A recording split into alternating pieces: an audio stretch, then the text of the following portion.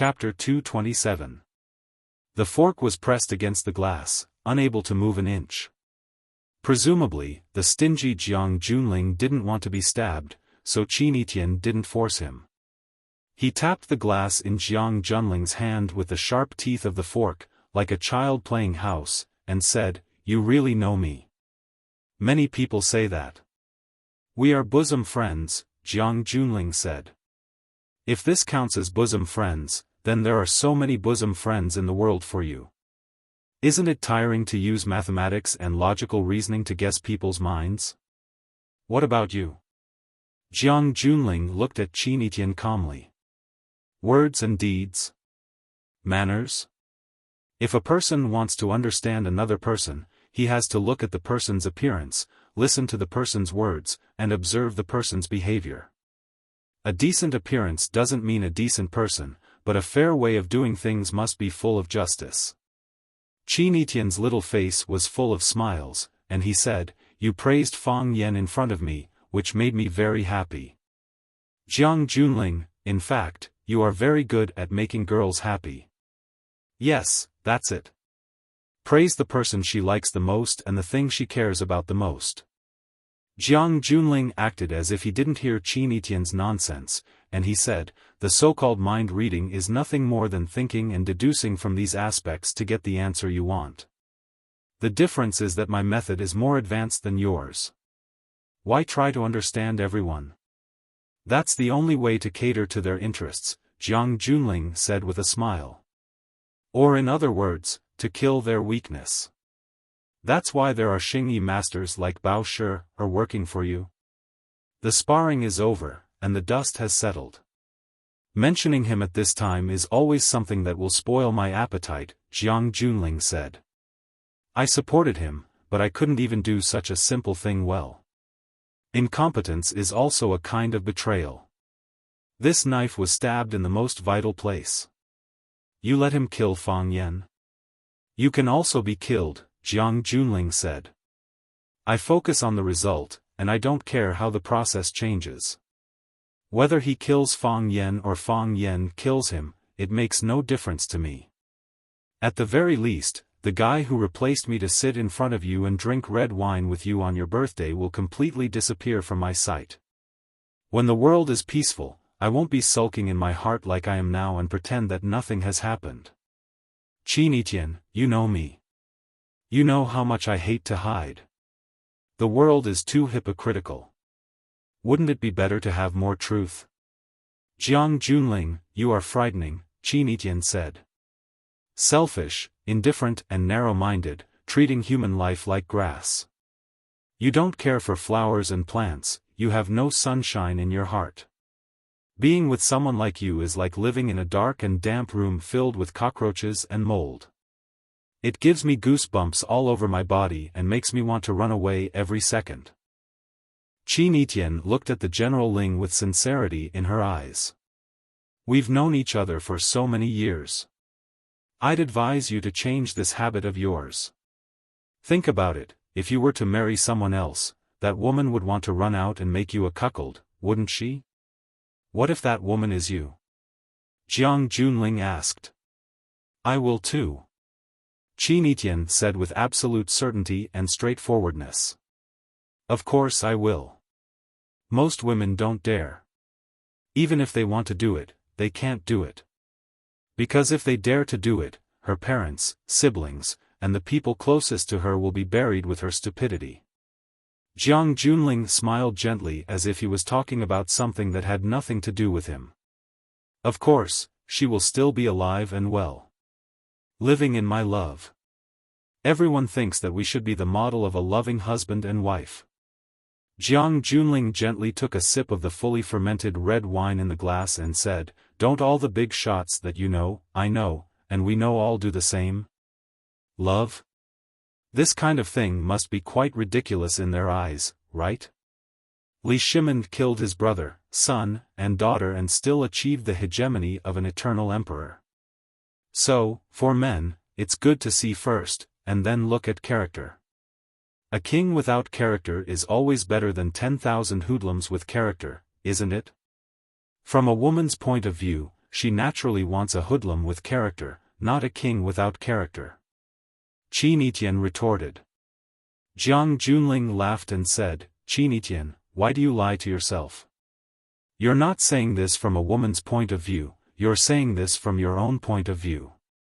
You don't have to worry about food and clothing, and you're rich enough to rival a country, so you're still longing for that non-existent love. But for most women in the world, if they want to be free of food and clothing, if they want to be rich enough to rival a country, then there's only one way for them to go, to marry a king. Whether that king is a wise ruler or Zhou of Shang or Sui Yang, why would they care about this? If you want to wear the crown, you must bear its weight. As long as you can wear the crown, who cares about that insignificant weight? Qi Nitian thought about it and really couldn't refute Jiang Junling's words. I'd rather sit in a BMW and cry than sit on the back of a bicycle and laugh. This sentence had become the standard and value of life for most women, and any refutation was weak and powerless. Jiang Junling looked at Qi Nitian and said, You see, I'm not an exception. I'm just the same as them. My father treats my mother differently. Qi Nitian finally found a breakthrough point. If a man can't give a woman happiness, then why doesn't the woman find a dog? Jiang Junling looked at Qi Nitian and said, Are we discussing such a boring topic as what kind of man is a good husband? Of course not, Qi Nitian said. I'm just trying to tell you what kind of man Qi Nitian likes. For example? Jiang Junling asked. Qi Nitian pointed to Fang Yan not far away and said, Right there.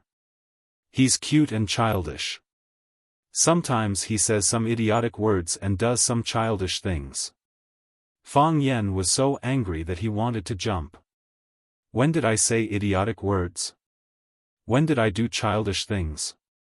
He stared fiercely at the old man in sunglasses in front of him and said, If you don't move that broken bamboo pole in front of me, I won't be polite to you. The old man in sunglasses didn't move and said, You can try. Old man, even if you're blind, you can't be deaf, right? I just knocked down an arrogant Xingyi master. I don't mind making you the second. Stepping on the Dragon Tiger Palace, a plum blossom print. Fang's plum blossom pole has reached perfection.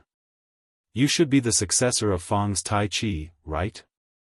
Fang boy, I'm old friends with your grandfather, so I don't recommend you to take the risk, the old man in sunglasses said in a hoarse voice. It was as if he had a mouthful of sand in his mouth, and every word he said was like chewing sand.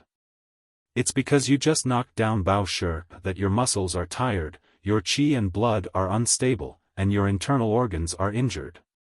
If you act rashly again, it'll be difficult to win. You know my grandfather? Fang Yan stared at the old man with his eyes wide open. You can go back and ask if the Fang old man knows his old friend, the fisherman, the hanged ghost fisherman. Fang Yan was shocked.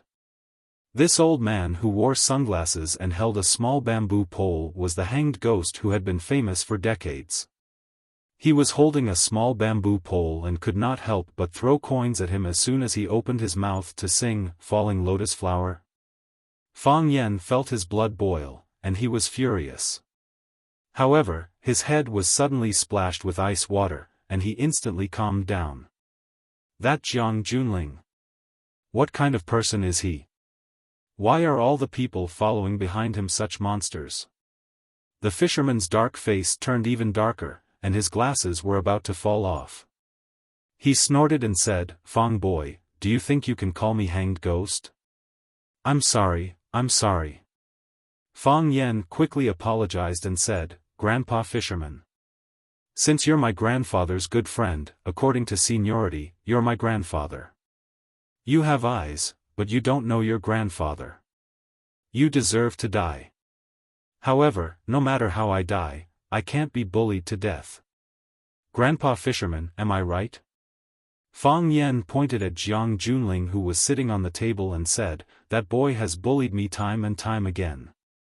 Let's work together and kill him. What do you think? As long as you're on my side, the others behind him won't be a match for us. Grandpa fisherman, what's wrong? You look very agitated. Does this mean you're agreeing? The fisherman's hand that was holding the small bamboo pole was trembling slightly. This was an extremely rare sight for a peerless expert. He resisted the urge to beat Fang Yen to death and said, "Boy, if you don't want me to hang you to death now, then shut your mouth." Fang Yen was furious and scolded loudly, "You old man, you just said that you're my grandfather's old friend of many years. My grandfather is known as Meng Chang of the Fang family. He's a hero of his generation and has friends all over the world. How can he have such a heartless and shameless friend like you? I'm not borrowing money from you, and I'm not marrying your granddaughter. I just want you to work together with me to beat up a bastard. You're not even willing to help with such a small matter? In the martial world, righteousness is the most important thing. You're acting like a tiger and bullying a friend's descendant. You must have forgotten how to write the word righteousness, right? I'm a language teacher. If you don't know how to write it, then I'll tell you right now. When two people cross each other, the point in the middle is the heart. Touch it, where's your heart? Where's your heart?" The fisherman's hand trembled even more and he said, "Don't speak, please don't speak again." Chapter 228. The Hanged Ghost Fisherman. From his name, one could tell that he was a tranquil, gentle, cold, and patient ghost with the spirit of Jiang Taigong. However, this ghost had been angered by Fang Yen to the point where he wanted to chop this kid down with a rod or hang him on a hook. To think that my old friend was a hero of his generation. People called him Meng Chang of the Fang family. How could he have such a descendant? How sad was the Fang family? How unfortunate was his old friend? You won't even let me speak? Fang Yen sneered. Guilty conscience. Hasn't it been like this since ancient times? Do you think that if you shut my mouth, you can shut the mouths of all the heroes in the world? In the future, when my grandfather and his old friends gather, they will casually mention this. That hanged ghost fisherman is old and can't even keep his integrity. He practiced martial arts all his life, but in the end, he became a cart driver for an idiot. What do you think this is? Don't be angry. I didn't say this. I said it in my grandfather's tone. Practicing martial arts is like studying. Who doesn't want their name to be passed down through the ages? Some people will be passed down through the ages with good names, while some will be passed down through the ages with bad names. Which one will you be? Fang Yen tried to persuade the fisherman. Grandpa Fisherman, you are my grandfather's best friend and my elder. A prodigal son is worth 1,000 gold. For you to be able to turn back at such an old age, even a mountain of gold and silver can't be exchanged for that. As long as you promise me that you will fight with me and throw that idiot Jiang Junling into this abyss, I will pretend that I never saw you tonight. If my grandfather asks, I will say that you are a first-class hero. What do you think? Fang Yen did not give up and wanted to save him again. Having an old man at home was like having a treasure. This little old man with such good martial arts was also his grandfather's good friend. If he was sent to the Thousand Leaves army, that old monster would definitely like him very much, right? The so-called duel between the strong was this kind of expert against an expert. Fang Yen felt that he was not qualified at all and was not worthy of their pretentiousness. You inexperienced child. You little brat. The fisherman clenched the bamboo pole in his hand so hard that it made cracking sounds. A man's promise is worth 10,000 gold. This is what I owe him. Unless I die, don't even think about walking past me. You are hopeless. Fang Yen looked at the fisherman and sighed. While the fisherman was being attacked by Fang Yan's words and was on the verge of collapsing, Qinitian was praising Fang Yen endlessly. But he was kind at heart. Every word he said came from his heart, and he strived to be fair and just in everything he did. Women had to take on two extremely important roles in their lives, wife and mother. When a woman married a man, regardless of whether she had children or not, she would immediately enter into these two roles. Which wife didn't want their husband to be humorous and funny, to say and do things that made her feel better? Which mother doesn't want their child to have a childlike heart, 20% kindness, 30% health, and 45% talent? He was knowledgeable and familiar with the classics. He was skilled, and even the Xingyi master Bao Shi was no match for him. He would bring his students to study in Khe, and he would accompany his students to learn alley in the rain, in the alley in the rain. He was gentle and refined, but also sharp and unkind. Jiang Junling's hand holding the glass trembled slightly. Did the kind of man she was talking about really exist in this world? He didn't know if such a man existed, but he knew that it was definitely not the guy behind him. He was despicable, and he held a long sword in his hand. Being despicable was a mockery of life and a carefree attitude. The sword was responsibility and protection, as well as hot-bloodedness and friendship. He could bend his body, but he could also stand tall. He wasn't sunlight, but when you saw him, it was like seeing sunlight. He wasn't dew, but he had the romance of rain and the feelings of dew. He was a human, a living human. He wasn't an animal without emotions and kindness. This is the kind of man I like. This is the reason why you brought him here. Isn't it enough? To be able to receive such high praise from Qinitian, this man is really lucky. No, I'm the lucky one, Qinitian said. I met him. He's not married, and I'm not married either. How lucky is this? Of course, I'm still working hard. I believe that he can't escape from the palm of my hand.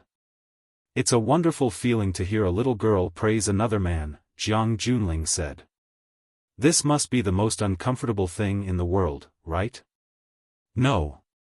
Qinitian shook his head. There's something even more uncomfortable. What? Pa. There was a muffled sound under the table. Then, Jiang Junling's expression changed drastically. His calm and gentle expression finally disappeared. The skin and flesh on his face twisted together, almost turning into a wild chrysanthemum. Look, you're even more uncomfortable now than before, aren't you? Qinitian said with a chuckle. Jiang Junling's hand gripped the tablecloth tightly and said, I miscalculated. You wouldn't have done this kind of thing before. Of course. Qinitian said. I used to pay attention to my image. You all say that I'm a goddess, and I also think that I'm a goddess, so I have to maintain my goddess-like appearance. What about now? In this regard, I've always done very well. Qinitian said with a smile. It's just that gods can also be angry. It wasn't easy for me to trick my male god to accompany me for a meal, a glass of wine, and a chat while watching the sunset. In the end, you sent a bully to provoke me and sent a lackey to kill me. You ruined everything. I really want to slap you 100 or 200 times. No one has ever hit me. You're the first. Jiang Junling said. I've hit 80 idiots, if not 100. So I don't think this is something to be proud of. Seeing that Jiang Junling's expression was not right, Lu Qingming and others quickly rushed over. Are you okay, young master? Lu Qingming asked with concern. Some people wanted to rush toward Qinitian, but Jiang Junling stopped them. I look forward to seeing you next time, Jiang Junling said.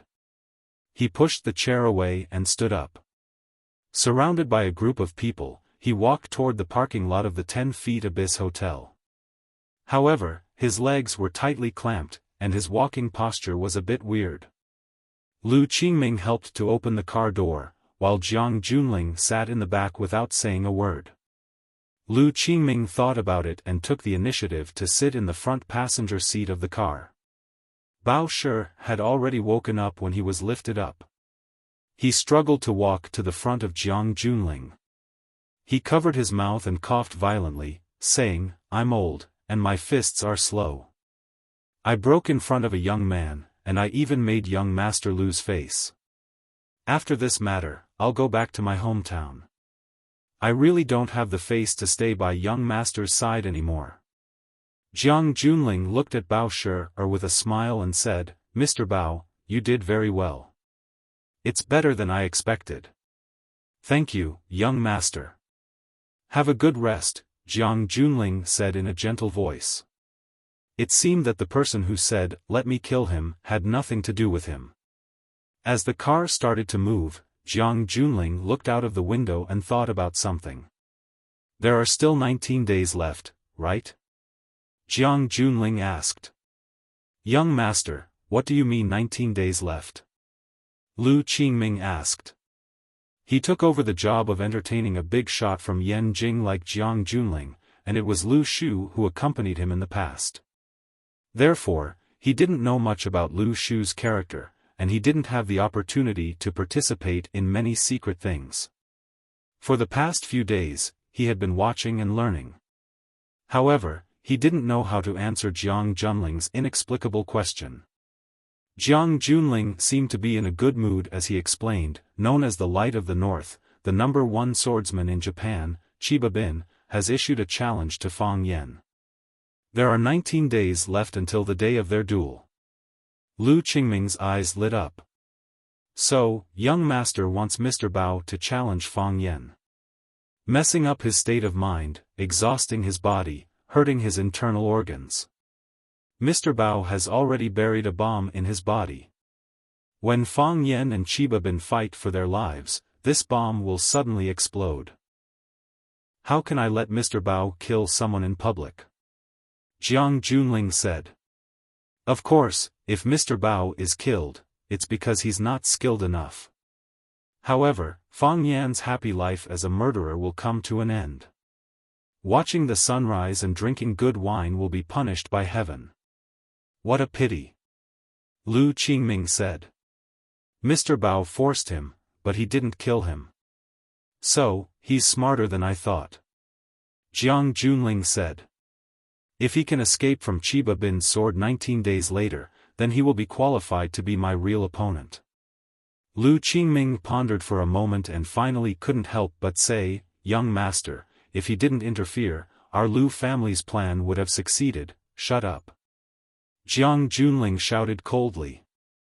Lu Qingming, what does your Lu family's plan have to do with me? What does your success or failure have to do with me? Lu Qingming realized that he had violated a taboo, so he quickly corrected and said, I know. Our Lu family's plan has nothing to do with young master. Young master didn't participate in anything, so he doesn't know anything. Lu Qingming secretly glanced at Jiang Junling's expression from the rearview mirror and found that Jiang Junling was staring at him with a burning gaze. He didn't know what Jiang Junling was thinking. What a difficult guy to get along with. Lu Qingming sighed in his heart. For the first time, he looked forward to Lu Shu's recovery. But since you want to plant a bomb in Fang Yan's body, why don't you let the fisherman plant a second bomb in his body? Lu Qingming asked. When he saw Jiang Junling's murderous eyes, he once again realized that he had stepped on a landmine. He probably didn't have the confidence to win, right? Chapter 229.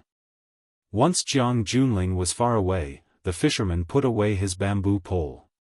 He looked at Fang Yan thoughtfully and said, Not bad, kid. You're not as inflexible as your grandfather.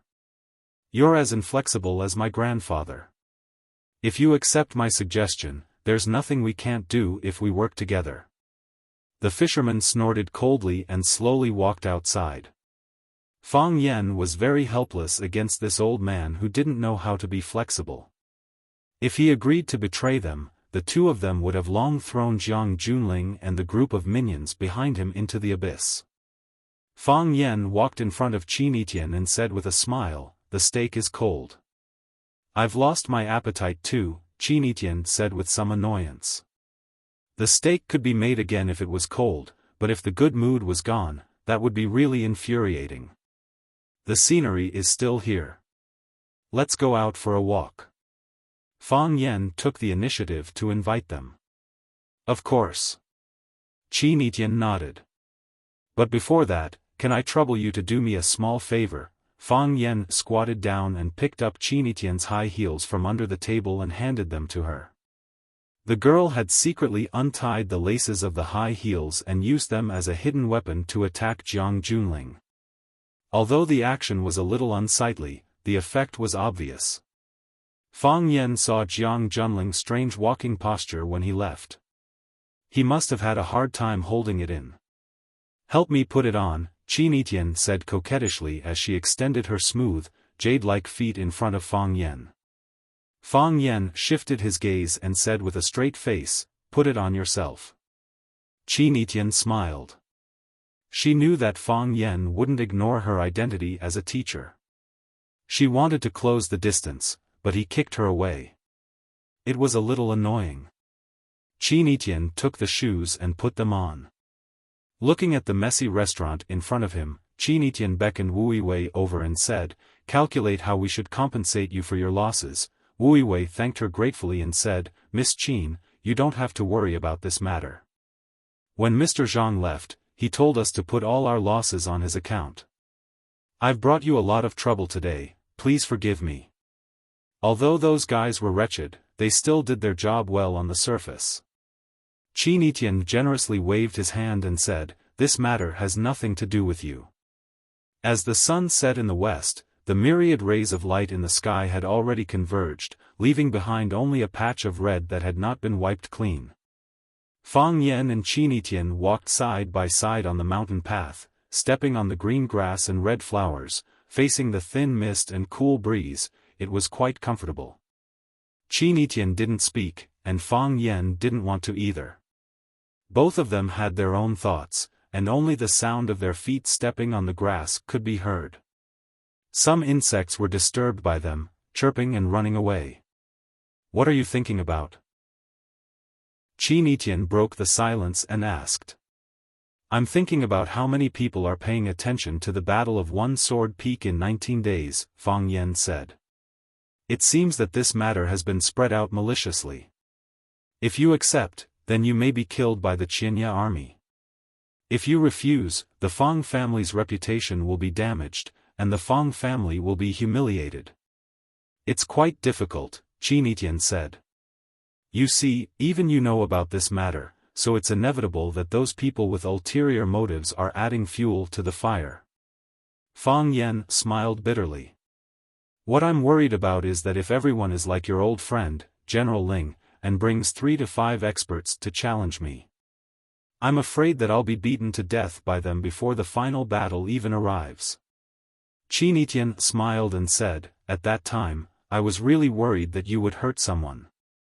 "You were worried that I would kill someone, weren't you?" Fang Yan shook his head gently. "I'm not as stupid as he thinks. Jiang Junling is very conceited and sinister.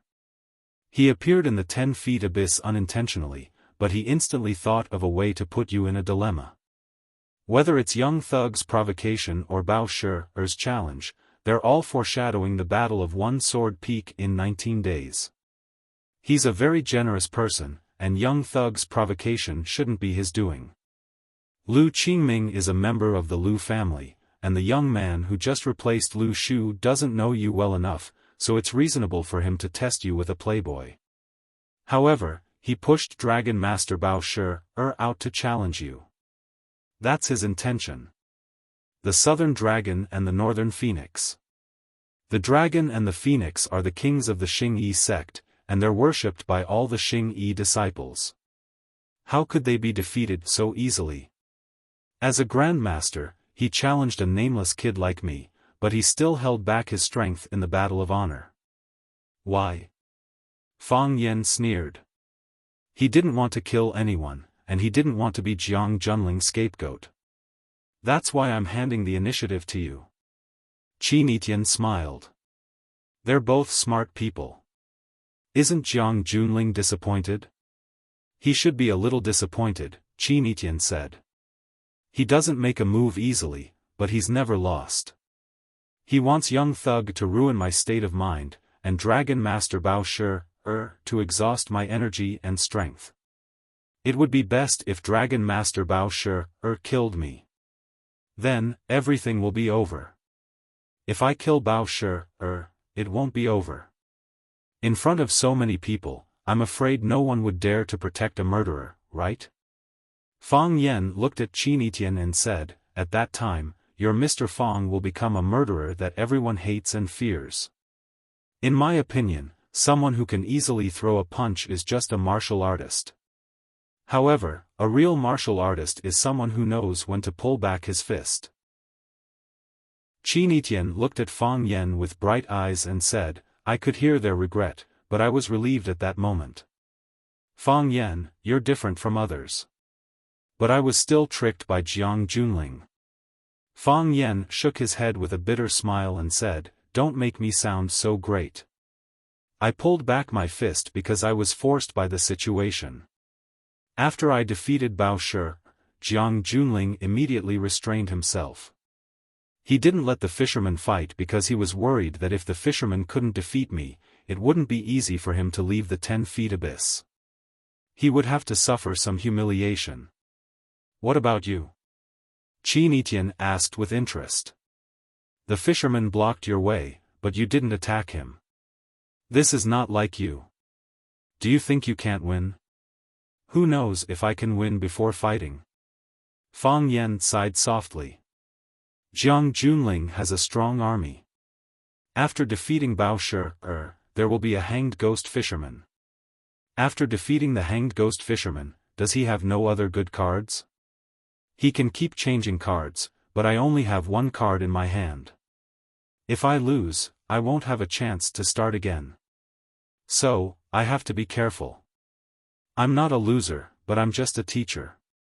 I can't compare to those rich young masters who have hundreds of millions of dollars in their hands.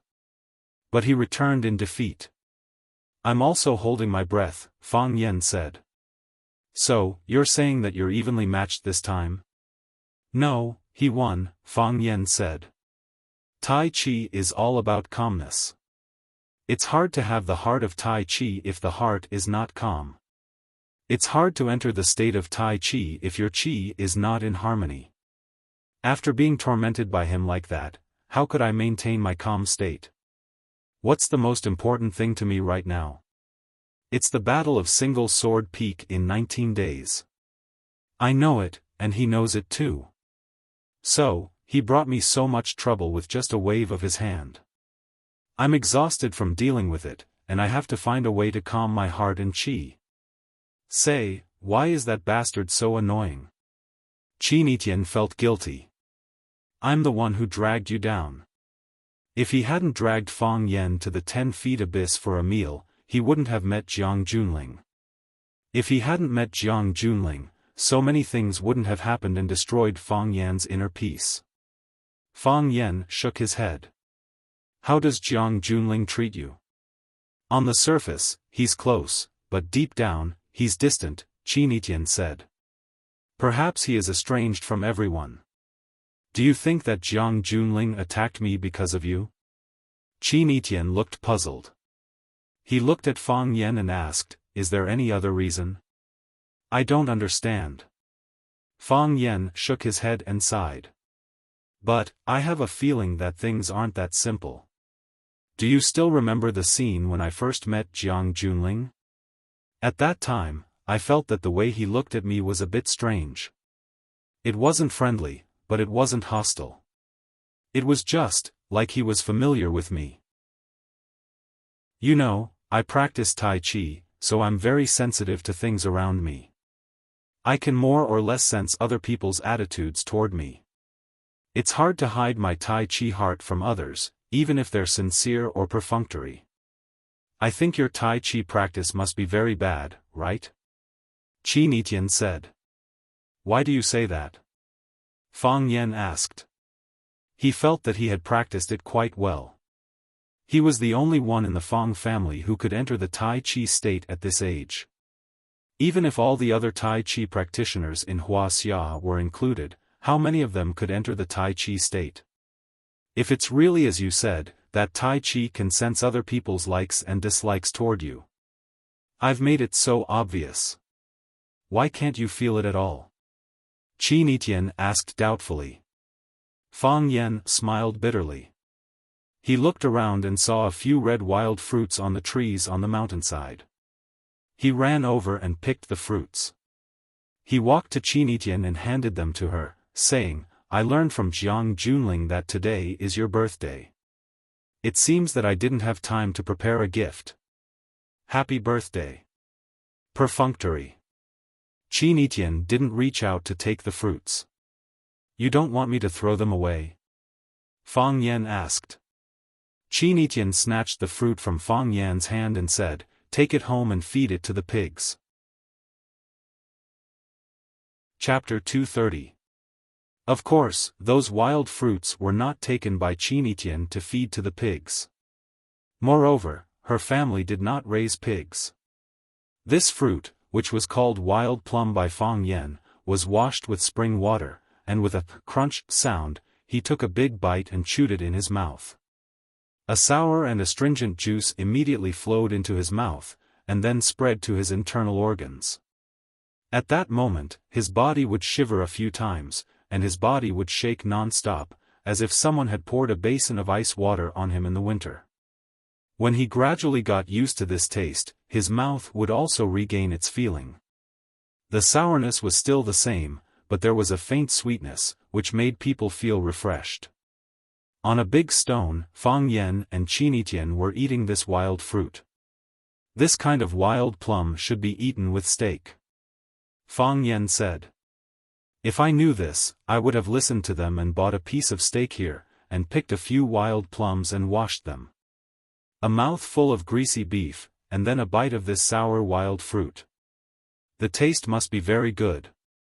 It's a pity that I didn't know there was such a treasure land, and such a celestial fruit in the world." Qin Etienne swallowed the flesh in his mouth, looked at Fang Yen and said, "Even if you knew there was such a treasure land, and such celestial fruit in the world, if someone asked you to pack it and give up your seat, you would not pack it and give up your seat. Fang Yen, you are very arrogant." "More arrogant than you?" "More arrogant than me." Fang Yen smiled and said, "Qin Etienne, I know you are smart, so I can't tell you to study hard and not waste time. I know you are rich, so I can't tell you to work hard for your future and future. To be honest, I am under a lot of pressure as your teacher. Because I found that I really have nothing to teach you. What I have, you have. What I don't have, you also have. A student is so much better than a teacher, this is a disaster for a teacher. Although I am not your teacher in reality, I am your teacher in name. So, you have to respect me, and I will love you. Teachers and students should be like this, and only like this. Do you understand what I mean?" Fang Yen shook his head with a smile and said, "You are so smart, you will definitely understand." Fang Yen felt that there were some things that he should make clear to Qin Etienne. Even if she was not a qualified teacher, Qin Etienne was not an ordinary student. However, a teacher was a teacher and a student was a student.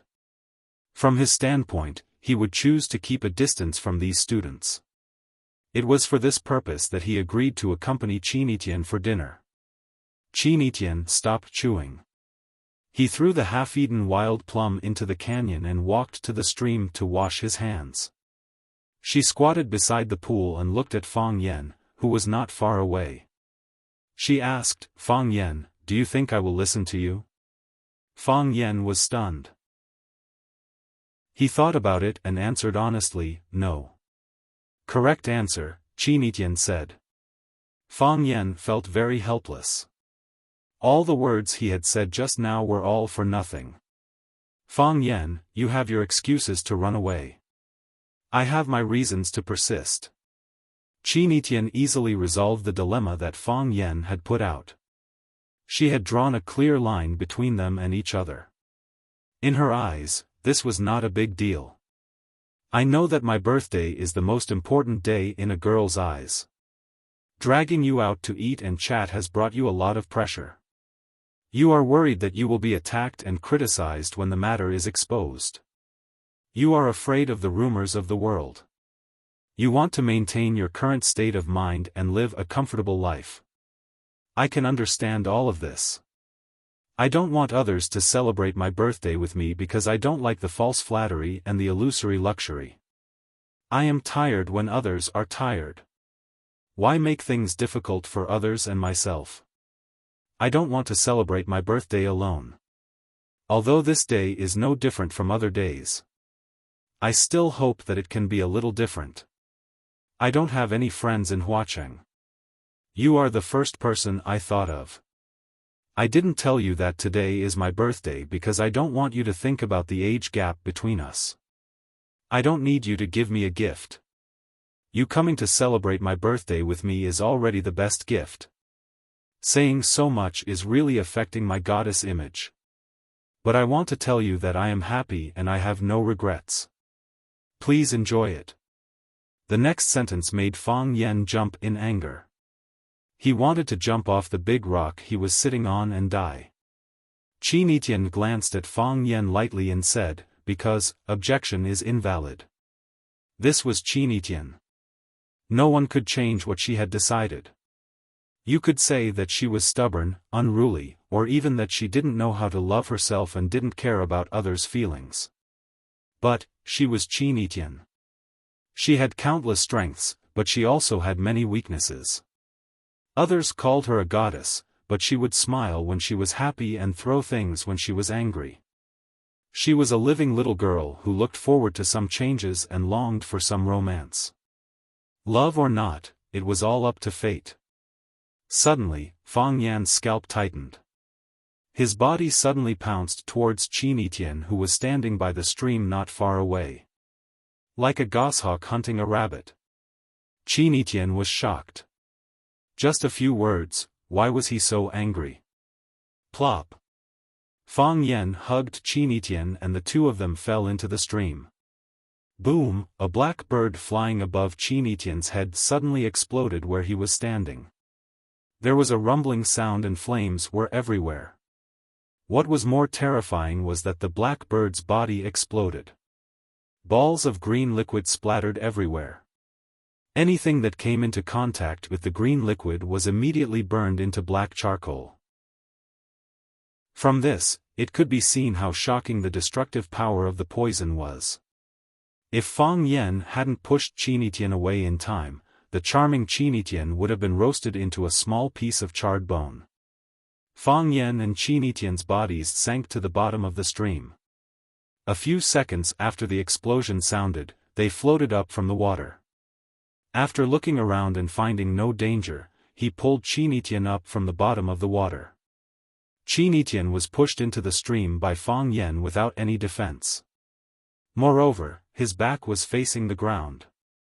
His mouth and nose were continuously swallowed several mouthfuls of water. After being pulled up, he began to cough violently. The clothes on her body were wet, and it was even more crowded around her exquisite body. There were also a few parts of her body exposed. Fang Yan quickly looked away. He took off his coat, unscrewed the water inside, and draped it over Qin Etian's shoulders. He looked at the blackened grass and stones, and then at the few balls of green liquid floating on the water. He couldn't help but feel a little scared. If the liquid had passed through the water and dripped onto the two of them, wouldn't the consequences be disastrous? They should have a backup plan, Fang Yan said. He grabbed Qin Etian's arm and said, "Let's go back to the Zhang Yuan restaurant." The nearest building was the Zhang Yuan restaurant. There were many people there, and presumably, the killers wouldn't dare to be too unscrupulous. If they wanted to run down the mountain, it would create more space and opportunities for the killers to attack. Qin Etian didn't panic, nor did she resist. Her eyes were just able to open. She just quickly ran to the foot of the hill under Fang Yan's lead. Crack, a crisp sound was heard. Qin Etian frowned slightly and said, "The heel broke." In order to have a romantic birthday and to make Fang Yan feel stunned at first sight, she wore a beautiful dress with high heels. Now that the heel of the high heels was stuck in a crack in the stone, it was naturally difficult for her to run. Fang Yan didn't have time to help her change her shoes and rub her feet. He quickly turned around, carried Qin by the waist, and rushed to the foot of the mountain with his low body. If he were alone, he would have 10,000 ways to solve the problem. However, he had Qin in his arms, so there was only one way to solve the problem: escape. Bang! A big stone on his left was smashed, and a fist-sized stone was blasted away. Sniper! There was a sniper. Fang Yan didn't dare to be careless, nor did he dare to take a straight path. His body swayed left and right, and his route was drunk and sweaty, but he ran as fast as a rabbit. Bang! Another stone was blasted away where Fang Yan had just landed. Fang Yan didn't have a rhythm when he ran, but the sniper had a very good sense of rhythm. He didn't rush, and every shot could bring great pressure to Fang Yan. Fang Yan didn't dare to run anymore, but found a stone forest to hide. Don't compete with the sniper's rhythm, let alone compete with their speed. If your rhythm was controlled by them, only death awaited you. Fang Yan stopped, and the sniper stopped firing.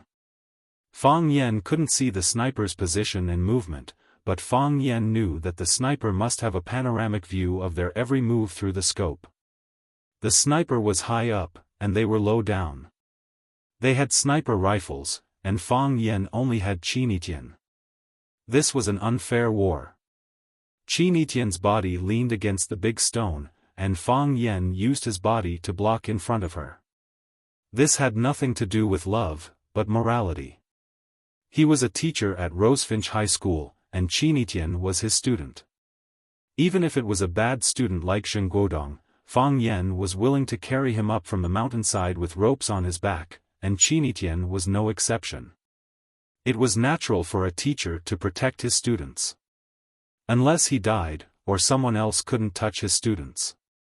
No matter what the purpose of those people was, and in what name. Qin breathed like orchids, and stared at Fang Yan's thin-side face with burning eyes. "What are you looking at?" Fang Yan asked. He was very uncomfortable by the girl's bold eyes. While his whole body was alert, he couldn't help but ask. "You are a hero, and I am a beauty. Even if we die today, others will say that we are a match made in heaven." Qin said with a smile. "I want to hear others praise me like that." Chapter 231. In the eyes of outsiders, Qin was a goddess, but in Qin's eyes, Qin was a woman. In Fang Yan's eyes, Qin was a crazy woman. The biological bomb that had turned into a wild bird was brutally bombarded, the mysterious sniper was fatally locked down, there was a tiger behind them, and there was a wolf in front of them. If they were not careful, they could lose their lives here. She didn't look for a way to escape, but looked forward to being praised. After being pushed into a stream and drinking a few mouthfuls of muddy water, her IQ had dropped to this level? "Make a call." "Call the police," Fang Yan said in a deep voice. He tore his jacket off Qin's shoulders and threw it at a spot where the boulder couldn't cover. Bang! Before the coat could fall to the ground, it was pierced by a bullet. What was even more frightening was that the force of the bullet was too great. His drenched clothes were like a jumping rabbit as he was sent flying a few steps away by the bullet before falling to the ground with a thud. They were still locked down by the sniper rifle. The sniper didn't move casually. He was still in his original position, patiently waiting for his prey to jump out. In other words, the slightest carelessness could lead to a headshot. After confirming that the sniper didn't move, Fang Yan was relieved. Although a sniper rifle was powerful, it was a long-range attack weapon. If he hid behind the big rock and didn't show his head, could his sniper rifle penetrate the big rock that was taller than a person? One side was the victim, and the other side was the attacker. The longer it took, the more advantageous it would be for Fang Yan and the others. Those guys were all vampires hiding in dark corners. Although they were extremely dangerous, they couldn't see the light of day. Qin didn't call the police. He looked at Fang Yan and said, "My bag is still on the top of the mountain. Where can I call the police with my phone? Qin Etian loved to see Fang Yan's tense expression, his eyes sharp, and his side profile alert. It was said that men who worked hard were the sexiest. Qin Etian felt that men who showed their brave, strong, and responsible side in life and death situations were the most fatal charm to women. Even in such a difficult environment, Qin Etian did not feel much danger, because Fang Yan gave her an extraordinary sense of security. Which woman doesn't lack a sense of security? Even if she was a goddess. Athena still had Saint Seiya behind her. She believed that Fang Yan would be able to solve these problems. They were like chickens and dogs that could not withstand a single blow. Only now did Fang Yan remember that when he and Qin Etian were sitting on a big rock at the top of the mountain and eating wild plums, Qin Etian's handbag was placed on the grass. Later, Qin Etian walked to the stream to wash his hands, and then he pushed her into the water. After he scooped her up, he immediately ran down the mountain. How could he care about her handbag? Fang Yan reached into his trouser pocket, and his cell phone was gone. Obviously, when he pushed Qin Etian into the stream, the cell phone had sunk to the bottom of the water. Without a cell phone and communication device, he could only wait for outside rescue. Fang Yan did not look at Qin Etian's face. Now he had more important things to do. He said, "Where is your bodyguard?" "The little old man who often comes to pick you up in a luxury car. I can see that he is a master. He didn't follow me out," Qin Etian said. "As long as he is with you, he will automatically avoid you. He also thinks that you are good at martial arts and that you can protect me." What a beautiful misunderstanding. Fang Yan smiled bitterly. If he had a bodyguard like the little old man, he would take him wherever he went. Tall, thin, elegant, and good at martial arts, such a guy could only open the car door for you. Could he be compared with those guys who drove Ferrari sports cars? No matter which bar or which barbecue stall he went to, he could be an invincible existence. Why was Jiang Junling so arrogant? Wasn't it because he had several such little old men as bodyguards? Otherwise, Fang Yan would have already beaten him to the point that even his mother couldn't recognize him. "He is an old man in my family. He watched me grow up. I have worked hard to pursue a man, and I haven't succeeded yet. He couldn't bear to see it anymore, so as long as I am with you, he won't appear by my side. Even he knows about the matter between you and me." Fang Yan had a feeling that he wanted to vomit blood. A student likes his teacher. His parents will soon come to the door, right? You know that I am a person who doesn't like to lie. Qin Etian said, "This is not a shameful thing. Could it be that your parents also know about it?" Fang Yan asked cautiously. Even though he had done everything in the right way and thought that nothing had ever happened between him and Qin Etian, he still couldn't believe it. Moreover, he had always regarded Qin Etian's pursuit as a child's naughtiness and game. That was all. What do these little kids know about like and love? If there is one person in this world that I can't lie to, that person must be my mother. You mean that your mother knows? Although my mother is smarter than my father, she won't hide anything from my father. It's over. Fang Yan had such a thought in his mind. Qin Etian's mouth was slightly raised. When she smiled, there was an amazing and beautiful arc. She looked at Fang Yan playfully and said, "Let me tell you a piece of good news." "What good news?" "Detailed information such as your birth, how many times you peeped on the bed when you were a child, whether you peeped on the neighbor's little beauty when she was bathing, etc. It has probably appeared on my parents' desk several times." Qin Etian said. "My mother has a bad habit of investigating other people's privacy." "What kind of good news is this?" Fang Yan said while gritting his teeth. He could imagine that if Qin Etian was born in a huge family. She kept shouting that she liked him. Wouldn't her family investigate him thoroughly? Even if he had a few strands of hair on his body and a bowl-sized scar on his calf, they would still be able to see it clearly.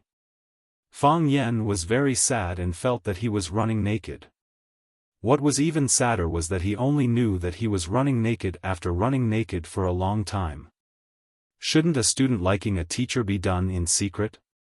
For example, he often received love letters from the paper cranes. The girl didn't even dare to leave his name. How could Qin Etienne keep talking about it all over the world? They know of your existence, but they never say anything to stop it. Qin Etienne looked at Fang Yan's worried look and said, "Isn't this good news? You mean, your parents don't object to us being together?" Although Fang Yan felt that it was strange to ask such a question, he had to say that he was still a little happy in his heart. Think about it. A girl like Qin Etienne, her parents must be quite excellent humans. Being appreciated and accepted by such excellent people, doesn't it also prove that I am the same kind of person as them? Who doesn't want to be the same kind of person as excellent people? Of course. Qin Etienne said. There is another possibility. What possibility? They don't put you in their eyes at all. Qin Etienne said. Fang Yan covered his chest with one hand. He felt that there must be a hole made by a sniper bullet. Otherwise, how could he feel the burning pain? Very quickly, he remembered that if the bullet had really pierced through his chest, he would already be in Qin Etienne's arms saying his last words to her. Don't ever like me again in your next life. I just want to be a quiet, beautiful man. But Qin Etienne's eyes lit up. Then, he closed his eyes and died a natural and unrestrained death. What's the matter with the burning pain? Some people are called bitches because they run when you chase them. When Fang Yan heard that Qin Etienne's parents knew of his existence, he was a little angry in his heart. As a child, if you let your family know that you have puppy love at school, wouldn't it make your parents worry and embarrass the teacher? However, when Qin Etienne said that in his parents' eyes, he actually didn't exist at all, he felt indignant in his heart. Don't force me, don't force me. I will accept your daughter's pursuit when I go crazy. Whoosh! A knife was stabbed from top to bottom. The woman's body was extremely soft, as if there were no bones in her whole body.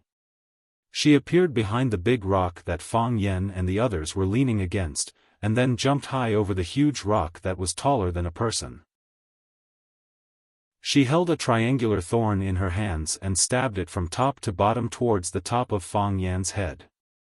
If she stabbed him, Fang Yan would become the world's first human sausage. He would be roasted on the charcoal fire, and then he would tear off his arm and eat it with soy sauce and garlic. Fang Yan couldn't move. He sat there like an old monk in meditation. He couldn't rush up to meet the enemy, and he couldn't roll forward to easily avoid this killer move. Because when the woman above his head stabbed him with the knife, there was a man in black on the left running towards Qin Etienne. He couldn't let himself get hurt, and he couldn't let Qin Etienne get hurt. This was the responsibility of a teacher. Whoosh whoosh whoosh, this was the sound made by the friction between the body and the air. The woman above his head was faster, and the triangular thorn in her hand fell even faster. 3 feet, 2 feet, 1 foot, Fang Yan could even hear the sound of the sharp knife cutting his hair, and the sharp tip of the thin weapon was about to be inserted into his scalp. It was a close call. Whoosh! Fang Yan finally made his move, and he grabbed the back of the woman's hand that was holding the knife handle. The woman's body was supported by one hand, and she was lifted in the air in a very strange inverted position. At the same time, Fang Yan punched with his left hand. The man in black who tried to grab Qin Etienne from the side had just reached out his hand, and Fang Yan punched him. Crack! The fingers of the man in black were broken, and even his whole arm was sent flying. The teacher's student couldn't be bullied, and the teacher's dignity couldn't be tarnished. Chapter 232. It was a teacher's duty to protect students. If he couldn't, Fang Yan could only resign. I'm a teacher. I want to find a celebrity to endorse me. In Fang Yan's eyes, Qin Etienne was just a child, his student. No matter what ulterior motives these people had, he couldn't accept and tolerate them attacking a child. Fang Yan was angry, so his punch was naturally heavy. What was the result of an egg colliding with a stone? Smashed into pieces. Fang Yan's punch was not smashed into pieces, but his bones were definitely broken. The man in black didn't expect that he would encounter such a big disaster as soon as he stretched out his hand. When Fang Yan punched out, he still had the intention to compete with Fang Yan in terms of strength. After all, he thought he was also a master. However, when the energy hit him, he began to regret. It was too late to regret. What awaited him was that his whole arm was destroyed, and his bones and flesh were separated from his whole body. The smell of blood filled the air. Blood was dripping. In an instant, Fang Yan punched with both hands. With one hand, he lifted a woman in black who was stabbing at his head with a sharp blade, and with the other fist, he broke the whole arm of a man in black. There was a very short silence. The sharp blade in the woman's hand couldn't stab anymore, and the arm of the man in black fell to the ground, half of his sleeve fluttering in the wind. The whole scene gave people an extremely bloody and extremely strange feeling. Fang Yan still sat in the same place, motionless. A few drops of blood splashed on Qin Etienne's forehead, and more on his clothes. She didn't like the smell of blood, or rather, she didn't like anything dirty. The blood was very dirty. She looked at the woman in black in Fang Yan's hand, picked up a big stone, and smashed it at her head. Puff! The woman suddenly opened her mouth, and a white hidden weapon flew toward Fang Yan's face. Fang Yan carried Qin Etienne and dodged to the side. The hidden weapon hit the stone on the ground and exploded. It was a tooth. A tooth bomb. After the tooth bomb exploded, the green liquid flowed out again. Although it was only a little bit, it still burned a hole in a large rock. It was conceivable that if Fang Yan could not dodge in time and was hit by this tooth, his face would be completely ruined.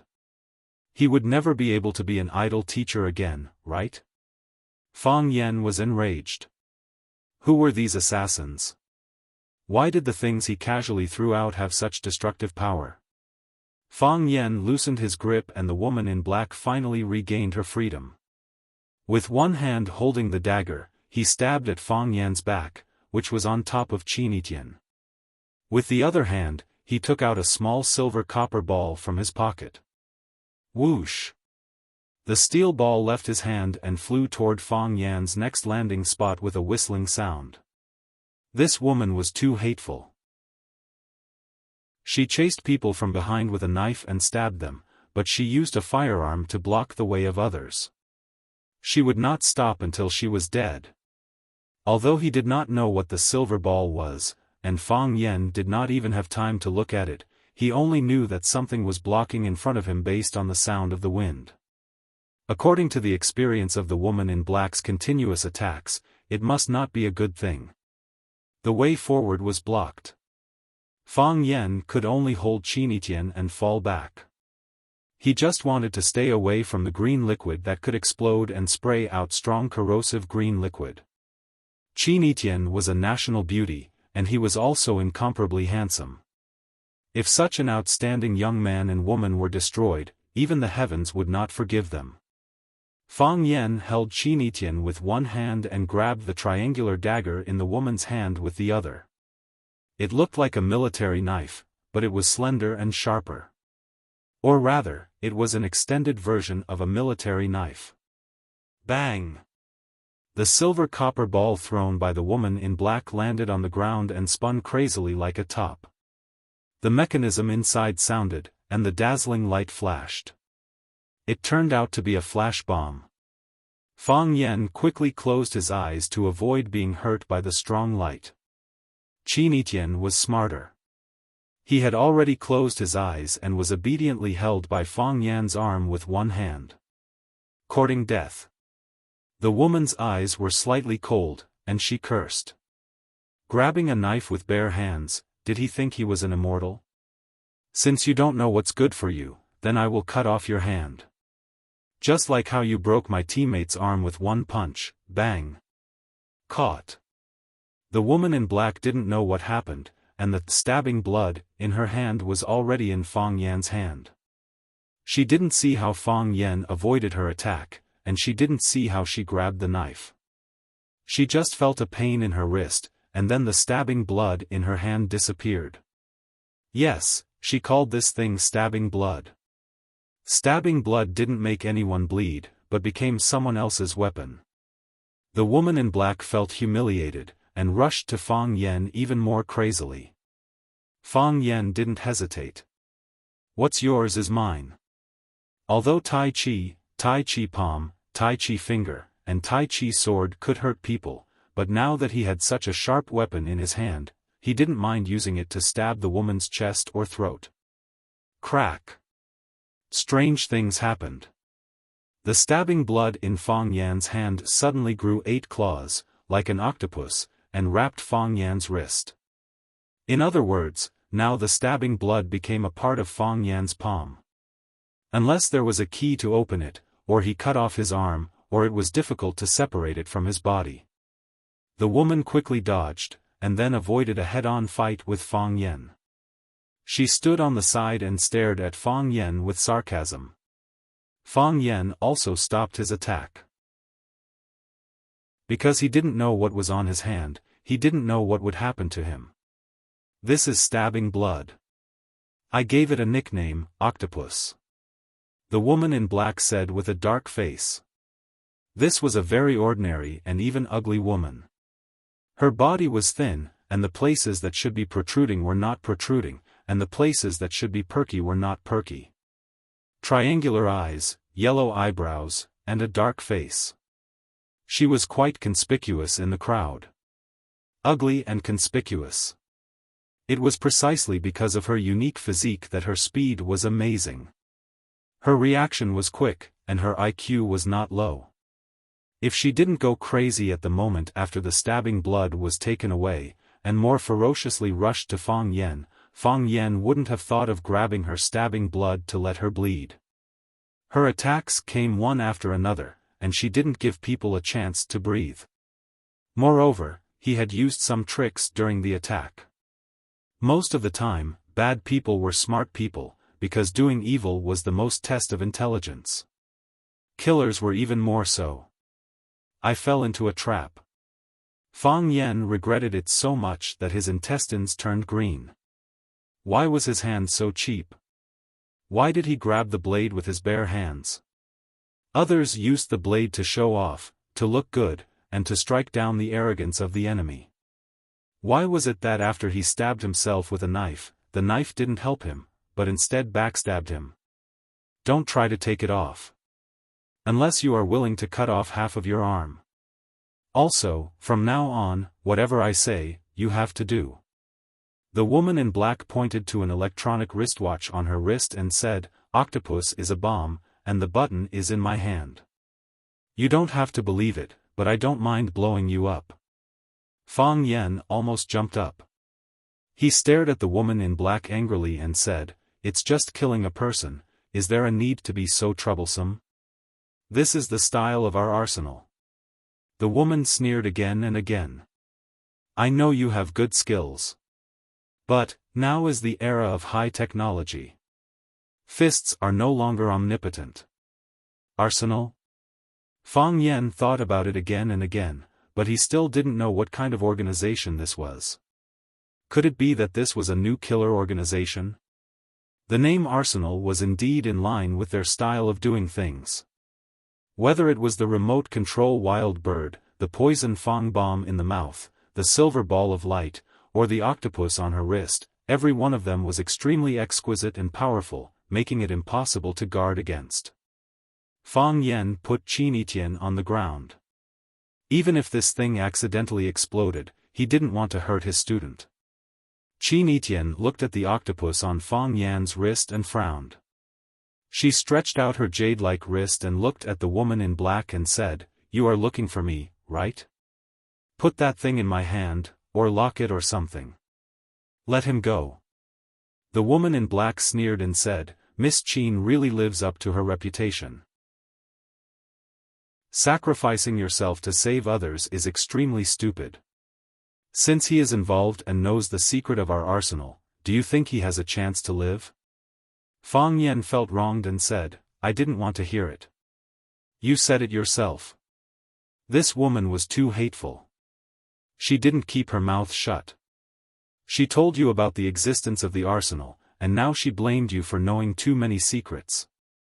How could you bully an honest person like this? The man in black whose arm was punched off by Fang Yan also came over and took out a bottle of red liquid from his pocket. He raised his head and drank it. The blood flow from the broken part of his shoulder slowed down a lot. Before he took the medicine, the blood spurted out like a fountain. He then took out a small spray bottle from his pocket and sprayed it on the wound a few times. The blood was completely stopped. Fang Yan was a little envious. Fighting and killing were inevitable in Jianghu. The last time Bailey Lu came, he was beaten like a dog and ran away. He was definitely injured. If he could get such medicine to treat his injuries, the danger would be reduced and his fighting strength would be higher. The man stared at Fang Yan viciously and spoke as if he wanted to tear Fang Yan into pieces. He said, You have been captured. He pulled out a modified Desert Eagle from his waist and pressed the muzzle against Fang Yan's head. Unfortunately, you are not qualified to be a hostage. Chapter 233. Unfortunately, you're not qualified to be a hostage. Fang Yan felt that he had been insulted. You can insult me all you want. Fang Yan was often insulted, and it wasn't a big deal to him. But it's not good to kill someone after insulting him, isn't it? Maybe it was because of the deep hatred of Fang Yan for destroying his arm, or maybe the man in black was a cruel and murderous person. He pointed the gun at Fang Yan's head and was about to pull the trigger. Deagle, you're crazy. The woman in black used her palm to block the muzzle and said, You can't kill him. Deagle was furious. With red eyes, he roared, Why can't I kill him? We want someone from the Qin family. This guy is insignificant. His death isn't even within our scope. Fang Yan was very angry. How was he insignificant? As long as he nodded, he would be the son-in-law of the Qin family. Why didn't you treat me well with such an important hostage and blackmail the Qin family for money or other valuable things? How could he just kill him like that? What a waste. He's close to the Qin family. The woman was more sensitive when it came to emotions. Her eyes swept between Fang Yan and Qin Etienne's faces. She said, It's so late, and they're still together. He's desperately protecting Miss Qin. Maybe he's also a big fish. He's my boyfriend, Qin Etienne said proudly. Fang Yan glanced at Qin Etienne, but didn't expose her white lie. She was trying to save him, to make his identity more important. This mysterious arsenal organization wouldn't do anything to him. The woman in black glanced at Deagle proudly, as if to say, See, I'm right. How can you kill such an important person? You can only maximize your benefits if you stay. Damn it, Deagle roared angrily. His arm was smashed by a punch. He would be humiliated when he returned to the organization. If he could not kill the culprit, then he would never be able to wash away his shame. He grabbed Fang Yan's collar and pulled Fang Yan's body in front of him. He stared at his annoying face and said word by word, I will definitely kill you. I don't doubt it at all, Fang Yan said. If it weren't for the help of these two kind-hearted ladies, I would have died by now. Xiaofan knew that the two kind ladies Fang Yan was talking about were his partners, Dragonfly and Qin Etienne. He couldn't do anything to Dragonfly because she had a higher rank in the organization and was the executive officer of every mission. However, he didn't mind giving Qin Etienne some threats. He looked at her with an evil smile and said, Little girl, come back with me. I will treat you well. You don't have the qualifications to negotiate with me. Qin Etienne said arrogantly. This girl was still thinking of revenge for Fang Yan. Deagle had just put his collector's edition Desert Eagle into his waist, but after hearing Qin Etienne's words, he couldn't help but pull it out. Deagle. The woman in black frowned. Don't hurt our guests. You know the consequences of failure. Deagle's face was full of shame and unwillingness, but there was nothing he could do. Qin Etienne was right.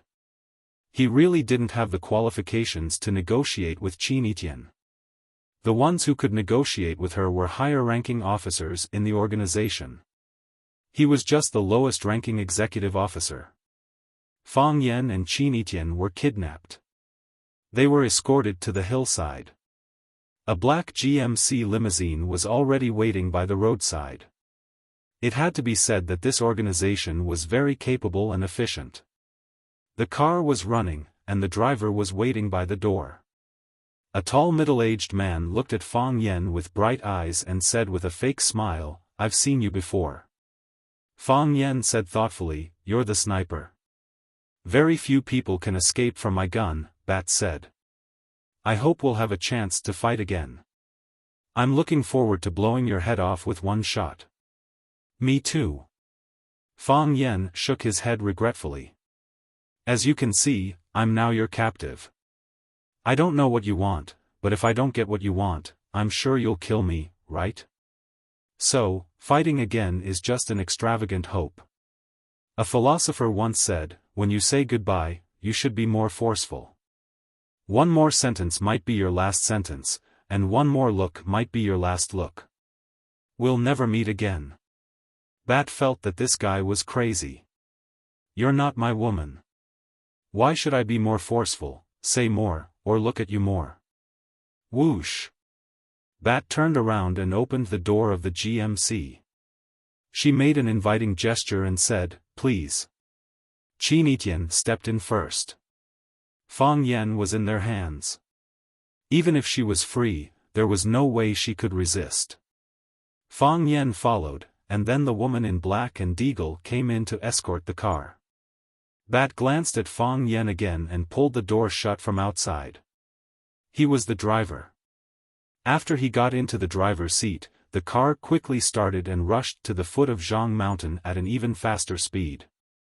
The interior of the GMC had been specially modified. It looked like a prison van used to transport prisoners. The difference was that the car's configuration was dozens or even hundreds of times more comfortable than a prison van. Leather seats, LCD TV, cigar boxes, and a small wine cabinet. Which prison van would have such luxurious treatment? Fang Yan and Qin Etienne sat on the left, while the woman in black and Deagle sat opposite. The four of them looked at each other without any expression on their faces. Perhaps it was because she had the bomb remote control, but the woman in black was very relaxed. She said to Deagle, "Bandage your arm." Deagle glared at Fang Yan fiercely, threatening him not to act rashly. Then he opened the fridge and took out a medical kit. He took out some disinfectant from the silver medical kit and disinfected it a second time. After spraying the medicine, he wrapped the broken arm tightly with a sticky gauze. He did it like he was used to it, as if his arm was broken dozens of times a day. There was no sign of pain on his face, as if the arm didn't grow out of his body. Even Fang Yan felt sorry for him. These people were probably like machines, right? Qin Etienne looked at the woman in black calmly. He always maintained his pride as a member of the Qin family. He looked at the woman in black and said, "What do you want? We're only responsible for bringing you back. As for what you want, it's not up to me to talk to you." The woman in black's answer was very disappointing. They couldn't get any useful information. Qin Etienne didn't force it. He just sat there, his mind terrifyingly tough. If other high school students encountered such a scene, with the birdie bomb and the sniper, they would have wet their pants long ago and couldn't even stand up. However, this little girl was completely fine. She looked even calmer than her teacher, Fang Yan. Fang Yan looked into Qin Etienne's eyes and asked with concern, "Are you cold?" Qin Etienne nodded and said, "Cold." As he spoke, he leaned his body into Fang Yan's arms. Fang Yan rested his chin on his hair, and the two of them maintained an ambiguous and warm position. The woman in black opened her mouth slightly, but in the end, she didn't say anything. Their mission was completed. They just needed to bring these two people back to the organization. Octopus locked Fang Yan's hands. He and Deagle were on guard. She didn't believe that this man could bring them any danger. Besides, he was probably worried that he would hurt Miss Qin, right? If he did anything out of line, they wouldn't hesitate to aim their guns at Qin Etienne's head. The mountain road was uneven, so the car was a little bumpy. Qin Etienne had experienced such a disaster and done such intense exercise. He was drowsy from the shaking of the car. His eyelids were getting heavier and heavier, and he could barely keep them open. Fang Yan also appeared somewhat tired. He closed his eyes and rested. Sleepiness was contagious. Deagle gave the woman in black a look, and she nodded. Deagle was seriously injured and had lost a lot of blood. He also needed to close his eyes and rest for a while. The woman in black, on the other hand, was full of energy. She stared at Fang Yan's shoulder with vigilance. A person's eyes could lie, but the body couldn't. No matter how small a movement he made, it would involve some key parts of his body. He had killed countless people, so these little secrets couldn't be hidden from her. Fang Yan's counterattack was so sudden that no one had expected it. He hit his chest, and Qin Etienne fell toward the back of the car. The blood-piercing device had fallen from Fang Yan's hand and was now in Fang Yan's hand. He stabbed the knife toward Deagle's chest. Deagle was anxious, and he threw himself in the direction of Qin Etienne. As long as he blocked Qin Etienne in front of him, he didn't believe that the kid wouldn't be afraid to hurt him. The car was wide, but it was only the size of a small car. Even with a few people fighting inside, it still seemed very narrow. With just one leap, Deagle was about to hold Qin Etienne in his arms. There was a ferocious smile on his face, and his hand had already touched Qin Etienne's clothes. Crack, the sound of a knife cutting tofu came. He felt a pain in his chest, and a soft numbness spread all over his body. He looked down and saw that his black shirt had been dyed brown by the blood. On his chest, the sharp blade was dripping with delicate blood.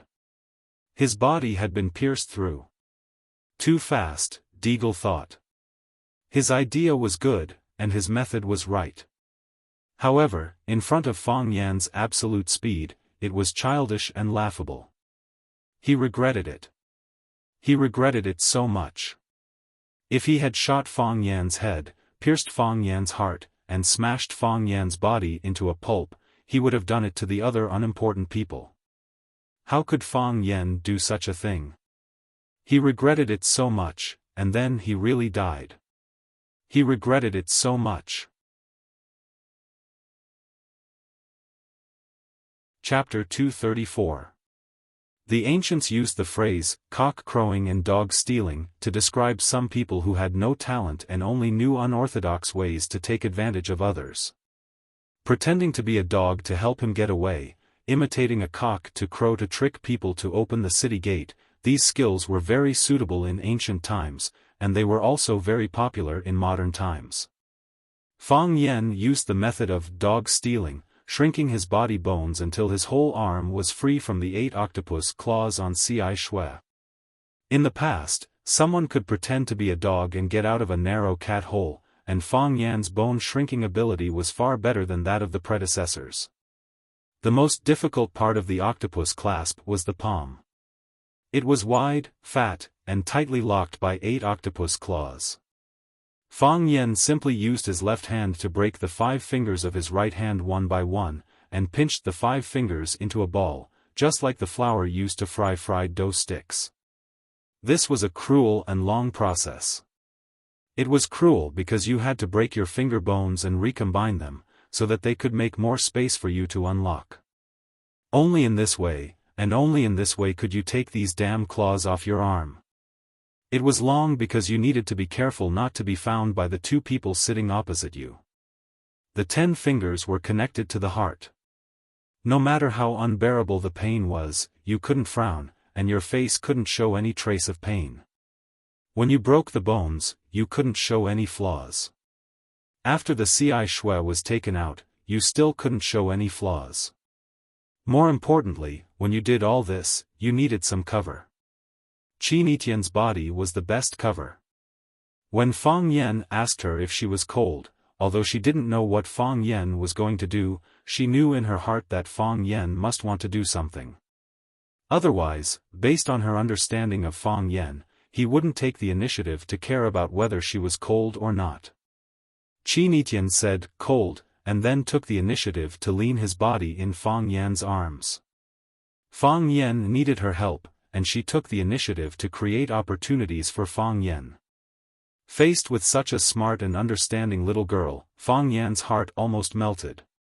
Therefore, the two of them cooperated well and pierced Deagle's heart when he was caught off guard. Fang Yan's attack had killed Xiaofan. Life and death could be decided in an instant. At the same time that Fang Yan stabbed Desert Eagle to death, the woman in black had already pounced on Fang Yan from behind. Her reaction was not slow. Fang Yan didn't even look at it. He didn't even have time to pull out the ci shui in his hand. He punched behind him. The woman in black turned her fist into a palm to block. Bang! Her weak body was sent flying by Fang Yan's punch, which was full of vigor and power, but she did not have enough strength. The woman in black's body hit the wall of the carriage, and then bounced back and rolled to the ground. Fang Yan pounced on the woman in black. He had to kill her in the shortest time possible. These people came from the mysterious Arsenal organization, and they had all kinds of strange biological weapons in their hands. No matter how good their martial arts were, they were afraid of a kitchen knife. Fang Yan's flesh and blood was really afraid of their bombs. Now they were all in the car. A little carelessness would result in the car being destroyed and people dying. This was not what Fang Yan wanted to see. He was afraid of death. The woman in black lay on the ground motionlessly. She quickly took off the electronic watch on her wrist and held it high in the air. This was her attitude, her threat. Fang Yan's pounce stopped. He squatted in front of the woman in black, his sharp eyes staring at every organ on her black face, capturing every subtle expression on her face. Even the slightest movement of her eyelashes would analyze her motive and purpose. If she showed any suspicious movements, Fang Yan would immediately pull out the ci shui and jump down through the glass with her in his arms. That way, Qin Etienne would have a chance to survive. Of course, this was based on the fact that the sniper driving in front didn't react so quickly, or his heart wasn't so vicious. The woman in black didn't speak, and Fang Yan didn't speak either. Both of their bodies were tense. One was ready to snatch the electronic watch at any time. The other was careful. As long as Fang Yan moved, he would press the remote control button. The atmosphere was tense and dangerous. Bat, who was driving in front, heard the noise in the carriage and shouted through the heavy door, "Deagle, what happened?" Deagle was dead, so he couldn't answer. Neither Fang Yan nor Bat could answer. Whoever answered first would be discouraged. However, for Bat, no one answered, which was the clearest answer. His eyes flashed with a trace of coldness. All he could do was concentrate on driving. They were now on the mountain road down the mountain. The road was steep, and a little carelessness could lead to death. "Don't move." The woman in black finally spoke. "If you dare to move a finger, I will immediately press the bomb button." Master Yen stretched out a finger and shook it in front of the woman in black. This was a provocation. A naked provocation. "You deserve to die." The woman in black's eyes were cold, and a lot of anger accumulated in her chest. This guy was too shameless. He was humiliating her. She also began to regret. Why didn't she let Deagle shoot him in the head? If he was dead, this wouldn't have happened, right? However, he was kidnapped by the Ci Shui. How could he escape unscathed? It seemed that she had too much faith in the power of technology. In the face of a real master, even the most advanced weapons and the most solid Skynet would fail. Don't say such meaningless words. Fang Yan said. I can't do it without moving a finger. If my nose is itchy, do you not allow others to scratch it? I promise you that I won't attack you again. Aren't you afraid that I will press the button? The woman in black's eyes were full of murderous intent. Fang Yan pointed to the Ci Shui that was still stuck in Deagle's body and said, that thing is no longer in my hands. So what?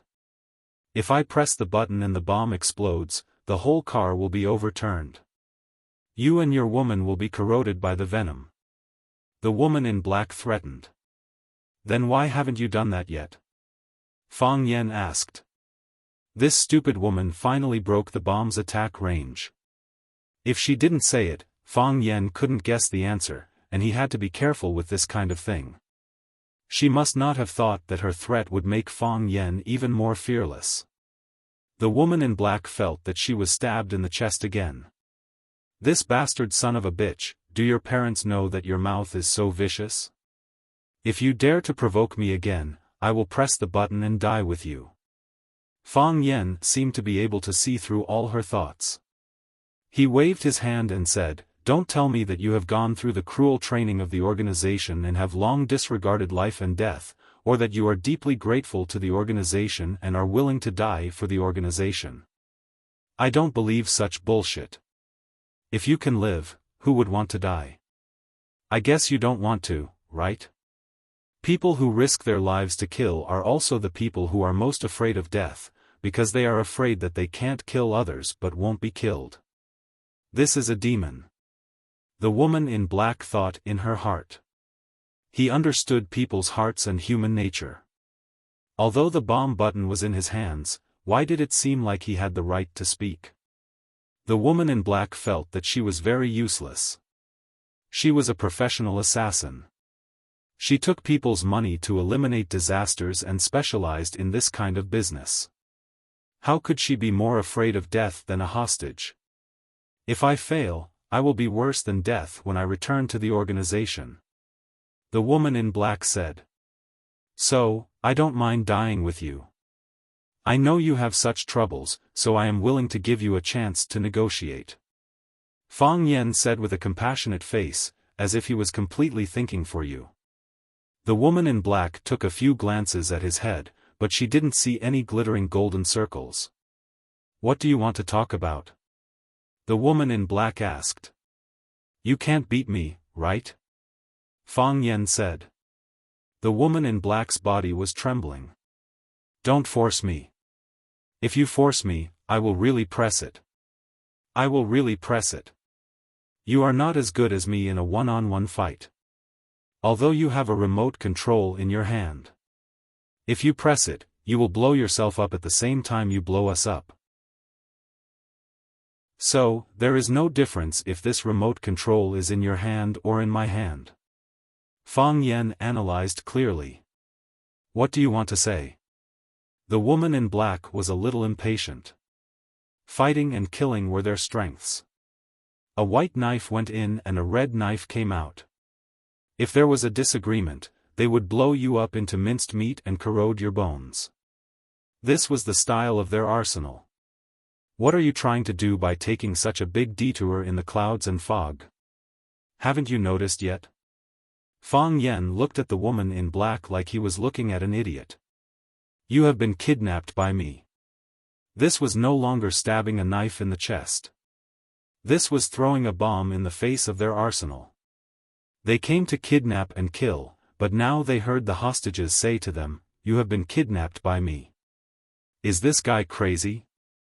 You are the hostage, okay? We are the kidnappers, okay? You don't know your own status, and you still dare to come and negotiate with us?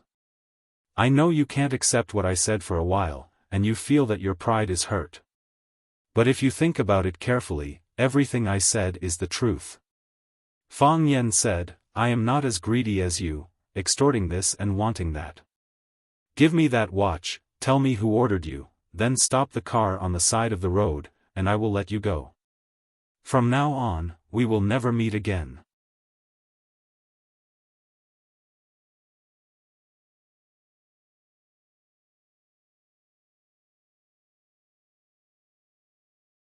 Fang Yen was also very proud and said, Our Fang family is also a rich and powerful family. Fang Yen felt that it was better not to talk about this in front of Qin Etian. It was too embarrassing. He stared at the dark-faced woman and said, If you are afraid of the organization's revenge, I can give you a clear path. Since you kidnapped a woman from the Qin family, you must have a certain understanding of the Qin family, right? Why don't you abandon the darkness and join the light? Let's send Miss Qin safely back to the Qin family. I believe the Qin family's reward is enough for you to enjoy for the rest of your life, and I can also take advantage of it. What do you think? After failing to instigate the ghost fisherman, Fang Yen had been unwilling to accept it. He stood on the side of justice, and the conditions he proposed were so generous. Why didn't those guys want to turn over a new leaf? He had read many novels where the male protagonists in other novels would immediately turn over a new leaf when they encountered a villain. They would curse and shout that they wanted to be the male protagonist's lackey, but they couldn't be beaten or scolded away. They would shelter from the sun when it was sunny, hold an umbrella when it was raining, and play the flute when the enemy came. Most importantly, they wouldn't betray and ask for money. Fang Yen felt that he was a failure as a person. So, as long as there was a chance, he would try to improve his personal charm. I've lost my patience with you. The woman in black took out a silver ball from her waist and threw it at him. When Fang Yen saw it, he kicked the ball back. Then, he turned around and pounced on Qin Etian. He used his own body to cover Qin Etian from head to toe. Bang! The ball was thrown on the ground, but it didn't explode. Also did not have the intents let people open their eyes to the light circle. This is a pair of handcuffs.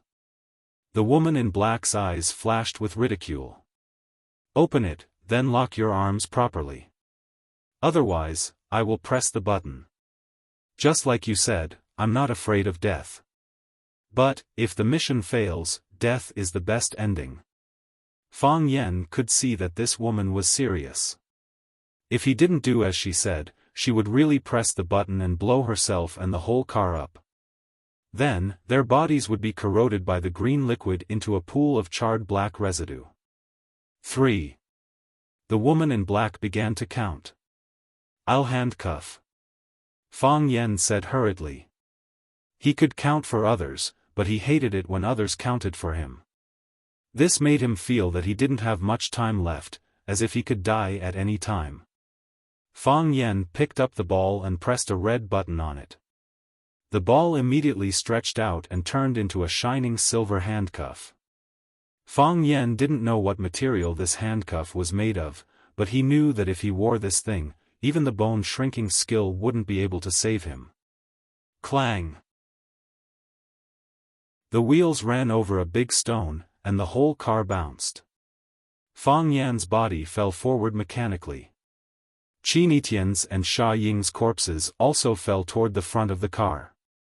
The woman in black's body fell backward, her hands grabbing the legs of the seat to prevent her body from moving.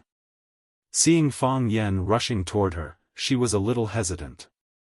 Because she couldn't be sure if Fang Yan was leaning forward due to the car's unstable inertia, or if he was using this opportunity to attack. This was a serious matter. If she pressed the button, everything in front of her would disappear. It was because of this moment of hesitation that she hurt herself. Or rather, she helped Fang Yan. For her, whether she put down the button or pressed the button, there wouldn't be much difference.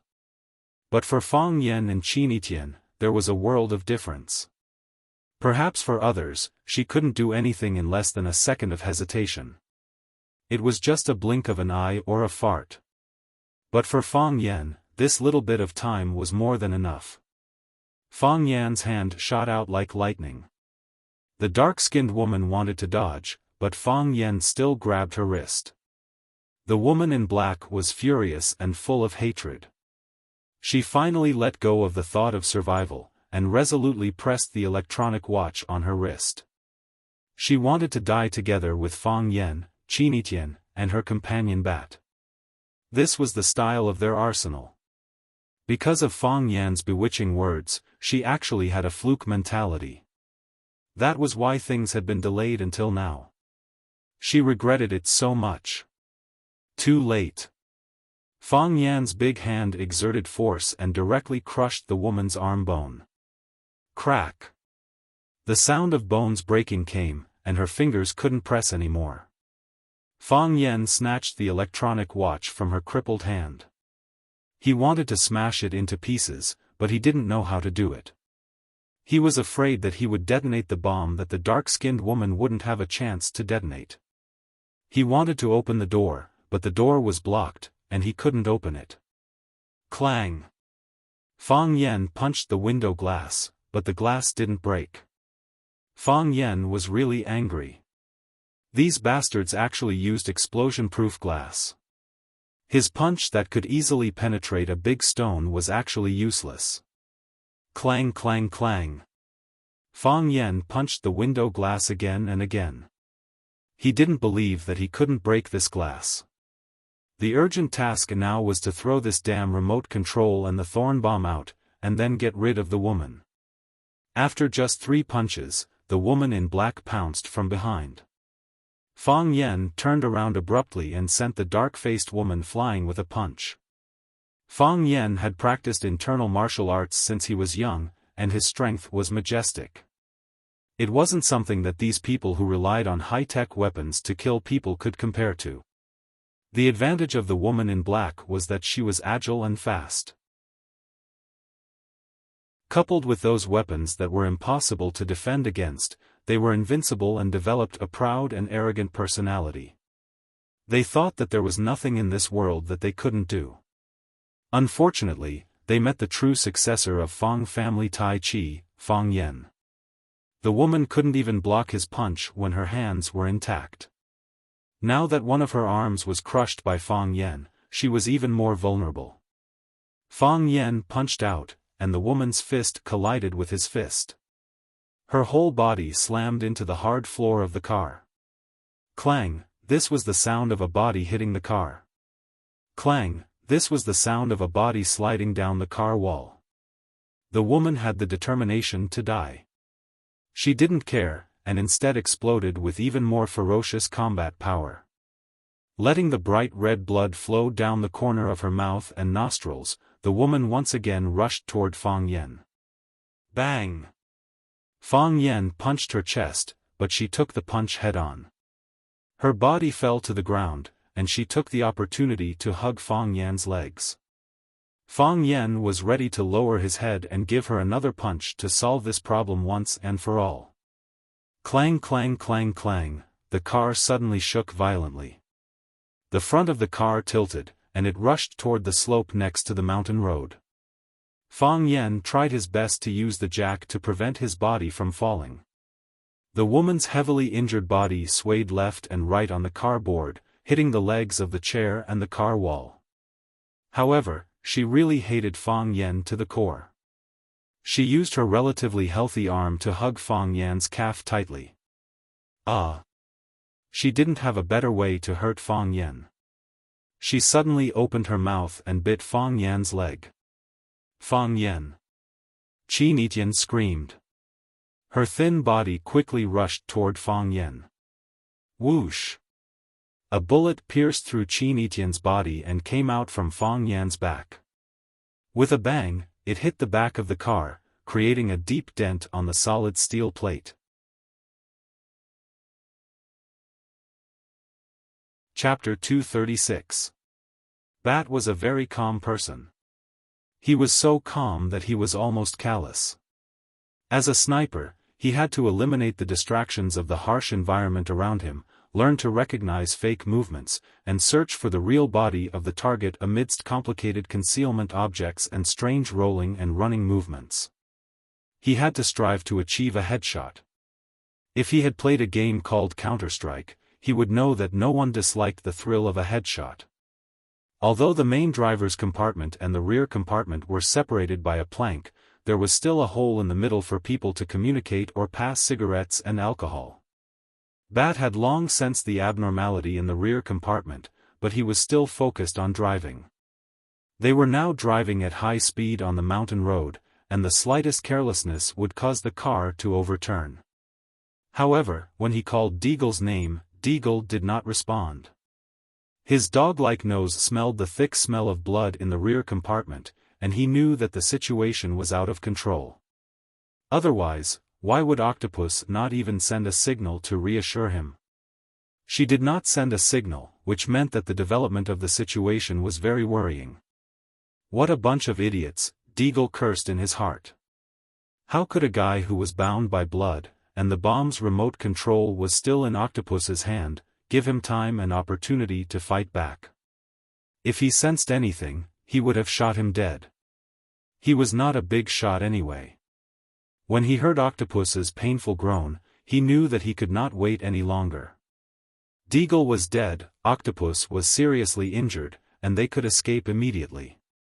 Without any hesitation, he turned the steering wheel and drove the car towards the slope next to the mountain road. It was a steep slope, and the car sped up as it went down. Bat abandoned the car and let the car crash into the bottomless cliff. He was like a bat lying on the window and shooting at Fang Yen. He had already secretly made a small hole in the wall. He had fought with Fang Yen before. Whether it was the remote bomb codenamed Bluebird or his long-range sniper, Fang Yen had dodged all of them. Therefore, he knew very well that this guy was the real threat. As long as he killed him, everything would be fine, and they could still bring Chinitian back to complete the mission. The car was bumpy and unstable, and with Octopus risking his life to attack, Desert Eagle easily found an opportunity to shoot. Chinitian sat in the corner of the carriage. Although the carriage was shaking violently and their lives were in danger, Chinitian still maintained absolute calmness. Her mother had told her that the more dangerous the situation was, the more calm she had to be. Because at that time, your time is the most precious. Don't waste a single second. They couldn't afford to waste it. Chinitian had always done a good job in this regard. When she saw the Desert Eagle outside the car window, she immediately threw herself at Fang Yen. Seeing Chinitian take the bullet for Fang Yen, Bat's pupils constricted. Since they kidnapped Chinitian, they naturally knew Chinitian's true identity. If he didn't conduct a thorough investigation on his target, he might slip up or offend a big shot that he couldn't afford to offend. Even if he provoked him, he still had to get a corresponding reward, right? She was the young lady of the Qin family.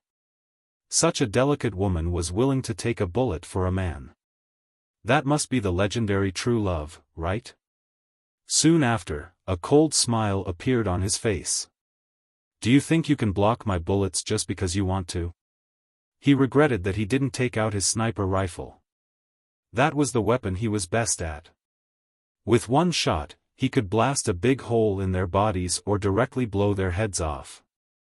Unfortunately, he kept the sniper rifle in the box, and it was not as useful in close combat as the custom-made Borg in his hand. When Bat wanted to pull the trigger again, Fang Yen disappeared right under his nose. Chinitian also disappeared at the same time. He knew that there was only one possibility: he was hiding next to the wall of the car that was close to him.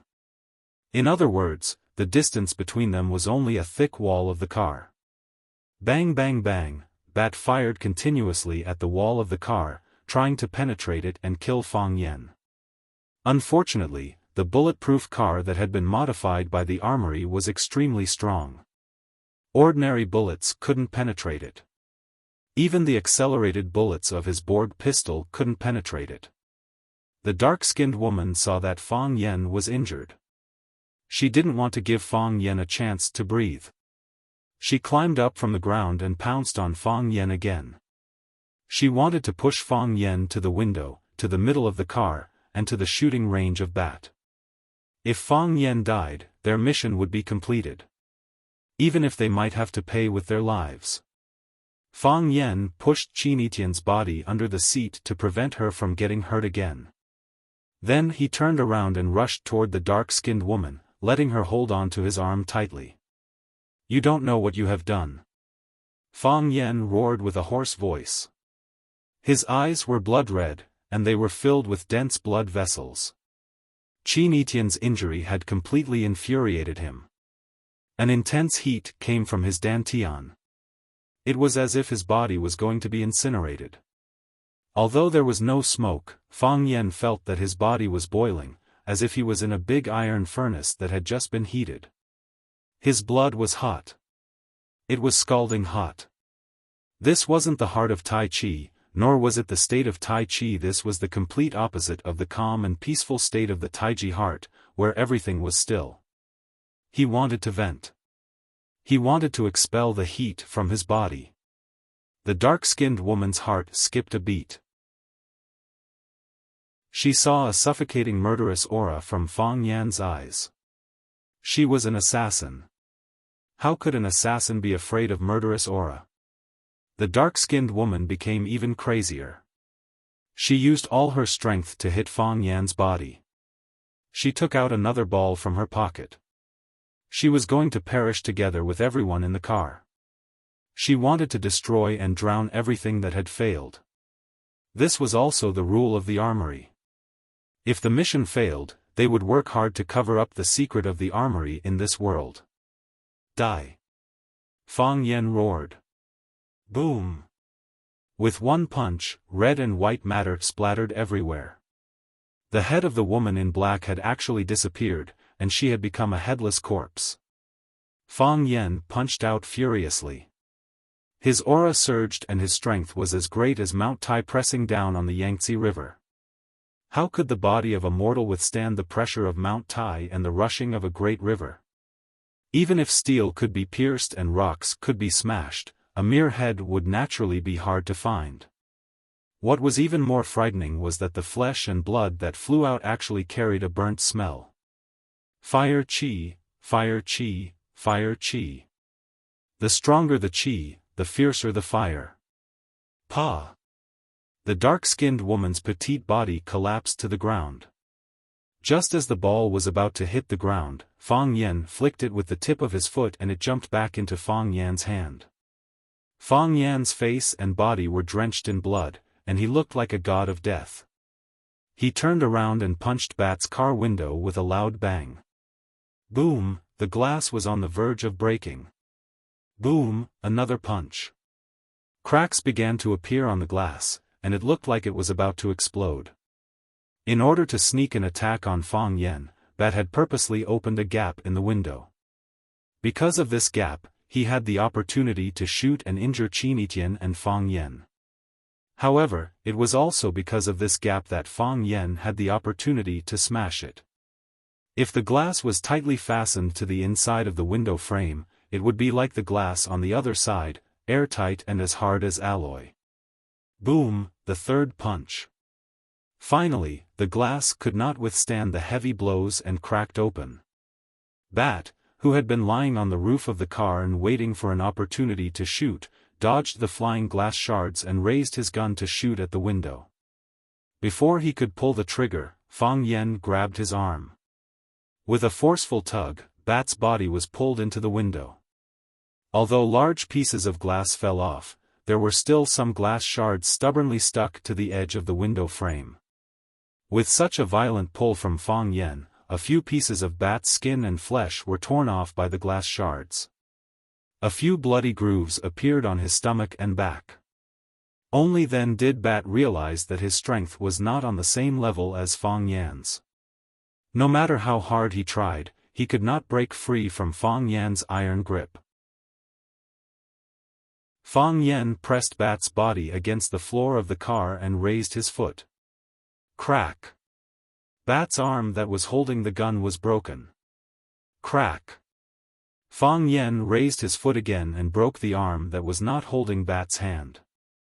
His clothes were torn into pieces, his bones were crushed, and his skin and flesh were separated from his body. Fang Yen destroyed both of Bat's arms, leaving him no chance to hold the gun or turn the tables. Then he grabbed the gun from Bat's hand that was separated from his body and pulled the trigger desperately at Bat's head. Bang, bang, bang, bang, bang, until all the bullets in the gun magazine were emptied. Fang Yen smashed the gun on Bat's broken body. Bat lay there motionless. His head had been smashed to pieces by Fang Yen, and his body was already dead. Clang, the car hit a boulder on the way down the slope. The car was unstable, and the whole car rolled over. Clang, clang, clang, clang, it rolled faster and faster, and was about to fall into the abyss. Fang Yen rushed over to pick up Qinitian, and the two of them rushed toward the broken window. While their bodies were still in the air, Fang Yen flicked his finger, and a silver ball flew back into the car. Boom, a muffled sound came, and the solid car was blown into pieces. A large amount of green liquid splashed out, corroding the plants, insects, stones, and even the air into ashes. Fang Yen tiptoed, and his body bounced up again when he was about to hit the ground. He rolled a few times in the air and finally adjusted his body's balance. Then he landed steadily with Qinitian in his arms. Qinitian. Fang Yen shouted to Qinitian in his arms. I'll take you to the doctor now, you can't die. Qinitian struggled to open his eyes. His voice was weak, but there was no trace of fear. He said with a smile, I'm not as good as her, I can only help you block the knife.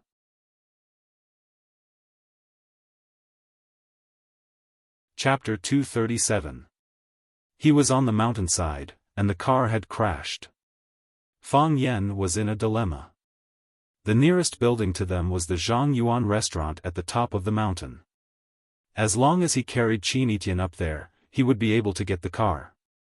Then, he would drive Qinitian to the hospital, which would be faster. Alternatively, he could carry Qinitian and run to the foot of the mountain, where there was a gas station and parking lot not far away. There should be a car that he could borrow. Of course, waiting by the roadside was a good way to save energy. Because there would always be some customers driving back from the Zhang Yuan restaurant at the top of the mountain after dinner, Fang Yen only needed to hijack the car halfway. Fang Yen put Qinitian on the grass by the roadside and pressed several acupuncture points on her body. This would slow down the speed of her blood loss. He rummaged through all the pockets on his body, but they were all empty. There was no medicine to stop the bleeding or heal his wounds. He slapped himself in the face and ran to the foot of the mountain with Qinitian in his arms.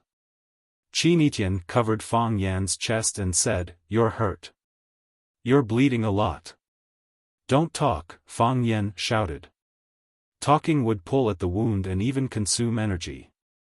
At this time, it was very important for the body to retain some energy. If it took too long without treatment, and Qinitian ran out of energy, she would never wake up again. "Fang Yan, tell me, if I didn't rush over to block the bullet for you, could you have dodged it yourself?" Qinitian had never been an obedient person. Although Fang Yan yelled at her not to speak, she had no intention of stopping at all. "Don't talk." Fang Yen was panting, and his heart was beating fast. Although he was also injured, his legs were still flying. He had to find a car as soon as possible and send Qinitian to the hospital as soon as possible. "You haven't answered my question, don't talk." Fang Yen almost roared. "You haven't answered my question." Qinitian was far more stubborn than Fang Yen imagined. "We can't hide," Fang Yen said in a deep voice. Qinitian was very happy and laughed silently. "Fang Yen, you lied to me." Qinitian's voice was very low, but his expression looked very happy. Fang Yen didn't want to reply. If he didn't talk to her, she probably wouldn't be interested in talking to him, right? "In the past, I always liked to calculate.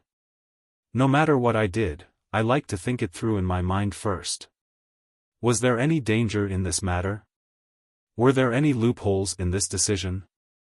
How much profit was there in this investment? Maybe it's because his IQ is not bad, he has never missed anything. Qin Etienne said softly. She closed her eyes, as if talking to herself. However, Fang Yen could hear every single word that came out of her mouth. Then, it flowed into his heart. People outside say that I have wisdom, and I also think I'm very smart.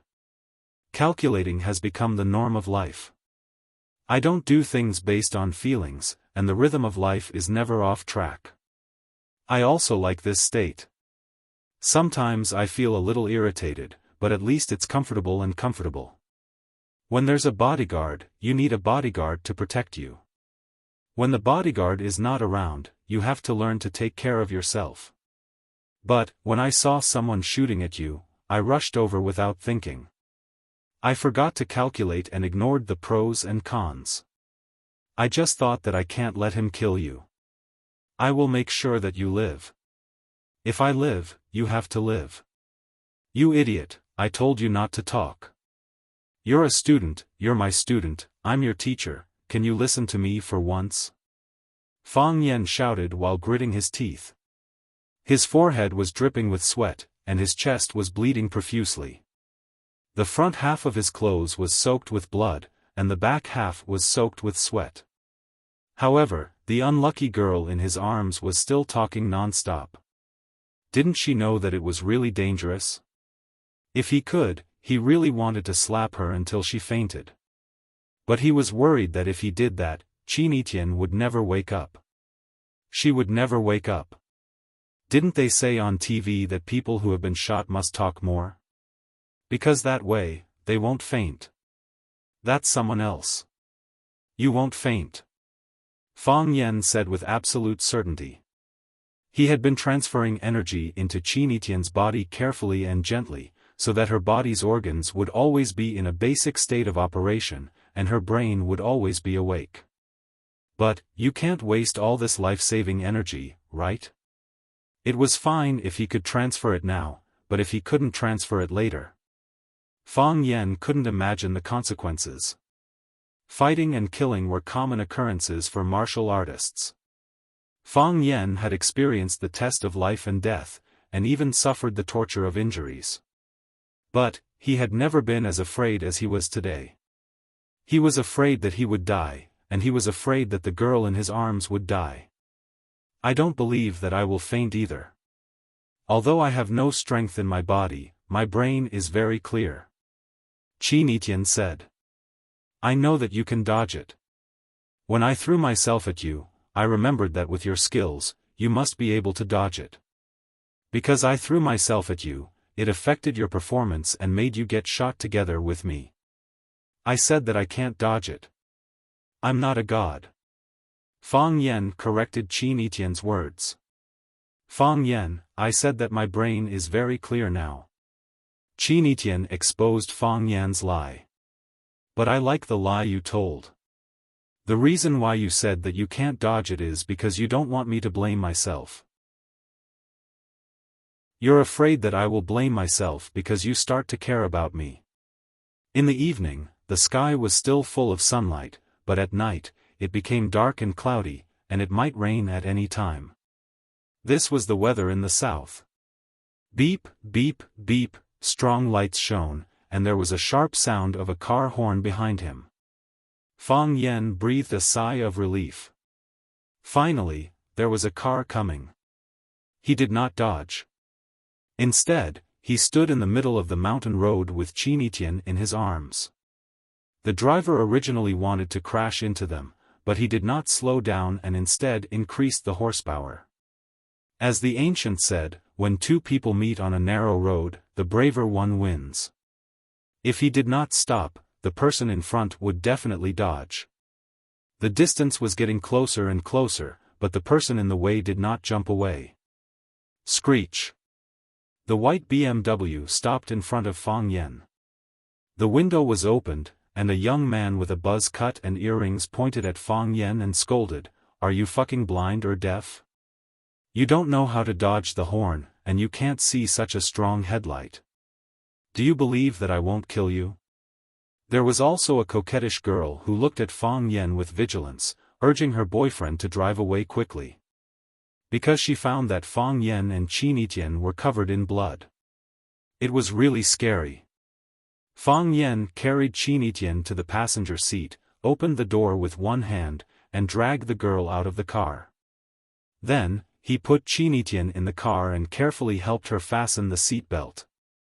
With a flip, he jumped from the top of the car to the opposite side.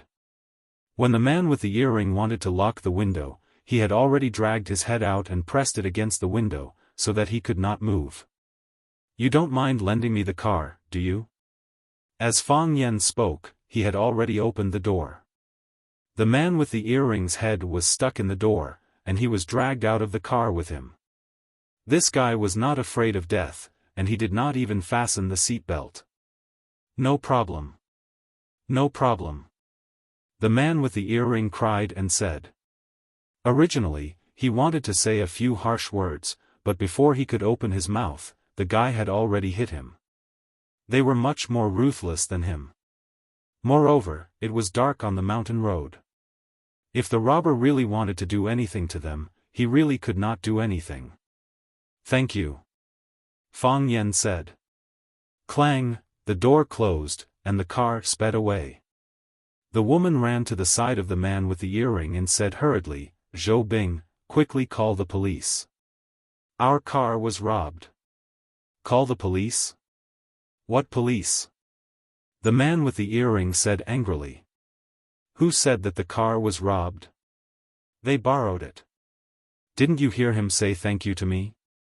He thought, this idiot woman, if she called the police, the fact that his car was robbed would be known by his brothers in the circle. How could he go out and meet people in the future? After getting the car, the speed was obviously much faster. Fang Yen found a mobile phone in the car and said, give me a number. Qin Etian lay on the seat and said a row of numbers. The clouds were getting lower and the wind was getting stronger. The raindrops finally fell, beating on the car window with a pitter-patter. As soon as the car entered the suburbs, a group of people stopped Fang Yan's car. They rushed over here, led by the old housekeeper that Fang Yen had met a few times and often took the car to pick up Qin Etian. Someone opened the car door, someone helped hold an umbrella, and more people carried the unconscious Qin Etian lying on the seat. They even had a stretcher ready. Fang Yen threw away the borrowed BMW and followed. Qin Etian was sent into a huge white medical car. The doctors and nurses in white coats who were waiting in the car immediately got busy. Fang Yen wanted to get in the car, but was blocked by the old housekeeper. Let me go up, Fang Yen said in a deep voice. The old housekeeper did not say a word, but his attitude was very clear. Fang Yen could not go up. Let me go up, Fang Yen said again. He punched the old housekeeper's expressionless face. Bang! The old housekeeper gently raised his hand and blocked Fang Yan's fist. The old housekeeper sighed softly and said, Why? Mistrusted you, so I gave her to you. Now, do you still want to affect Mrs. Treatment? Fang Yan's whole body was wet. The rain and blood mixed together. His eyes were red. He bowed deeply to the old housekeeper and said, Please. The motorcade went away. Fang Yen, standing in the rain, felt that a piece of his heart had been dug out.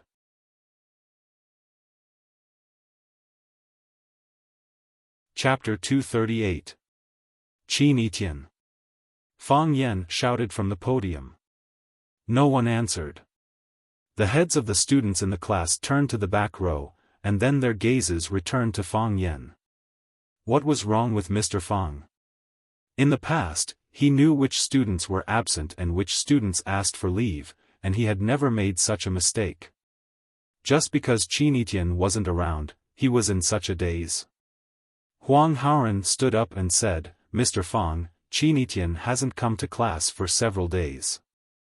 Thinking about it, he felt indignant. Very few people ran away from Mr. Fang's Chinese class, but Qinitian was an exception.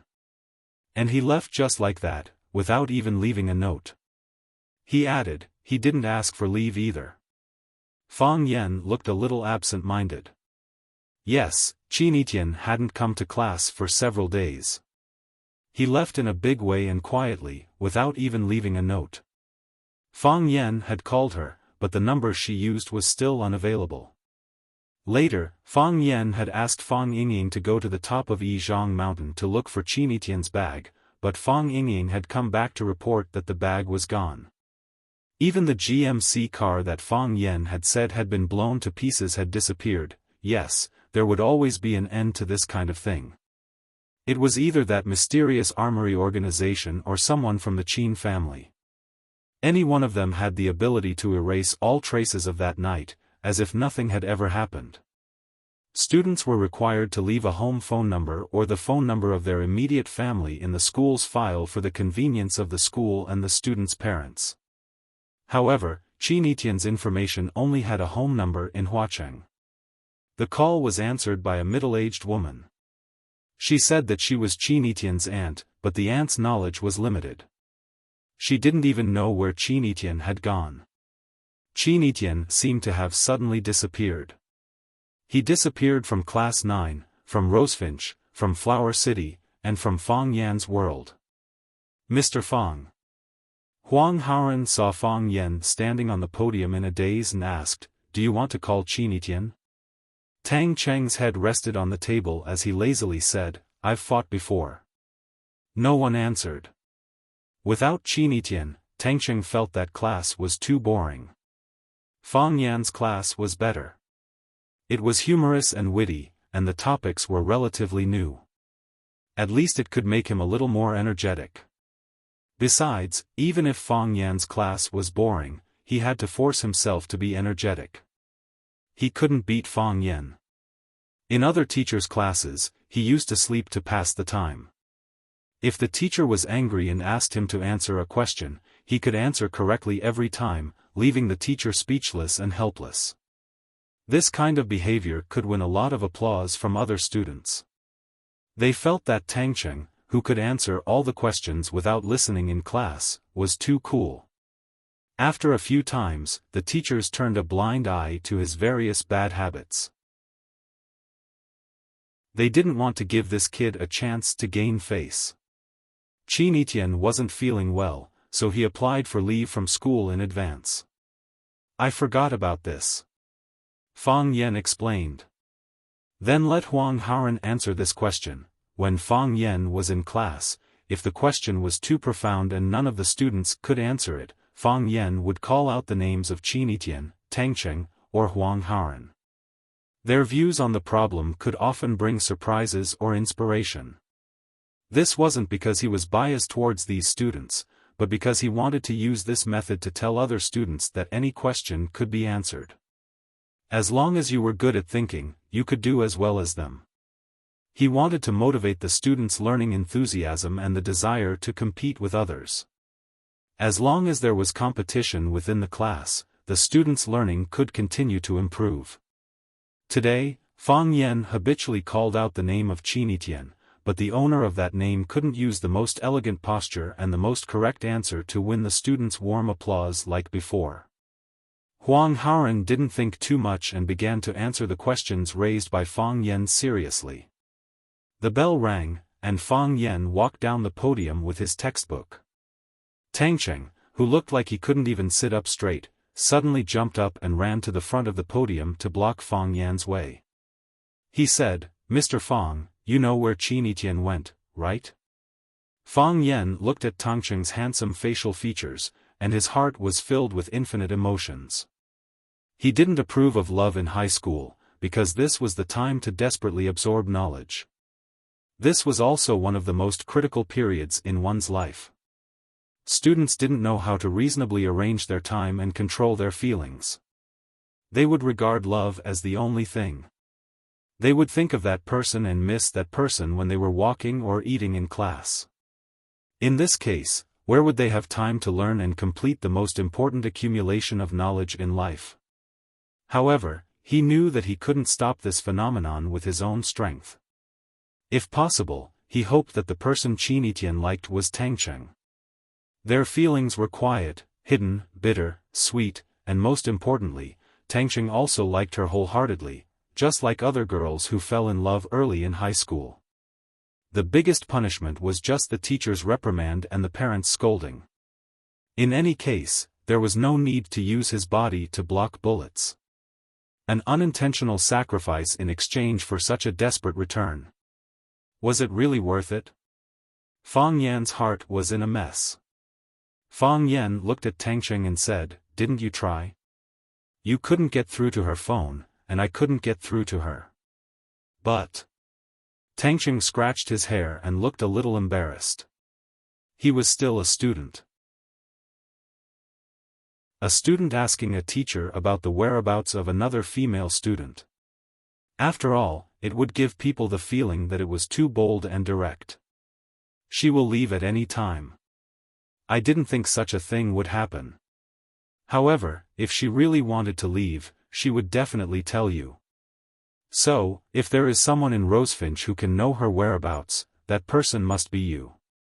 Fang Yan looked at Tang Cheng apologetically and said, "I really don't know." Fang Yan took the textbook and prepared to leave, but Tang Cheng once again blocked in front of Fang Yan. "Mr. Fang, tell me. Did something happen to Qin Etienne?" Tang Cheng asked nervously. Fang Yan looked at Tang Cheng and said, "Why do you ask?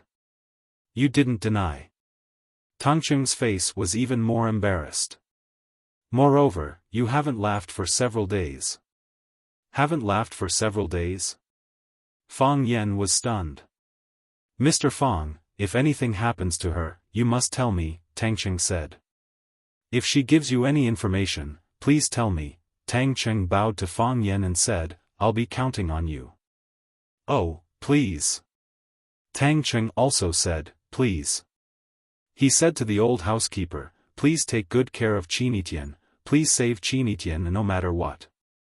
Tang Cheng also said please. He hoped to know the whereabouts of Qin Etienne and whether she was doing well. Fang Yan felt the wound on his chest throbbing again. He couldn't see his face, but it must be frighteningly pale at this time, right? Fang Yan patted Tang Cheng's shoulder and turned to walk out of the classroom. Tang Cheng looked at Fang Yan's depressed figure and suddenly felt some sympathy for him. Headmaster Zhang Xiaofan happened to appear at the door of the classroom. He waved at Fang Yan and said, "Mr. Fang, let's walk a few steps." Fang Yan nodded and followed Zhang Xiaofan to the teacher's office. "The weather is getting colder and colder," Zhang Xiaofan said with a smile. "Although Huacheng is located in the southernmost part of Wuxia, it's very cold in winter.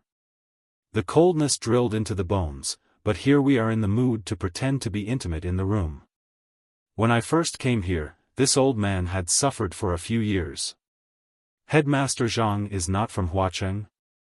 "No. From Jincheng." "From Jincheng," Zhang Xiaofang said. "Jincheng's winter is also cold. It's not as cold as Huacheng's. When winter comes, it snows heavily, and the whole world is dyed white. Speaking of which, it's been a few years since I went back to Jincheng for the spring festival." Zhang Xiaofang didn't beat around the bush.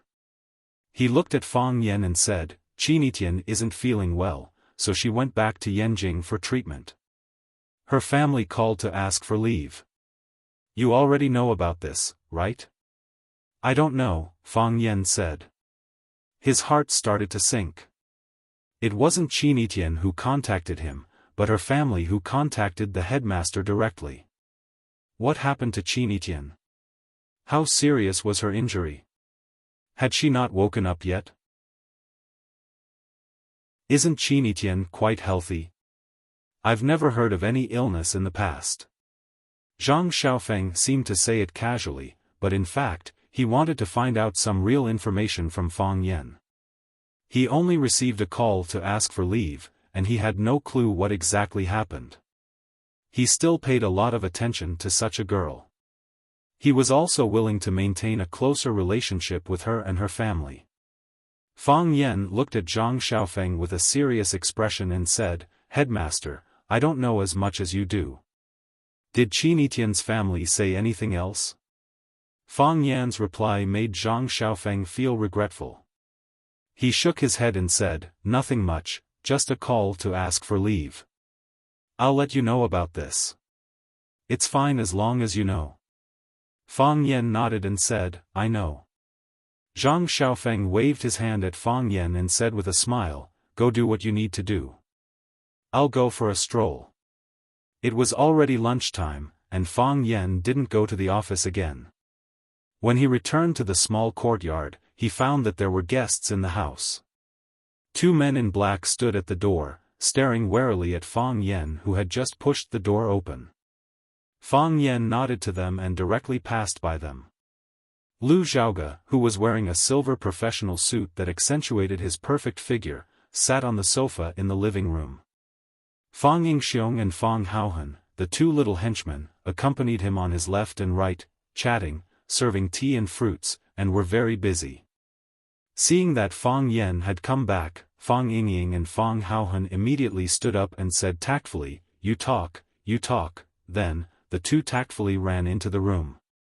The living room was left to Fang Yan and Lu Zhaoge. Chapter 239. Her long hair had been specially taken care of and stretched out at the back of her neck, revealing a beautiful phoenix tail.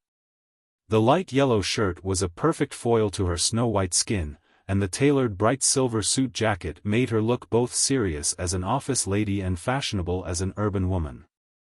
It had been a long time since they last met, but Lu Zhaoge still had that kind of cold and callous expression on his face. It seemed that he kept a very far distance from everyone. "I heard that you took 3 days off." Lu Zhaoge looked at Fang Yan sitting across from her and took the initiative to ask. "I'm not feeling well," Fang Yan said. After Qin Etienne was taken away, Fang Yan rushed back in the rain. The bullet didn't stay in the body, and it didn't go through the vital parts. Fang Yingying and Fang Haohan both knew some treatment and bandaging methods.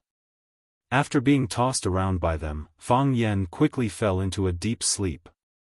Fang Yan woke up in the morning the next day, but he was only 1 hour later than when he woke up at 6 in the morning to practice his stance. The wound wasn't inflamed, his body didn't have a fever, and Fang Yan felt very hungry. It seemed that he was recovering well. Fang Yan took 3 days off and went to class on the 4th day.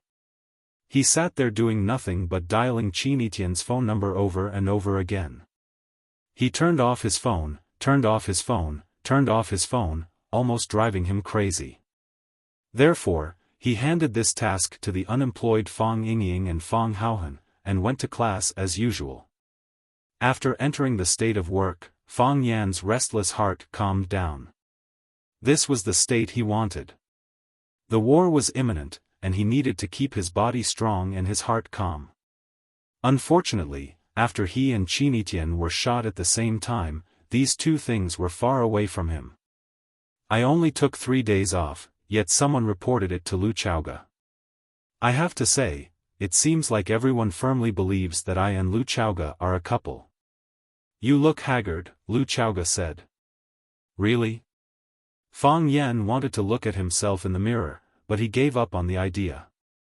What did it matter to him to be haggard or not?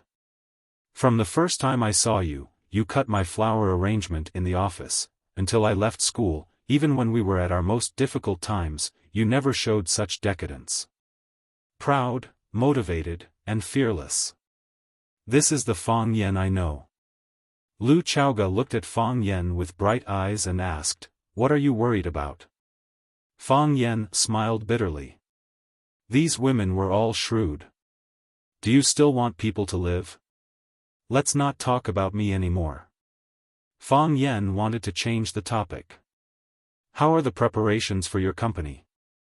"Chaoyan Technology is progressing very well.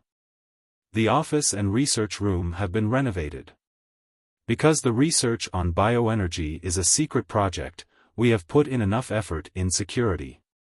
The next step is to recruit people. Our partners will send some elites over, but the middle-level and low-level personnel still have to be recruited one by one from the talent market. In 2 days, we can open for business. Do you want to go and take a look? I'm not going, Fang Yan rejected. I believe in your ability. The company's matters are finished, Lu Chaoge said.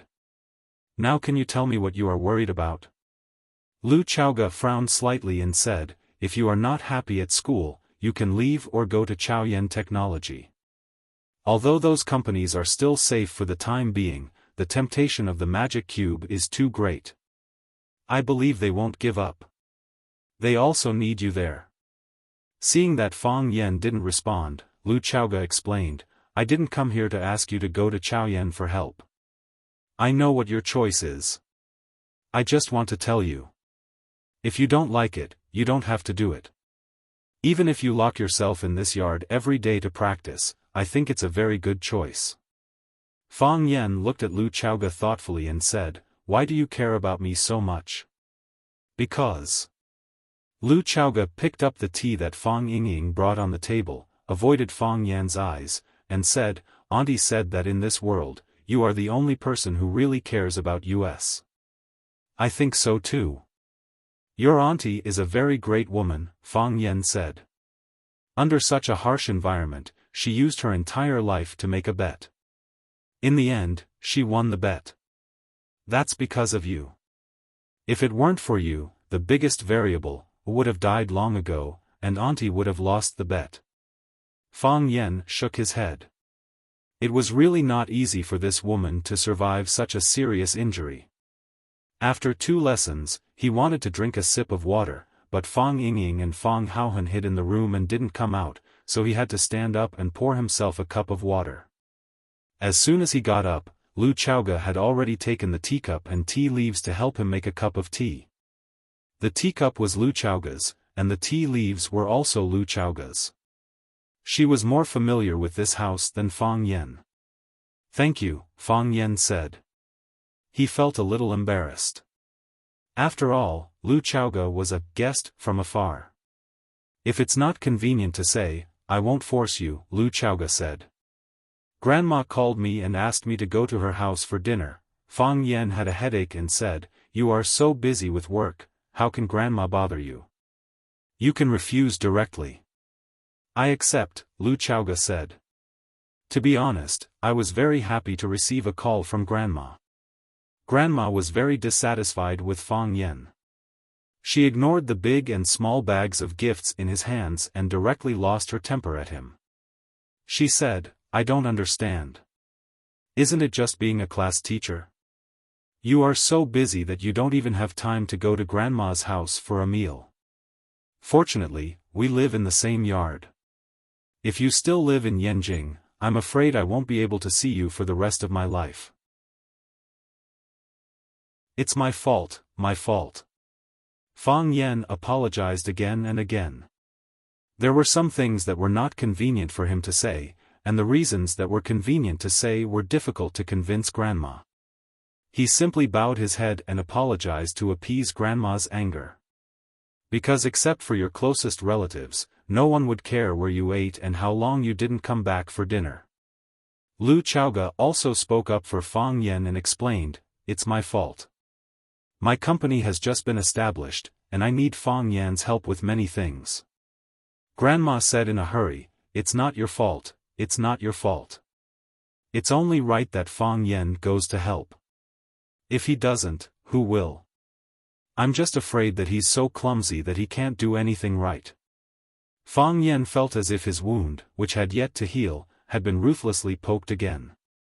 She was his own grandma. Lu Chaoge couldn't help but laugh at her grandma's amusing remark. Fang Yan is quite capable. Humph, so what? Luckily, he's only a class teacher. If he becomes the principal, I won't be able to see my grandson for years to come. Chaoge, you can't learn from him. Let Fang Yan do everything for you, and you need to take good care of yourself. Come to my place for dinner when you're free, and I'll make soup for you. Oh, I noticed that you liked fish last time, so I made some different kinds today. Here, try them. Fang Yan, go upstairs and tell your grandpa to come down for dinner. Fang Yan sighed softly in his heart as he watched his grandmother pull Lu Xiaoga's hand affectionately into the house for dinner. It seemed that his grandma, like all the other teachers at school, had misunderstood his relationship with Lu Xiaoga. It was time to have a talk with him. Whoosh! Whoosh! Whoosh! Whoosh! Qianye Haowu used to make a whooshing sound when he attacked, but now it was a whooshing sound. His father had told him that he could start learning sword techniques when his attacks were silent. The true North Star one-blade flow sword technique had been improved upon and developed by his father. What Qianye Haowu needed to do was to perfect his father's improved sword techniques, find his own unique sword techniques, and develop them again. Qianye Haowu would inherit the honor of the light of the North Star. He was grateful to his father for bringing him to Wuxia. Stepping on this fertile land and feeling Fang Yan's existence at such a close distance, he was filled with passion and inspiration.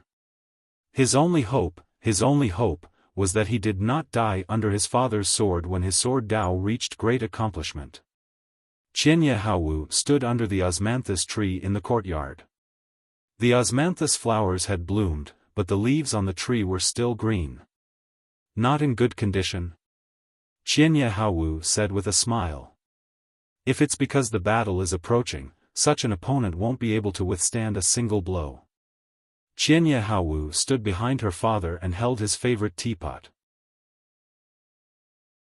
She said, "Father, if that's the case, can we postpone the date of the battle? Just as you said, an opponent who isn't in his best condition can't be my father's opponent. If teacher Fang Yan was given more time, he might have performed better." "No.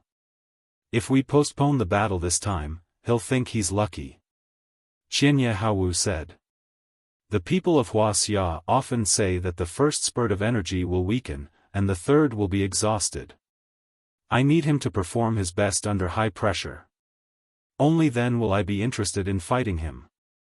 Father, will you kill Fang Yan Haowu? Qianye Haowu asked worriedly. Qianye Haowu glanced at his daughter and said with a smile, "It's late. Go back to sleep." He took the teapot from Qianye Haowu and walked past Qianye Haowu, who was still stabbing his sword with all his might. He said, "Entertain my guest." Hearing that, Qianye Haowu immediately followed his father outside with his sword in hand. In the long and narrow alley, a black figure stood tall and straight. Seeing two figures, one tall and one short, walking toward him from afar, his eyes turned cold, and he tightened his grip on his sword. Qianye Haowu stopped and looked at the black shadow.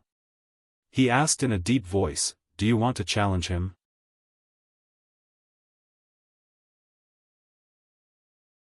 Chapter 240. His eyes were sharp, his expression was cold, and he was wearing a black shirt. His head was slightly lowered. He didn't look at Chiba Baryoku, but at the ground under his feet.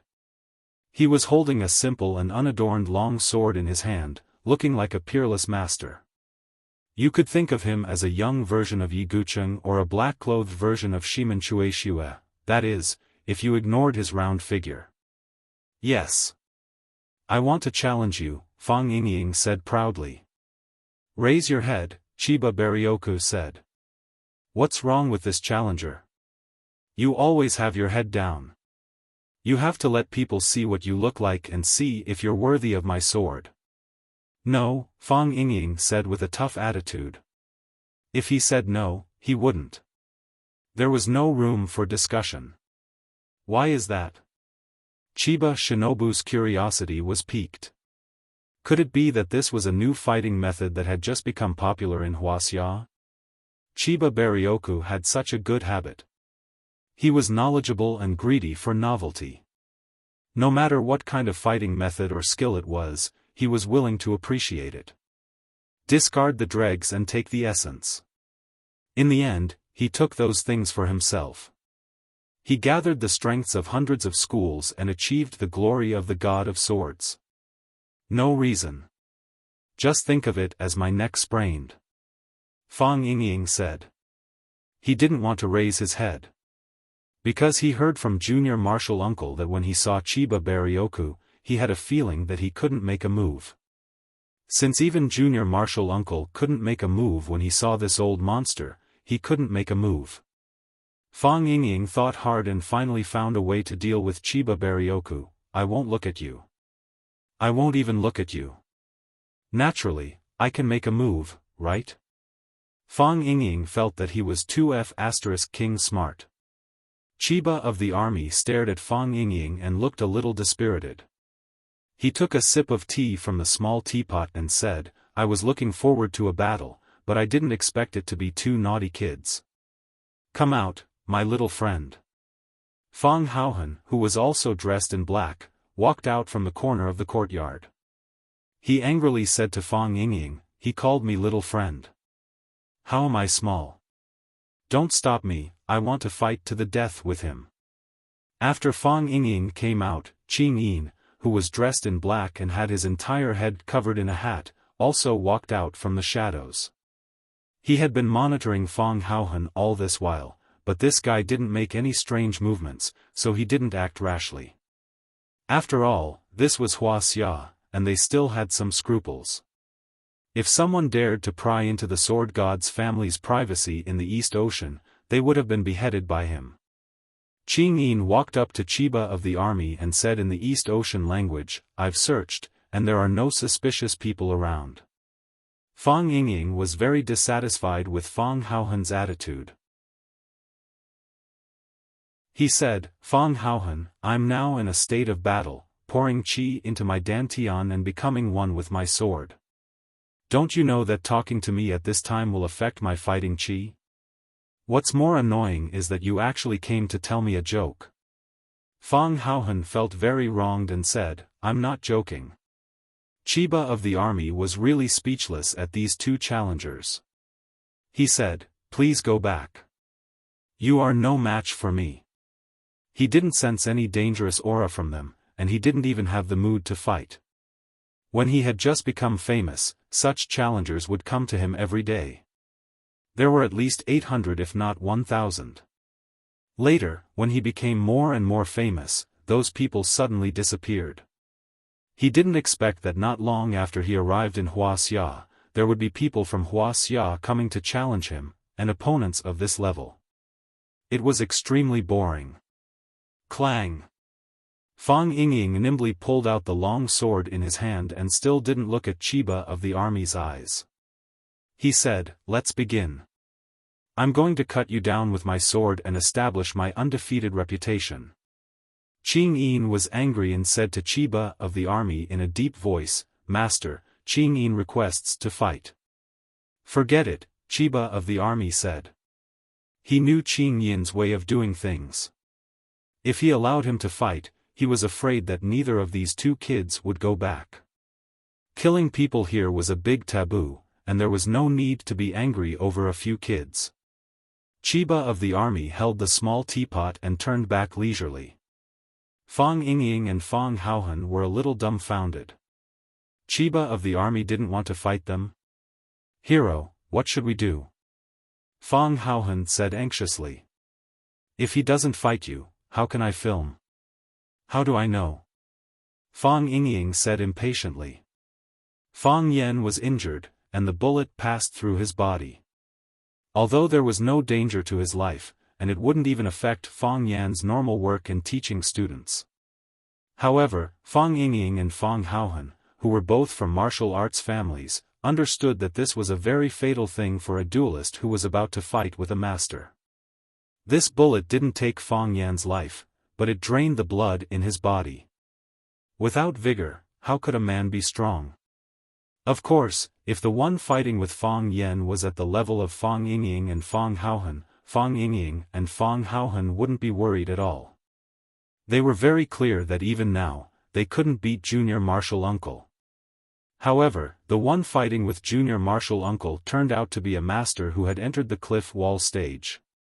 Ah, the cliff wall stage, such a strong person, I'm afraid you wouldn't see one in your lifetime. In this case, the impact of the bullet on Fang Yan was enough. Without a peaceful state of mind and a healthy body, without full spirit, without high fighting spirit, without a strong desire to live, how could Fang Yan win? Fang Yan's wound was bandaged by Fang Yingying and Fang Haohan, and they were also diligent in changing the dressing. Fang Yingying had unintentionally probed, since the injury was so serious, could the duel be postponed or simply cancelled? Fang Yan shook his head, saying that it couldn't be cancelled, nor could it be postponed. Fang Haohan said that they might as well not go. Would he run to the school to hurt people? Fang Yan shook his head and said, the news of my duel with the Chiba army has been spread out by people with intentions. After the Chiba army came to Wuxia, the first person they challenged was me. Now it's not just a duel between me and the Chiba army, but a duel between the Wuxia martial artists and the Japanese martial artists. I can lose, I can die. However, I have to go. Fang Yingying and Fang Haohan were really anxious. Fang Yan said that he could lose, he could die. Fang Yingying and Fang Haohan didn't want Fang Yan to die. The two of them thought about it and decided to find the Chiba army for a duel first. Fang Yingying acted as a meat shield and took the initiative to challenge the Chiba army, while Fang Haohan secretly filmed with a digital camera. Whether the Chiba army injured Fang Yingying or killed Fang Yingying, he couldn't show up and call the police with the digital camera. At that time, the police would arrest or deport the Chiba army, and Junior Marshal Uncle wouldn't have to participate in the duel anymore, right? For Fang Yan, they were not afraid of losing, nor were they afraid of death. Their plan was exquisite, but the Chiba army was not willing to make a move at all. Fang Yingxiong bellowed as he charged towards the Thousand Leaves military department with his long sword. He was very fast, and he used the Fang Plum Blossom steps with all his strength. Bang! Fang Yingying's body flew back. The Chiba army didn't make a move, nor did Qing Yin and Chiba Haohan. Fang Yingying covered his stomach and coughed violently. Fang Haohan cried out in surprise. Miss Yi Ro, who was wearing a black leather coat and had short hair, stood in front of Fang Yingying and Fang Haohan. Seeing the sword in Fang Yingying's hand and the digital camera in Fang Haohan's hand, she was even more angry. She slapped Fang Yingying's head and asked in a sweet and arrogant voice, "Did you come up with this stupid idea again?" Fang Yingying didn't dare to dodge. He hurriedly explained, "It's not me, it's really not me, slap." Yi Ro slapped his head again and said, "How dare you lie again? Miss Yi, slap." Yi Ro slapped him on the head again. "Stop it, stop it." Fang Yingying howled with his hands covering his head. "I confess, it's me. It's what I want. Miss Yi, stop it. I was going to confess just now." "I know." Yi Ro looked like she understood. "I'm used to it. I think it's more rhythmic to slap you 3 times. Fang Yingying opened his eyes and mouth wide. He looked at Yi Ro and couldn't say a word for a long time. Is it necessary to beat someone rhythmically? Seeing Yi Ro staring at the digital camera in his hand, Fang Haohan's face became even paler. He hurriedly hid the digital camera behind his back, but soon realized that it was an insult to Miss Ye's IQ. He quickly took it out and said with a smile, "Miss Yi, it's all Fang Yingying's stupid idea. In fact, I don't agree with it. I strongly opposed it, but he threatened me with force. So, I could only follow him to this side." Bang! Before Fang Haohan finished his words, his body flew out. Yi Ro clapped her hands and said coldly, "Although Fang Yingying's idea is a bit stupid and he looks a bit wretched, at least he has a good mind. The Fang family raised you and taught you, but you are not even willing to make this sacrifice. Instead, you drag others down and betray your friends. If we weren't in front of outsiders, I would beat you to death." Fang Yingying nodded again and again, smiling so much that his eyes couldn't be seen. Yi Rou waved her hand and said, "Get out. Don't let me see you again." Fang Haohan climbed up from the ground and ran to Fang Yingying, saying, "Hero, she asked us to get out. This is an insult to us. Should we be angry?" Fang Yingying slapped Fang Haohan's head and scolded, "What's the use of being angry?" Influenced by Yi Rou, Fang Yingying also liked this kind of movement of slapping people's heads. Needless to say, there was indeed a sense of rhythm when he smoked. It was very satisfying. Fang Haohan thought it was right and said, "Then I won't be angry."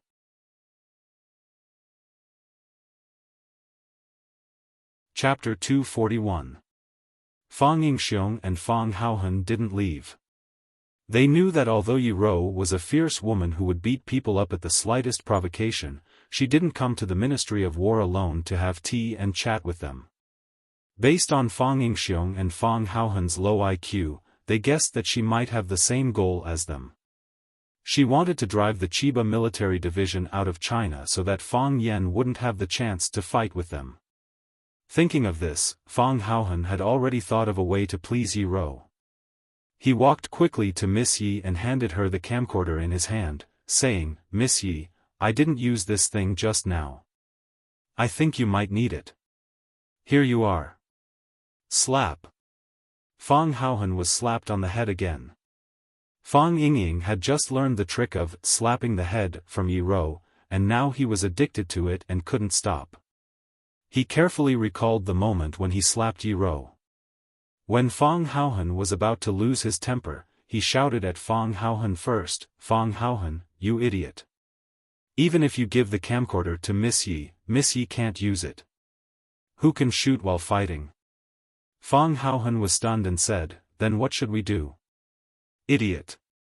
Fang Yingying wanted to slap Fang Haohan's head again, but Fang Haohan dodged it first. "Of course we'll use the camcorder to shoot for Miss Yi." Fang Yingying turned to look at Yi Rou and said, "Miss Yi, do you think I'm right?" Yi Rou's eyebrows twitched as she clenched her fists. Suppressing the urge to beat these two idiots to death on the spot, he said with a fierce expression, "You two idiots, can't you use your brain to think instead of your knees? Don't do such shameful things in the future, okay? Do you think you can kick him out of Wuxia just because you took a DV camera? He doesn't even need to do anything. His disciple will deal with the two of you. Even if you succeed and use this method to expel Wuxia back to Japan, our Wuxia martial artists will still become the laughing stock of the world, and you will also become the shame of Wuxia martial artists. In the future, don't learn from that wretched bastard junior martial uncle. Isn't it good to speak and do things with dignity? Put away your camcorders and scram as far as you can. Don't let me see you again. Every time I see you, I want to beat you up dozens of times." Thump, thump, Fang Yingying and Fang Haohan ran far away and peeped at them from the corner of the yard. "You scared me to death," Fang Haohan said with his hand on his chest. He had the look of a frightened young man. "We didn't tell anyone. Why did the whole world laugh at us?" Fang Yingying couldn't figure it out. Of course, things like secretly taking photos had to be done in secret. Yi Rou looked at Chiba of the army and said in a calm voice, "I'm sorry for the mischief of my family. They don't have the right to make you draw your sword, but I want to have a try. I want to challenge you." Qing Yin was so angry that he rushed to where Yi Rou was standing. "Come back," Chiba of the army shouted. Whoosh! Qing Yin retreated again, as if he had never left. He moved as fast as the wind and as fast as lightning.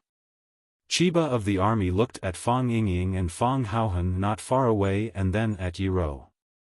He said with a smile, "Did Fang Yan send you?" "No one sent us," Yi Rou said. "Fang Yan doesn't know we're here." "That's true. It's hard for a person with bad intentions to achieve such a high level at such a young age." Chiba of the army said. "I know you. My daughter is studying in Rosefinch. When she came back, she said that a beautiful woman beat up Fang Yan in front of many students. "That woman is you, right?" "It's me," Yi Rou said. Chiba of the army shook his head slightly and said, "You want to hurt my body and heart of the sword so that Fang Yan can have an advantage in the battle with me?" Yi Rou was a little unhappy. Does this old guy want to fight? If he wants to fight, then fight.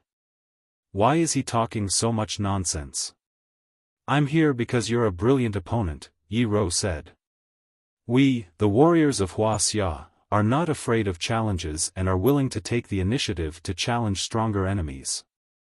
You want Fang Yan to practice swordsmanship for you, and I also want to defeat you to forge an undefeatable heart of the sword."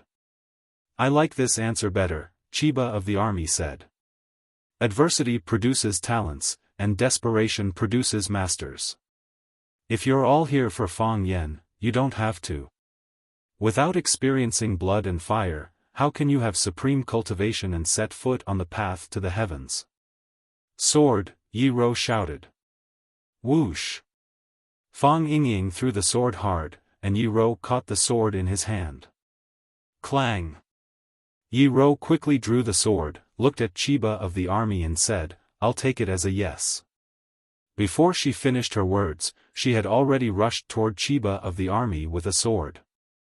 Chiba of the army was excited. He liked to watch his father fight with others at such a close distance. He preferred to see his father effortlessly defeat his opponent. It was a feeling that everything was under his control. He was at ease, as though there was nothing in the world he couldn't do.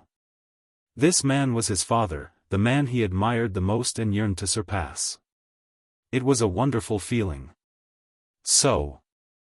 Qing Yin grabbed his arm, tapped the tip of his foot, and leaped backward, jumping out of the combat range. He ran in a straight line. A straight strike. Just like Yi Rou's character, there were no overly flashy moves, nor were there any illusions. She simply thrust the sword at Chiba of the army. It was also because of Yi Rou's character that she was able to achieve so much at such a young age. Those with great providence were definitely people with merit. Fangzheng was straightforward. That was Yi Rou's character. This was also the reason why Old Drunkard preferred Yi Rou over his junior brother, Fang Yan. Because he felt that Fang Yan was too embarrassing. However, Chiba of the army, who was known as the god of swords of Japan, didn't slack off at all. No one knew better than him that this simple strike of Yi Rou's was not simple at all. This strike went straight for the 3 vital points and 13 important acupoints on his chest. At the same time, his facial features and even his entire head were covered in the strike. 3 flowers in 1 sword, initial success in swordsmanship. 7 flowers in 1 sword, advanced to the next level. Flower rain in the sky, Grandmaster. This was the basic common sense to evaluate a swordsman. According to this standard, Yi Rou's strike didn't even have a flower, and her level couldn't even be called initial success in swordsmanship. However, if one's swordsmanship reached the realm of return to simplicity, there wouldn't even be a flower. No flower meant that the world was full of sword flowers. No illusion meant that any illusion could be created. Just as Yi Rou's long sword reached Chiba of the army's chest, Chiba of the army moved like lightning. A long white robe with wide sleeves. A white, almost transparent hand stretched out from the sleeve. It was so relaxed that it looked like a fairy brewing tea or a Buddha picking flowers. Clang! Chiba of the army caught the tip of the long sword with 2 fingers. Whoosh! Yi Rou's sprinting speed finally stopped. No sound could be heard, but the fierce chi rolled up the dead leaves and dust on the ground. They flew all over the sky like butterflies playing in the wind. Yi Rou shook her wrist, and the long sword broke into 2 pieces. One piece was caught between Chiba of the army's fingers, and the other was still in her hand. Yi Rou raised her sword and stabbed again. Clang! Chiba of the army stretched out his fingers again and caught the blade of Yi Rou's sword again. Yi Rou shook her wrist again, and the long sword broke into 2 pieces again.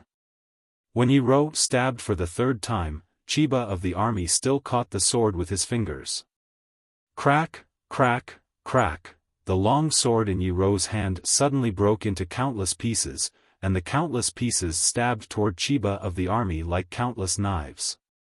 The heavenly net was densely packed, enveloping the vital points of Qinya Bing's body. As long as any of the pieces pierced him, Chiba of the army would pay a heavy price, if not dead. Fang Yingying and Fang Haohan were both shocked by this scene. Fang Yingying cried out in surprise, "Did you see that? Heavenly Maid scatter flowers. The legendary Heavenly Maid scatter flowers." Fang Haohan, how long has it been since you saw the real Heavenly Maid scatter flowers? 2 years ago, when Miss Yi competed with Junior Martial Uncle, she used Heavenly Maid scatter flowers on Junior Martial Uncle. Miss Ye's kung fu became more advanced. Fang Haohan, who was busy filming with the DV, said, "At that time, Junior Martial Uncle caught 13 pieces. The rest were all stuck on him." Fang Yingying thought in his heart, "I don't know how many pieces this old monster Chiba of the army can catch." Chiba of the army's eyes shone with a strange light. Beautiful. Without any external force at all, he only used his own internal strength to shatter the hard sword into pieces, and then used the air and wind to attack the enemy. It was impossible to guard against and dodge. Chiba of the army stretched out his hands, and his wide sleeves waved in the wind like silk. Clang! With a crisp sound, Chiba of the army's body became calm again. However, the countless sword pieces that Yi Rou had thrown out suddenly disappeared, as if they had never appeared. Yi Rou didn't give up. Her body was infinitely close to Chiba of the army. Using the last small part of the sword on the hilt, she fiercely stabbed Chiba of the army's chest. Chiba of the army's body jumped into the air for no reason, and when he was in the air, he waved his sleeves very naturally. Clatter, silver light flashed, and the sky was full of stars. The pieces collected by Chiba of the army's sleeves became his killing weapons, whistling and rushing at Yi Rou. They were faster and more aggressive. Those sharp blades became an orderly saber formation, and all the sharp tips were densely aimed at Yi Rou, who was rushing at him. Yi Rou could be stabbed into mud at any time, which was extremely dangerous.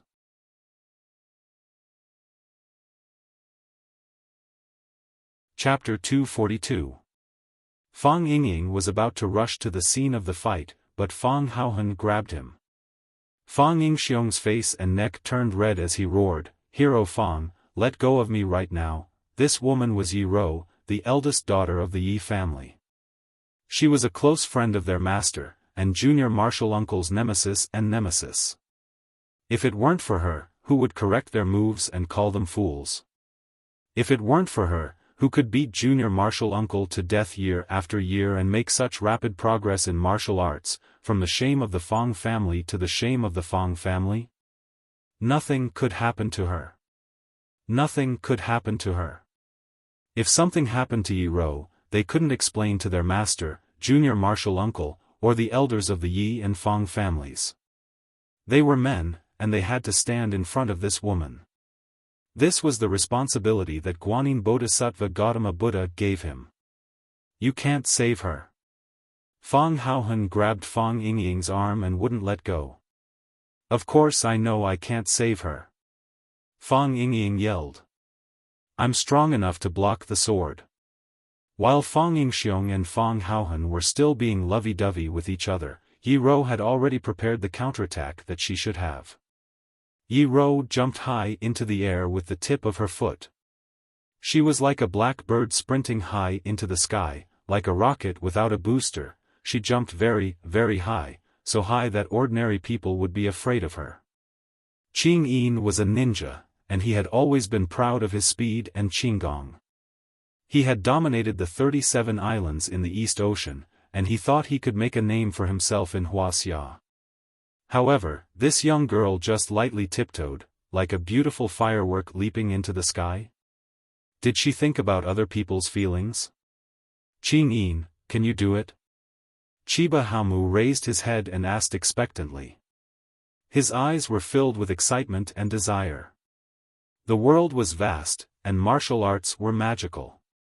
There were all kinds of strange martial arts and masters. He really hoped that he could become one of them. He also hoped that he could be like his father and fight to the death with the most powerful opponents in the world. This was how a martial artist should be. I can, Qing Yin said. If he tried his best, he could do as well as Yi Rou. If he had the help of some tools, he could do better than Yi Rou. However, very quickly, his eyes blazed with divine light and his pupils became abnormally bright. With an excited expression, he said, I can't do it. He even pulled down the hat that had been covering his head. It was a thin and shriveled middle-aged man, his face covered in scars. This is what he left behind in order to become a qualified jonin and pass the beauty array. No one's success was by chance, regardless of whether that person was a Wuxia or an East Asian. As a martial artist, they already had the spirit to sacrifice themselves for the martial Tao. In his eyes, the current Yi Rou could be called a miracle. When Yi Rou's body leaped to the highest point, she completely dodged the sweeping sword forest. Yi Rou's feet swayed as if she was walking in the air. She jumped above Chiba Hashirama, who was in midair, and stepped on the top of Chiba Hashirama's head. It was only an inch, but the energy brought up by it reached a radius of several meters. A strong whirlpool of air formed around her, enveloping herself and Chiba Hashirama, and then she stepped on him from top to bottom. Chiba Hashirama didn't dodge. He held his right index finger and middle finger together like a sword. The sword was full of murderous intent, and it stabbed at Yi Rou's foot. Whoosh! The sword energy pierced through the sole of Yi Rou's black leather boots and pierced the flesh of her foot.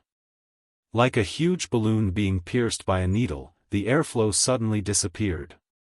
Yi Rou felt the danger. She borrowed the force of her body in the air again, rolled twice in a row, and fell far away to the ground. It was precisely because of her dodge that she avoided Chiba Hashirama's next killing move. Clap, clap, clap, Yi Rou fell to the ground and took 3 steps back in succession. Whoosh, whoosh, whoosh. It wasn't until then that the blade fragments pierced into the walls and tree trunks after a short flight, not even leaving a trace. Yi Rou frowned slightly and looked at Chiba Hashirama more fiercely. This old monster had entered the state of being one with his sword.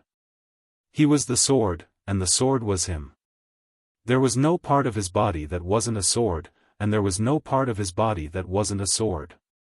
He killed people with sword energy, and he killed people invisibly. Chiba Hashirama's body landed gently, neither too fast nor too slow, and his movements were as smooth as flowing water. In this round, Chiba Hashirama won a small victory. You want to kill people, Yi Rou said.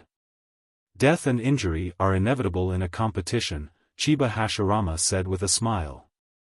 Either you step on my dead body to achieve supreme glory, or you become a dead soul under my sword. Who cares? I don't understand. There are so many masters in Wuxia, and there are so many eccentric hermits. Why do you have to fight with Fang Yen? With your cultivation at the absolute wall stage, his chances of winning are slim. Is it really because he is an opponent worthy of your sword? Because he is an opponent worthy of my sword, Chiba Hashirama said calmly. His attitude was very firm. There are many people worthy of your sword. Tao addict Song Zaniang, martial addict Ho Zhendong, nation master Li Zonghao, and hermit Weed of Weed Temple in the south. Which one of them is not a first-class master in the world? Aren't they worthy of your sword? Chiba Hashirama, you bully the weak with your power. Yi Rou pointed to Chiba Hashirama, who was not far away, and asked, Is that your son? Yes. He is Chiba Hashirama, Chiba Hashirama said calmly. If I challenge him and set up a fight to the death, what will you do? Yi Rou sneered. What's the difference between your behavior and what I'm going to do? If he admits defeat, the death will naturally be solved. If he accepts your challenge, then he must go all out. Chiba Hashirama looked at Yi Rou and said, Miss Yi, I understand what you mean. You think I'm looking for Fang Yen to avenge my son and vent my hatred for my disciple, right? If he is willing to admit defeat, this competition will be cancelled immediately. Yi Rou was silent. She knew that Fang Yen would not admit defeat. He could admit defeat to her, or even lie on the ground and pretend to be dead. He could admit defeat to the old drunkard. In order to force the old drunkard to teach him drunken crane riding the wind, he cried, made a scene, and asked him to be his master. After his plan to hang himself in front of the old drunkard failed, he threatened to secretly pee in the old drunkard's wine jar. But when did he admit defeat to others? When the Bailey family challenged him, even if he was beaten badly, didn't he grit his teeth and persist? The Tang family and the Fang family had been enemies for generations. The two families often fought each other. He was surrounded and beaten into a dumpling. He was beaten unconscious, but he didn't admit defeat. Wasn't admitting defeat to the Japanese Chiba Shinobi Division even more difficult for him to accept than killing him?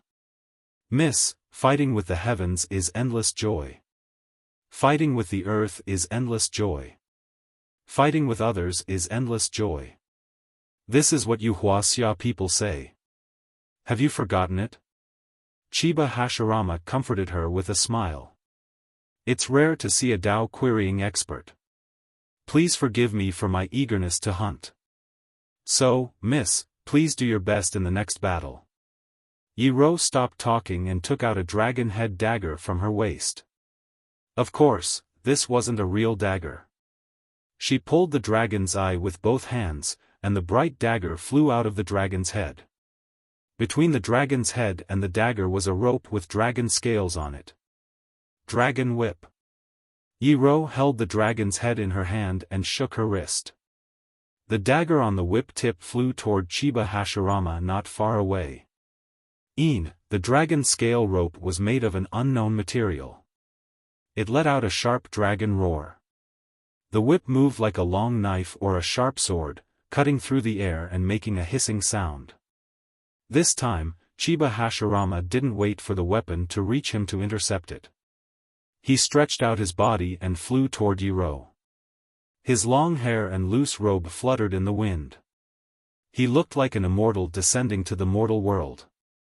He ignored the whip tip that was aimed at the major acupoints on his chest. Even when the sharp blade came, he only flicked his finger. Clang! With a crisp sound, the dagger lost its aim and flew to the side. At this moment, he had already rushed into the inner palace and entered Yi Rou's defensive range. He slashed his palm toward Yi Rou's neck. His palm was also a sword, and the sword energy was shocking.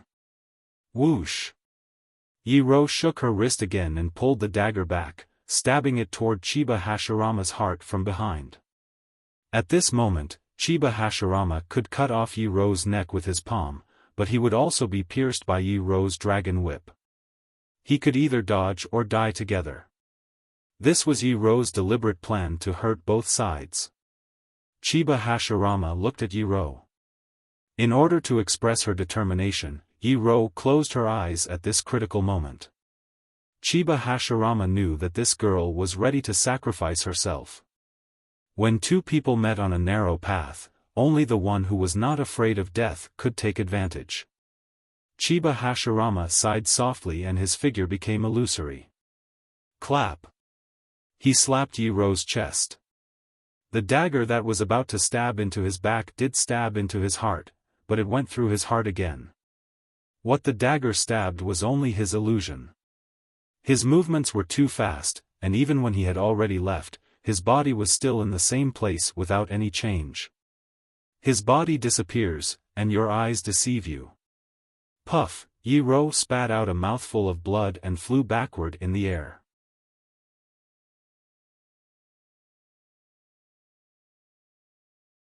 Chapter 243.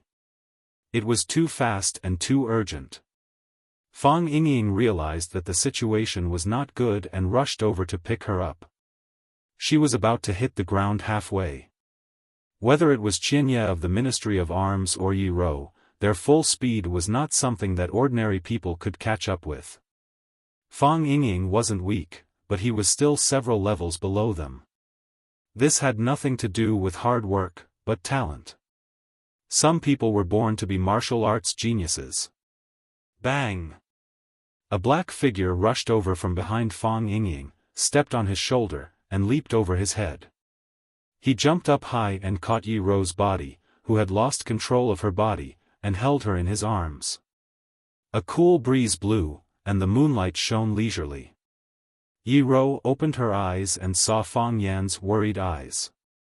Her beautiful eyes were instantly filled with anger, and she said angrily, "Why are you here? Why are you here?" Fang Yan asked with a smile. "I'm here to challenge the Thousand Leaves military department," Yi Wen said. "I also want to challenge the Thousand Leaves military department. He's the one I want to challenge. This is my battle. What are you doing here?" Yi Rou was furious.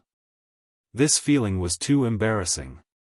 It was just like when he was a child and suddenly wanted to steal his cousin's makeup box to put on makeup for himself. In the end, he found a pair of eyes peeking at him from the window halfway through. She flew into a rage, and her eyes disappeared with a grin. From then on, she had the nickname Monkey King. She swore that she would beat up Fang Yan every time she saw him. "Miss, are you being reasonable?" "Alright, I know you've always been unreasonable. But first come, first served, right?" Fang Yan explained patiently, "He is my opponent. Even if you want to challenge him, you'll have to be behind me." "Who set the rules for queuing?" "I want to challenge him now, I'm willing. If you're not convinced, hit me." This woman was always like this, making it impossible for people to talk to her nicely. All they wanted was a good fight. Before Fang Yingying could have the time to think, "How could Fang Haohan run faster than me?" he heard Fang Haohan shouting, "Junior Martial Uncle," from behind. It turned out that youngest Martial Uncle was here. Fang Yingxiong finally stopped his running fat body with great difficulty and sprinting forward. If Junior Martial Uncle came, then there was nothing for him to do. Otherwise, if Junior Martial Uncle misunderstood that he wanted to steal his woman, then it would be big trouble. After all, who would be willing to have a handsome rival by the side of the woman they like? Bang! Only then did Fang Yan land with Yi Rou in his arms. "Put me down," Yi Wen said. "You're hurt. Put me down." Yi Rou became even more domineering. Ignoring him, Fang Yan looked at Chiba Barioshi and said, "My wife and children are immature and have caused you trouble. I'm sorry. I'm afraid of losing and death, but I'm most afraid of retreating. I'll be there on time for the Battle of One Sword Peak. Don't worry." Fang Yan smiled at Chiba Barioshi and walked back with Yi Rou in his arms. Fang Yingying and Fang Haohan looked at each other and followed him cautiously. Chiba Barioshi stood there, looking at the backs of Fang Yan and the others with a worried expression. Chiba Barioshi and Qing Yin walked over, and Chiba Barioshi said happily, "Father, you won again." Yes, his father won again. He had won countless times since he was old enough to understand things. He had witnessed some of the battles with his own eyes, but most of the battles had become stories and legends. His father was the sword god of Japan, a figure deified by Japanese warriors. Winning was a habit for him. So was Chiba Barioshi. Chiba Barioshi didn't respond. He just stood quietly in the cool breeze under the moonlight. "What are you worried about, master?" Qing Yin asked. Chiba Barioshi was still a child after all, and Qing Yin was more mature and sharper. "I won, and Japan lost," Chiba Barioshi said. "How can one person's victory offset the loss of a country?" "Father, master, Chiba Baryoshi and Qing Yin were confused. They didn't know why Chiba Baryoshi said that. If he won, it meant that Japan had won. Because he was the pride of Japan, one of the representatives of Japanese warriors. How could the Japanese have lost? In Japan, they call me the sword god. Everywhere I go, they worship me, Chiba Baryoshi said in a low voice. He didn't feel very proud because of this. Chiba Baryoshi smiled and said, "Father, that's the supreme honor you earned with your own strength. You deserve it. Father has always been my goal, and also the goal of thousands of Japanese warriors." Chiba Baryoshi shook his head and said, "That's what I'm worried about. When they see me, they all keep quiet and worship me like a god. But that's not what I want. I want them to have the courage to draw their swords against me. In Japan, no one has the courage to draw their swords against me. In Wuxia, I've already met two. Even the two men who don't dare to look me in the eye have the determination to die," Chiba Baryoshi said. Japan lost. Chiba Baryoshi looked at his father with more love, and Qing Yin looked at his master with more respect. Chiba Baryoshi served the country and the people. The hatred of the country and the hatred of the family was the future of a martial artist. Even the man who was the Japanese sword god could not abandon all human emotions. He would love because he loved, and hate because he hated. Now, he was worried about the young man's desire to die and the martial arts heritage of Japan. Chiba Baryoshi turned around and said, "The brave are fearless. Let's work hard together." Only then did Chiba Baryoshi and Qing Yin notice that there was a small hole in the back of Chiba Baryoshi's clothes. With their sharp eyes, Qing Yin and Chiba Baryoshi could see the dazzling red line. The two of them sucked in a cold breath at the same time. "Father, are you hurt?" Chiba Baryoshi cried in surprise. As far as he could remember, he had never seen his father get hurt. Never had. The sword god is still a human. How can a human not be hurt? Chiba Baryoshi's calm voice came. Rosefinch High School. In the courtyard of the villa. "Take off your clothes," Fang Yen said. "No," Yi Ro said. "Take off your clothes." "No. Yi Ro, have you noticed? When we talk, we have to say the same thing several times." Fang Yen looked at the unreasonable Yi Ro helplessly and said, "I noticed." Fang Haohan raised his hand happily, feeling proud of his smart brain and wise eyes. Slap. Fang Yingying slapped his head and scolded, "You idiot, it has nothing to do with you. They are flirting, why are you getting involved? From now on, shut your stupid mouth." Yi Ro stared at Fang Yen with sharp eyes and said, "Fang Yen, don't think you can take advantage of me because I'm hurt. You may not be my match in a fight. Who wants to fight with you?" Fang Yen said angrily. "You're hurt. You're bleeding. You were slapped by that old psycho from Chiba Baryoshi. I have to see where you're hurt so I can apply medicine for you. What does it have to do with you?" Yi Ro said with disdain. She pushed Fang Yen away and said, "Don't put your face too close to me. I'm afraid it will affect my appetite and aggravate my injury." Then she turned around and was about to leave. "Yi Ro, stop the F***CK. Fang Yen shouted. He felt that his little universe was about to explode. What kind of woman is she? Is this kind of woman still a woman? Can you be affectionate just for once? Can you be humble for once? Can you be infinitely shy for once? Isn't it said that injured women are the most vulnerable? That old psycho from Chiba Baryoshi clearly slapped her, but why is she still so strong?" Yi Ro suddenly turned around and shouted, "Fang Yen, what did you just say?" Fang Yan's heroic appearance suddenly disappeared, and he said timidly, "I said please wait. Even if you want to leave, you have to take the medicine I gave you." He winked at Fang Yingying. Fang Yingying ran into the room and took out a bottle of powder from Junior Marshal Uncle's private collection. After thinking for a while, he took out 2 more bottles, then 3. "I'll tell my mom what you just said," Yi Rou said. Fang Yan felt that this woman was too vengeful. Fang Yan gave the powder to Yi Rou and said, "Apply half of it externally, and take the other half with water. You will be fine as long as all the clotted blood is drained out." Yi Rou hesitated for a while, grabbed the bottle, and turned around and walked into the darkness. Fang Yan walked her to the door of the small courtyard and sighed as he looked at Yi Rou's back.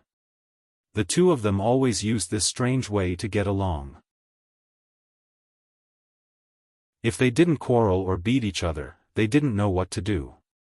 Fang Yingying and Fang Haohan came over, and Fang Yingying said, "Miss Yi saved us.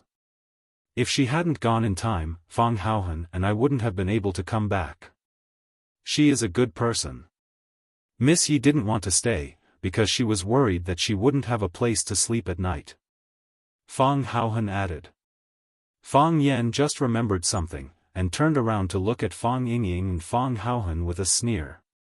Fang Yingying and Fang Haohan were scared, and their legs were trembling. Fang Yingying said hurriedly, "Junior Marshal Uncle, I think I was hurt by the sword energy today. I'll go back and apply some medicine, I'm sleepy too." Fang Haohan was also quite smart, and he turned around to escape. Fang Yan quickly blocked in front of them, and both of his hands were flying, slapping Fang Yingying and Fang Haohan's heads non-stop, and scolded, "You two idiots, leave the fighting to the women. Why did you run over there? You two uneducated guys, do you know how to write the word death?"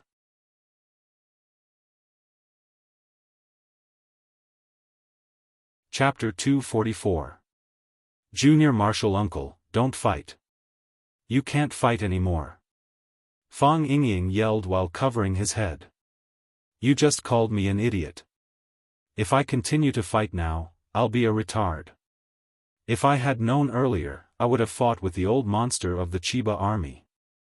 Even if I was killed by him with a sword, would still be proud if I died like this." Fang Yan sneered and said, "You want to fight with the Chiba army with your mediocre skills? Others are fighting with their lives, but you're going to die. You just want to say that Miss Yi is better than us." Fang Yingying said anxiously. After saying that, he immediately realized what a stupid thing he had said. He hurriedly said, "Of course, your way of thinking is completely correct. Who is Miss Yi? She is a first-class master in Wuxia. She is invincible in the world. Except for Junior Marshal Uncle, who can last 3 rounds with her." Fang Yan was too lazy to fight these two rascals anymore. He asked Fang Haohan to get water for him to wash his hands. These two guys hadn't washed their hair for a long time. Their hair was greasy, and Fang Yan's palms were covered with that sticky substance. "What? Do you think being killed by the Chiba army is something to be proud of?" Fang Yan looked at Fang Yingying and asked. "I didn't mean that," Fang Yingying explained with a smile. "In my beautiful imagination, of course, it would be more glorious if I killed the Chiba army. But we can't do it. Last time, Junior Marshal Uncle said that he couldn't make a move when he saw him. I even laughed at Junior Marshal Uncle in my heart for exaggerating and saying that the old guy was too powerful." "Pa!" Fang Yan couldn't help but slap Fang Yingying's head again and scolded, "What right do you have to laugh at me in your heart? Can you judge more accurately than me with your greasy eyelids that can't see 3 meters away?" "Yes, yes, yes." Fang Yingying nodded again and again. He said the wrong thing again. This slap was worth it. Junior Marshal Uncle is right. I had a little doubt before, but after I practiced it myself, I found that the old guy was just standing there casually. I didn't know where to attack him. Is this the master of the wall stage? Isn't he too powerful? Of course, young Marshal Uncle's foresight is even sharper. Even though it was the first time he met him, he already knew everything about him. Fang Yan shook his head and said with a wry smile, if I was really that powerful, would you and Fang Haohan risk your life to fight him? Fang Yingxiong opened his mouth and said, we asked him to risk our lives because Fang Haohan and I felt that how could we use a butcher's knife to kill a chicken? It's a waste of resources. Fang Haohan and I will get rid of him first, so that after Junior Martial Uncle defeats him, others will say that you are bullying the weak. It's not worth it. Fang Yan washed his hands in the basin that Fang Haohan brought over. He looked at Fang Yingying and Fang Haohan seriously and said, I know that you are worried that I can't beat the Qianya army. You are worried that I will be injured or even die. So you two idiots went by yourselves. With your mediocre skills, wouldn't it be a dead end if you went? You haven't reached that level yet, so there is no way to know how powerful the Qianya army is. Even his disciple will be a rare opponent for you. You are afraid that I will be injured, afraid that I will die. Am I not afraid that you too will be injured? Am I not afraid that you too will die? This is my battle and my responsibility. Since he came to me, even if I die in battle, I will keep my promise. This has nothing to do with my personal honor or face. It is for the dignity of all the warriors in Wuxia. If I lose, there will be another person who will challenge me. If I die, there will be another person who will come out to avenge me. Fang Yan patted Fang Yingying on the shoulder and said, but I don't want the next person to be you, because I know that you will lose and die. You just need to live like this. Even if I am gone, you can still take care of my parents and the old drunkard for me. So, you are more valuable alive than dead. Don't do such stupid things in the future. Don't die so easily. Fang Yan turned and left, leaving Fang Yingying and Fang Haohan in a daze in the courtyard. Fang Haohan was emotional. His eyes were red and tears flowed out. He said in a choked voice, Fang Yingying, I want to kill those bastards. Why did they bully Junior Martial Uncle? Fang Yingying also cried. He looked even sadder than Fang Haohan. Fang Haohan looked at Fang Yingying and comforted him, Hero, don't worry. Junior Martial Uncle will be fine. His martial arts are so good that the old monster might not be able to defeat him. Fang Yingying wiped his tears with his sleeves and said, Junior Martial Uncle used my clothes to wipe his hands. The water dripped onto my neck. It was still early winter in Huacheng, but winter in Yanjing was already extremely cold. Jiang Qin and Yuan Lin looked at the fewer leaves on the locust tree, and they felt better and better. After a while, it should be snowing in Beijing, right? Jiang Qin and Yuan Lin were both from the south. It was Jiang Qin's first time walking out of Huacheng. Yuan Lin spent most of her time in Huacheng, apart from occasionally accompanying her parents to the north in spring and autumn. So, the two of them had actually never seen real snow. So, they had been looking forward to the arrival of the first snow of the year. They were looking forward to making snowmen in the snow, having snowball fights, and even hugging the person they liked in the snow. Jiang Qin was wearing a white training suit, while Yuan Lin was wearing a black one. The slim and soft training suit outlined the girl's figure extremely well, causing the two boys next to them to keep peeking at them. The two boys were Jiang Qin and Yuan Lin's classmates, and they could be regarded as fellow apprentices. After Mao Xianping, who became famous after successfully training Xia Tian, retired from the music academy, he specially took a practice room in the school to train his disciples. Before Xia Tian sent Jiang Qin and Yuan Lin here, there were already two guys who were one step ahead of him. The tall and thin guy was called Guo Nu, the son of the famous domestic film and television star, Guo Qingyun. He inherited the excellent genes of his parents and was very handsome. The other boy, who looked very gentle and elegant with glasses, was called Huang Yida. He usually looked very low-key, but he always had a superior arrogance. No one knew what his family background was. An old man with slicked back hair was lying on a chair with his eyes slightly closed, looking like he was about to fall asleep.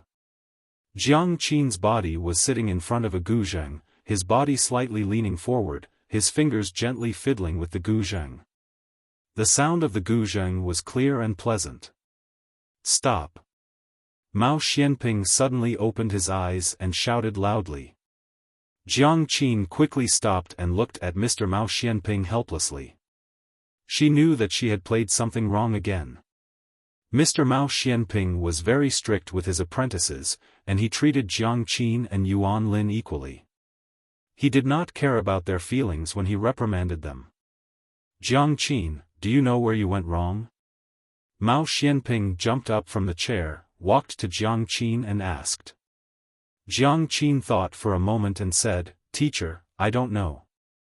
If you said you didn't know, the teacher would be angry. If you answered wrong, the teacher would be even angrier. Therefore, Jiang Qin chose an answer that would not make the teacher angry. What song did you play? Zen Heart of Clouds and Water. What is Zen Heart of Clouds and Water?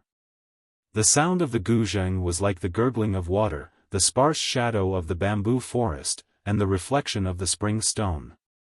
From the sound of the guzheng, we need to understand the great Buddha Dharma and great freedom. I know that you are a new student, so I don't ask you to play the great Buddha Dharma and great freedom. But tell me, where are your clouds? Where is the water? There are no clouds and no water. How can it be called Zen Heart of Clouds and Water? Jiang Qin looked ashamed and said, Mr. Mao, I'm sorry. I was too anxious. Mao Xuanping's face softened a little and he shouted, Guanu, give us a demonstration. Guanu walked to Jiang Qin and said with a smile, Mr. Mao, don't be angry. Junior sister has just come here, and it's already very good for her to achieve such a result. When I first came here, I was not as good as them. At that time, you were so angry that you hit me with a stick. Have you forgotten? Guanu looked at Jiang Qin again and said, Junior sister, don't be nervous. The teacher is strict with you because he has too high expectations for you. If it were an ordinary student, it would be very good if he could learn the skill of plucking and know the whole music score in this period of time. How dare I ask him to play a complete song? Jiang Qin was very grateful to Guanu for helping her out. She gave the chair to Guanu and said with a smile, Thank you. Guanu smiled and sat down in front of the guzheng. After adjusting the rhythm of his heart, he gently exhaled a mouthful of turbid qi, and then his fingers gently stroked the strings of the guzheng, and a beautiful tone jumped out.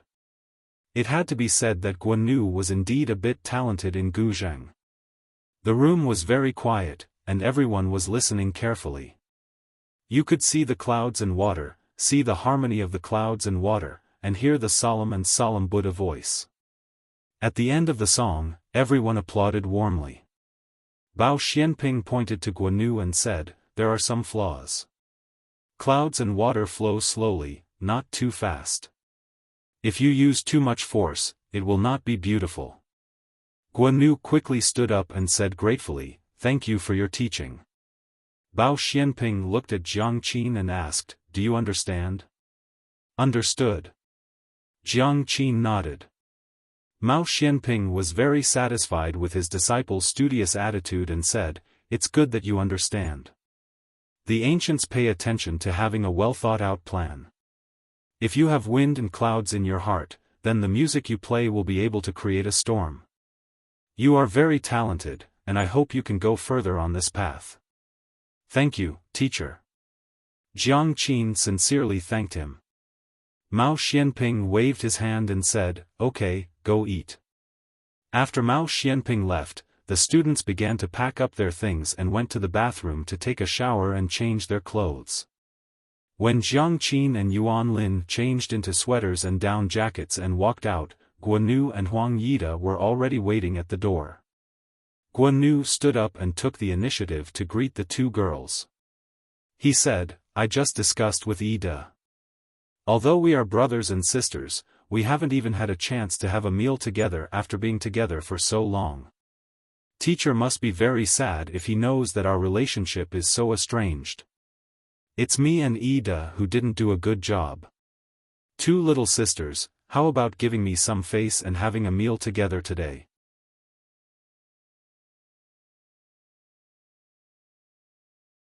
Chapter 245. When school reopened, it was normal for new classmates to gather together for a meal. When Jiang Qin and Yuan Lin had just entered middle school, Yuan Lin, the rich little girl, took 6 girls in her dormitory to eat at Pizza Hut. A meal that cost a few hundred yuan was really not a negligible amount of money for a middle school student.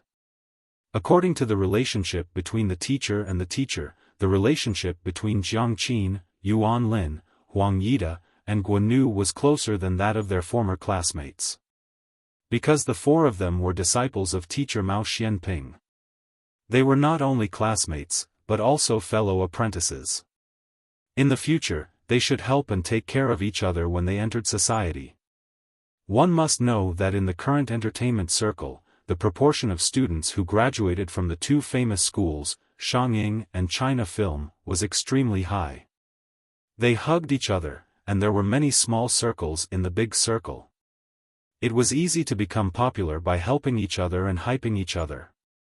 Guanu was the senior apprentice brother, so he naturally had the responsibility and obligation to organize the meal. Moreover, he was very good at talking, and he even brought up teacher Mao Xianping. If Jiang Qin and Yuan Lin still refused at this time, it was really unreasonable and inexplicable. Jiang Qin and Yuan Lin looked at each other, and Jiang Qin said with a smile, "Okay. This should be done. My treat. What do you want to eat, little sister?" Huang Yida put on a cool face, and his forthright manner when he spoke was very likable. "It doesn't matter what we eat," Jiang Qin said with a smile. "However, we have to invite teacher Mao. Just now, senior apprentice brother Gua said that this is our first gathering. If we don't invite teacher Mao to such a meaningful gathering, how sad will he be?" "Invite the teacher?" Guanu and Huang Yida had a look of rejection. Who would want to eat with the teacher? "Yes. We like to eat with the teacher," Yuan Lin said happily. The eyes of the 2 girls became bright. The teacher they liked to eat with was called Fang Yan. "I'll make the call." After Jiang Qin said that, he took out his phone from his pocket and dialed Mao Xianping's number. Mao Xianping had just separated from his students. He was a little surprised to receive a call from Jiang Qin. Jiang Qin and Yuan Lin were recommended by Xia Chen. He valued Xia Chen a lot, and he valued Jiang Qin and Yuan Lin as well. After listening to Jiang Qin's words, Mao Xianping smiled and thanked him, but he still refused the students' invitation to dinner. He was a very famous musician in the country and had endless social engagements every day. Tonight's dinner had been arranged a week ago. After hanging up the phone, Jiang Qin put his mobile phone into his small bag. He looked at Guanu and said, "Senior brother Gua, teacher Mao has no time tonight. Ask us out next time. Then let's eat first." Guanu looked regretful, but he was overjoyed in his heart. "That's not good," said Jiang Qin. "Since teacher Mao said next time, let's wait until next time. Yuan Lin and I are going to meet a friend." "Yes, yes. We made an appointment in advance." Yuan Lin nodded repeatedly. "Senior brothers, I'm sorry." The 2 girls jumped away. Guanu and Huang Yida stood in the same place and looked at their backs in a daze. "What a smart little girl," Guanu said with a smile. "She's young, but she has a lot of ideas. She refused us and left us speechless. This is treating us like wolves." Huang Yida said with a bad face, "Teacher Mao doesn't have time, but they don't have time. Teacher Mao isn't here, and they don't even have the guts to have a meal with us." Guanu looked at Huang Xianping with a smile and said, "Are you a wolf?" "What about you?" Huang Yida asked. "The revolution has not yet succeeded. Comrades still need to work hard." The 2 waved their hands and walked in opposite directions, one on the left and one on the right. Dead leaves fell, and a thick layer of leaves piled up on the ground. Not knowing whether the cleaners were too lazy or deliberately adding a touch of romance to the autumn, no one swept the leaves into the trash can. Therefore, the campus couples held hands and stepped on the leaves, making clicking sounds. Every step made people feel happy and joyful. The naughty girl ran on the leaves, and with a kick of her toes, countless leaves flew all over the sky. Jiang Qin also liked to kick the leaves. Every step she took, she stepped deeply, and then kicked the leaves in front of her toes out. It was as if she wanted to kick out the troubles in her heart. You don't like them? Yuan Lin took Jiang Qin's hand and walked quietly on her right side. What? Jiang Qin was thinking about her own thoughts and didn't hear her friend's words clearly.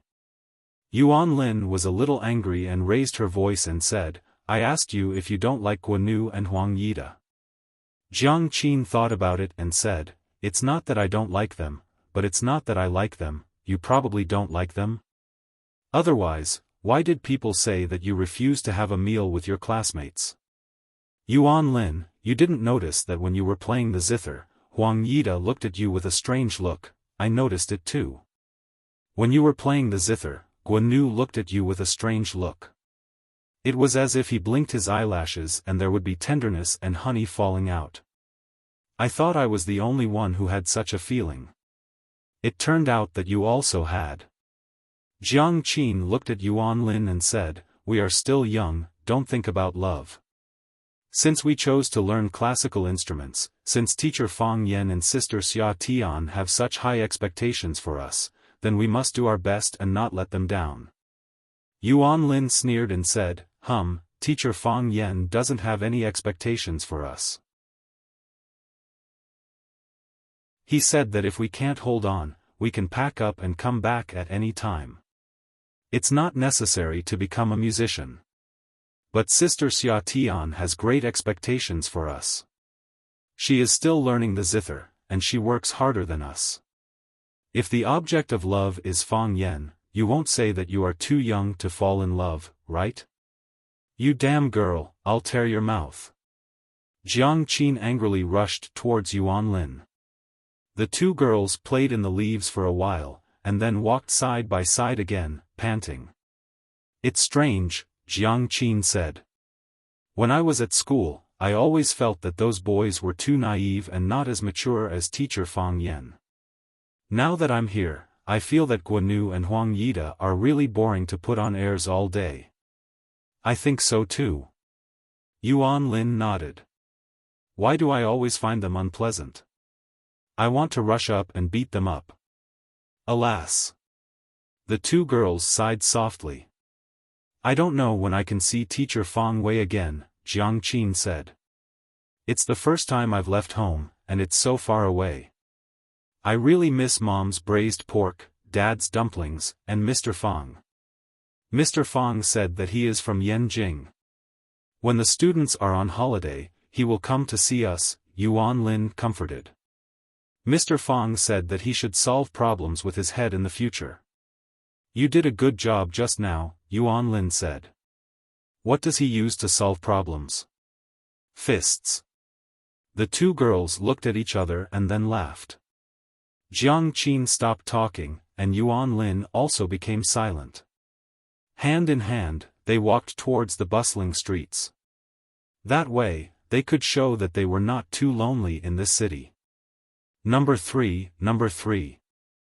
Lu Jing, go and stop number 3, number 28 is going to make a layup, stop him. Huang Haoran, go. In order to cultivate students' moral, intellectual, and physical development, the school often held some competitions. The current one was the Rosefinch Senior High School Interschool Basketball Competition. This was the first round of the preliminary competition. According to the rules, the first, second, and third years would each send a team to compete for the title of the school champion. Fang Yan ran to the office to draw lots, but he drew the 9th class and the 11th class, which had the highest basketball level, together. The 11th class was a special enrollment class. What was a special enrollment class? It meant that the students had a special skill and could be admitted to Rosefinch Secondary with extra points. Some were good at drawing, some were talented in music, and some were good at calligraphy. Of course, most of them were good at sports, because during the recruitment test, if you say you can draw well, then you have to draw well. If you said you were talented in music, then you had to shout. If you said you were good at calligraphy, then you had to write a beautiful essay. However, if you said you were good at sports, as long as you were strong enough, then you had extra points. As a result, several big guys and 1.8-meter-tall men appeared in Class 11. When they walked together, it was a beautiful scene in the school. It was a tough game. Class 9 didn't have any good basketball players to begin with, and they couldn't miss school activities either. The team of 5 was barely made up by Fang Yan. The only substitute was only able to make up the team because of his height. He said he couldn't play basketball, but Fang Yan didn't believe him. Or rather, he didn't want to believe him. He tried it on the court, and when he got nervous, he ran away with the ball in his hands. Fang Yan had to believe it. It was only the third quarter, and the score was already more than 30 points. 58-12. The 9th class 21 points were almost all scored by Huang Haoran alone.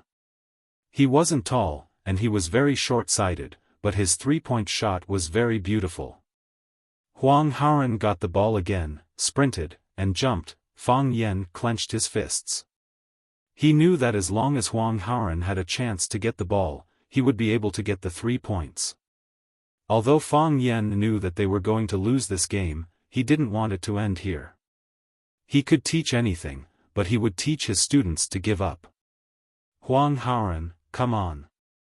The cheerleaders finally got a little bit of spirit. They were also stunned by the 11th class. The gap was getting bigger and bigger, and their voices were getting smaller and smaller. Finally, there was no sound. If it weren't for Fang Yan's strict discipline, they wouldn't want to watch anymore. Huang Haoran raised his arm, and his wrist gently hooked, bang. A giant appeared in front of him and slapped the ball on Huang Haoran's face. Pa! Huang Haoran's body fell on the solid concrete floor, and he didn't move.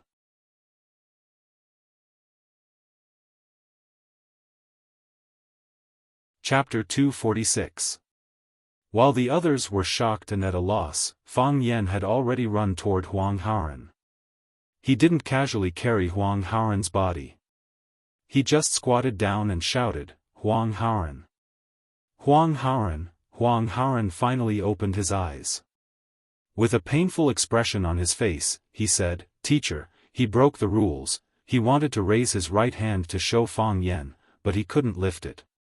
His back hurt badly, as if his spine was about to break. Fang Yan didn't need to lift it up to see that Huang Haoran's right hand was purple and red. Even his wrist was swollen. Obviously, the guy slapped the back of Huang Haoran's hand. Because he used too much force, Huang Haoran's wrist couldn't bear the heavy pressure and sprained it when he fell to the ground. "He's bleeding, he's bleeding." The students of the 9th class gathered around and looked at Huang Haoran, who was lying on the ground with concern. The back of Huang Haoran's head was smashed, and the blood stained the dark cement. It looked a little shocking. It was good that he could talk. Fang Yan picked up Huang Haoran and said, "I'll take you to deal with it." In order to do a good job of protection, the school doctor patrolled around several competition courts. Seeing an injured team member, he immediately went to the court to treat him. The team doctor was invited by the students. After checking Huang Haoran's wound, he said, "It's no big deal. He still knows how to protect himself. When he fell to the ground, his head was stiff. But the injury on his back is serious. I'm afraid he'll have to rest for a few days." Fang Yan checked Huang Haoran's spine. There was no danger of fracture or dislocation. He said, "It's good that he's fine. It doesn't matter if he rests for a few days." After being busy for a while, Huang Haoren was escorted to the infirmary by the study commissary to disinfect and rest. Fang Yan looked at the bulky student who had slapped Huang Haoren and was now drinking coke and laughing with his teammates. He walked over and slapped the bulky student's head. Li Hu was angry and shouted angrily, "Why did you hit me? Injuries are unavoidable in a basketball match. I didn't do it on purpose. What right do you have to hit me?" So what if he was a teacher? Does that mean teacher can beat people as he pleases? Tiger Li's teammates were also very angry. A few big guys surrounded Fang Yan in the middle. If there was any disagreement, they would press him down in the middle and give him a beating. Science and technology were getting more and more advanced, but the reverent students had for their teachers and knowledge was getting weaker and weaker. In this day and age, if you dared to run in front of any student and say, "Teacher for a day, father for life," they would spit apple juice at you and call you an idiot. "You want to be my father? It's more like I am your father." Fang Yan's face was very calm.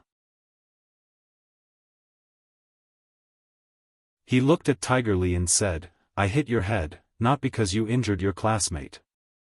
Of course, I am really angry about you breaking the rules and injuring your classmate. If you say you didn't mean it, I believe you. However, even if you are playing against each other, because of your foul, a classmate fell to the ground and got injured. Shouldn't you go over and help him up and apologize? He is not my teammate, he is your classmate, not your enemy. Even if you are standing on the same court, it doesn't mean that you are life and death enemies. Because of your foul, a classmate is lying on the ground bleeding. You are drinking coke and joking with your classmate. Because the person lying on the ground is not you, the person who is bleeding is not you, so you can have a clear conscience and act without any scruples? I was angry and hit you because of this reason, not because you said it was an unintentional foul that caused a student to get injured. Mr. Fang, what you said is too much." A middle-aged man wearing a Rockets jersey was sitting under a tree. He was dismissive of Fang Yan's words. It is normal to get injured in a basketball game. Even in the NBA, don't big-name stars often get injured and have to have surgery? They're still kids, so it's understandable that they don't think about things as comprehensively. If you use your own standards to demand things from them and then use your identity as a teacher to beat someone up, do you believe that I'll go to the school and report that you're physically punishing students? The person who spoke was Gu Sini, the homeroom teacher of class 11.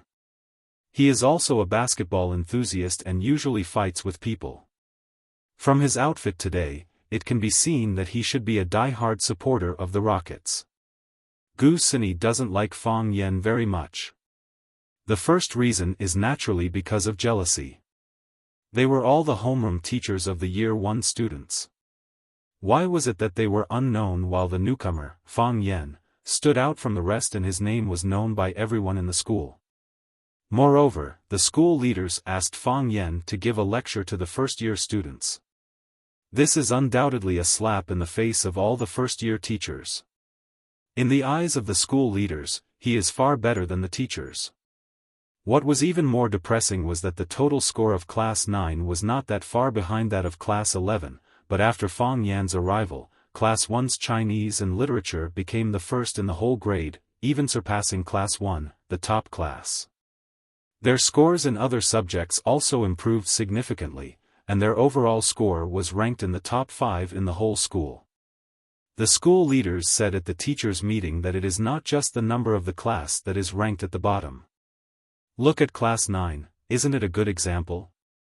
The faces of the homeroom teachers at the back of Class 9 darkened on the spot. It is not that they don't work hard. They also want their students to be in the top 3 in the whole grade. However, how can it be so easy? When you are working hard, others are also working hard, okay? The homeroom teachers in front of Class 9 looked even more embarrassed. What does this mean? At that time, the students were divided according to their grades. Now the students at the back of the line are in front of them. Doesn't this mean that they are incompetent? At that time, Fang Yen was also sitting at the meeting, and he could feel the murderous look in everyone's eyes. The Norwegian fishing boat returned to the harbor, but the sardines caught by the fishermen were already dead. Only the sardines caught by Hans were still alive. It turned out that Hans put a few catfish, the natural enemy of the sardines, into the transport trough together with the sardines. Because catfish eat meat, the sardines became nervous after being put into the trough. In order to avoid being eaten by their natural enemy, the sardines desperately swam, thus preserving their strong vitality, so they survived. If the other teachers are compared to sardines, then Fang Yen is the catfish in the fish trough. The school leaders hope that Fang Yen can stir up the competition in the school even more, and Fang Yen does not mind being such a catfish. If every teacher thinks about how to improve the academic performance of the students will benefit in the end. This is also what Fang Yen wants to see. Gu Sini hates Fang Yen more than the other teachers, because his uncle was implicated in Fang Yan's incident and was transferred. Gu Sini's uncle, Gu Yunfan, is the logistics director of Rosefinch Secondary, which is the most lucrative position in the school. This is because when Fang Yen entered the school, he assigned Fang Yen a utility room with a leaky roof. In fact, Fang Yen really did not take this matter seriously, and he has never even seen Gu Yunfan. However, after a series of power struggles and changes in ownership, Rosefinch High is now owned by the former vice principal, Lu Chaoga. After Lu Chaoga left Rosefinch, Fang Yen became Lu Chaoga's spokesperson in the school. Moreover, there are rumors that Lu Chaoga is the mysterious woman behind Fang Yen. Therefore, Gu Yunfan's position as the logistics director is not suitable. After the school leaders' research and adjustment, Gu Yunfan is now the vice chairman of the school's education committee. A position with a low level, low salary, and almost no authority. Gu Yunfan is holding back his anger in his heart, and scolds Fang Yen several times at home. Gu Sini is Gu Yunfan's nephew, and he can enter Rosefinch because of Gu Yunfan's support. Without such a big backer, his heart naturally hates Fang Yen. Fang Yen feels Gu Sini's hostility towards him, but he thinks that he is too good to be pleasing to the eye. Who asked him to be the natural enemy of sardines? Fang Yen looked at Gu Sini with a serious face and said, "Teacher Gu, you can't say that. A great person said that education should start from a child, and the quality of students should be taught from an early age. This has nothing to do with the student's age, and it has a close relationship with whether he has the quality of unity and helping each other. Melt at the age of 4, and Huang Xiang at the age of 9, know how to use the fan to warm the quilt." Teacher Gu said that NBA teams often have players who get injured because of fouls and need surgery, but I have also seen players pull up players who don't belong to the same team from the ground. Can't they just pull up their classmate and say hello out of concern? If this is the case, what is the point of us working so hard to pass on knowledge to them? What is the point of such students to our society as a whole? Hearing Fang Yan's words, the other students also echoed in agreement. Yes. This is clearly a performance of lack of quality. This is not playing basketball at all, this is beating people. Huang Haoran's hand is swollen from their beating. The students of class 9 also gathered around. Tangcheng stood behind Li Hu. As long as Fang Yen gave him a look, he could put down this group of guys in the shortest time. Gu Sini knew that his students couldn't stand on the side of reason, so he said angrily, "Li Hu is wrong. Didn't you already teach him a lesson? Now it's a basketball game, do you still want to play? If you want to play, quickly send someone up. If you don't play, we will win this game. Who wants to talk so much with you?" Tangcheng.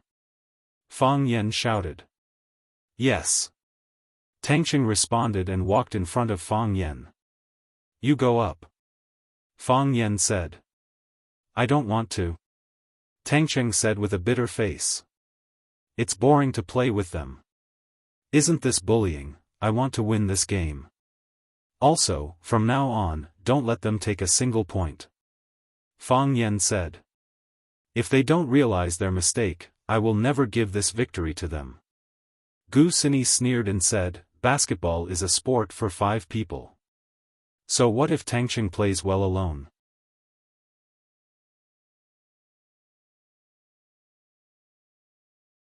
Chapter 247. Tangqing made a 3-pointer from the distance. Swish! The ball went in. Tangqing dribbled the ball past people. He passed 1, 2, 3, 4, 5, whoosh. The ball went in. Tangqing jumped up and dunked. 2 people jumped up from the left and right sides to intercept. Li Hu roared, don't even think about it. He jumped up from the front and used his strong body to hit Tangqing. Clang! The ball went into the basket fiercely. Li Hu's body was knocked to the ground. Pa! Until this time, Tangqing's body landed lightly on the ground. He flipped his hair back in a carefree and unrestrained manner, not even a drop of sweat falling down. This made Tangqing feel a little regretful. If he shook his hair to shake off a few drops of sweat, the effect would be better. Of course, for him, this was enough. Tangqing! Tangqing! Tangqing! The cheers of the students almost overturned the court. Tangqing's name resounded throughout the campus. There were also countless students rushing towards the court. Of course, most of them were girls. Tangqing was originally Rosefinch's most handsome boy, but he was usually low-key. He rarely showed his talent in any aspect. Today, under the pressure of Fang Yan, he ran to play basketball. Then, the girl's blood and passion were instantly ignited. Handsome facial features, strong body, extreme speed when running, elegance when dribbling the ball, dominance when doing a slam dunk. God, how could there be such a handsome boy? They fainted. The girls felt that they had difficulty breathing and lost all their strength. Tangqing was originally unwilling to play.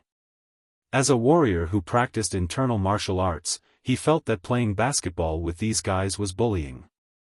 This was also the reason why he was absent from this game. Before, Fang Yan did not think of letting Tangqing play because Tangqing would lose his competitive spirit when he played. He could win the whole game by himself. The existence of other teammates was meaningless. At that time, this competition would become his own game, and it would be quite boring for the others to play. However, after Huang Haoran got injured, Fang Yan decided to teach those who didn't know how to respect others a lesson. If they don't reflect on their actions, they don't deserve the glory of victory. Sure enough, after Tangqing left the stage, the situation became one-sided. Li Hu fell to the concrete floor under the blue net. The basketball fell from the blue net and landed heavily on his body. Li Hu gasped for air, feeling his heart beating fiercely. He looked at Tangqing with fear in his eyes. It was too terrifying. It was too terrifying. He couldn't stop him if he wanted to, couldn't catch up to him if he wanted to, couldn't jump high if he wanted to, and couldn't win if he wanted to. This was the first time he felt so powerless on the court. They were like a group of children, and Tangqing was like a giant among a group of children. Although they looked stronger and taller than Tangqing, they were not on the same level as Tangqing. Tangqing alone was enough. Tangqing did it alone. This was the thought of everyone in the stadium. When the ball was in their hands, Tangqing sprinted and the ball was in his hands. Then he ran quickly and left them in the dust. Finally, he scored successfully. When the ball was in Tangqing's hands, Tangqing ran quickly. They couldn't catch up with his speed at all, and then they watched him score successfully. In the last 5 minutes of the third quarter, Tangqing scored 39 points alone. He almost didn't waste time. He took the ball and ran, grabbed the ball to attack, didn't look at the long shot, and turned and ran after the shot. When Li Hu and the others were still staring at the trajectory of the basketball and praying that the ball wouldn't go in, he had already run to the side to defend. The only thing the Class 11 players could do was to waste more time when they were serving or dribbling the ball. They wanted to finish the third quarter as soon as possible. It was too exciting, and they felt that they couldn't bear it. Moreover, as Fang Yan said, after Tangqing played, the Class 11 players didn't get a single point. Except when they were serving, they didn't even have a chance to touch the basketball. The muscles on Gu Sini's face twitched, and he roared angrily, "This is cheating. It's cheating with Kung Fu." Fang Yan sneered and said, "You don't even know what Kung Fu is, and you say it's cheating? Ordinary people can't do it at all. Yes, Kung Fu is to make ordinary people superhuman," Fang Yan said. Strengthening the body is also Kung Fu. Improve your speed, exercise your physique, strengthen your jumping ability. As long as Tangqing doesn't foul, everything he does on the court is reasonable. If possible, I hope that every player in the Chinese football team knows Kung Fu. Then, they can go out of Asia to the world and win every World Cup. At that time, will the opponents from other countries say that it's a foul just because they know Kung Fu? Unreasonable. Gu Sini left angrily. He didn't want to watch the game anymore. Fang Yan looked at the Class 9 students around Tangqing thoughtfully. It seems that it's time to let them develop morally, intellectually and physically. In the principal's office, Zhang Xiaofan looked at Fang Yan and said, "It's just a game, the students are injured, it's not good. It's because the students were injured, that's why I'm so angry." Fang Yan explained. "Principal Zhang, you know, I'm not a stingy man. Even though Director Gu assigned me a utility room, I never held a grudge against him. I didn't expect that they would hold a grudge against me. Isn't this unfair to me? How can there be absolute fairness in this world?" Zhang Xiaofang said with a smile. "Tell me, what do you want to do?" "I want to change the morning self-study time to sports training," Fang Yan said. Zhang Xiaofeng pondered for a moment and said, "The school has 2 PE classes every week, and there is a break every morning. Principal Zhang, 2 PE classes a week is absolutely not enough. It doesn't improve the student's physique. Everyone should be lazy during the 20-minute break, and it's easy to be perfunctorily passed by them. What's your idea?" "I want to take them to learn Tai Chi," Fang Yan said.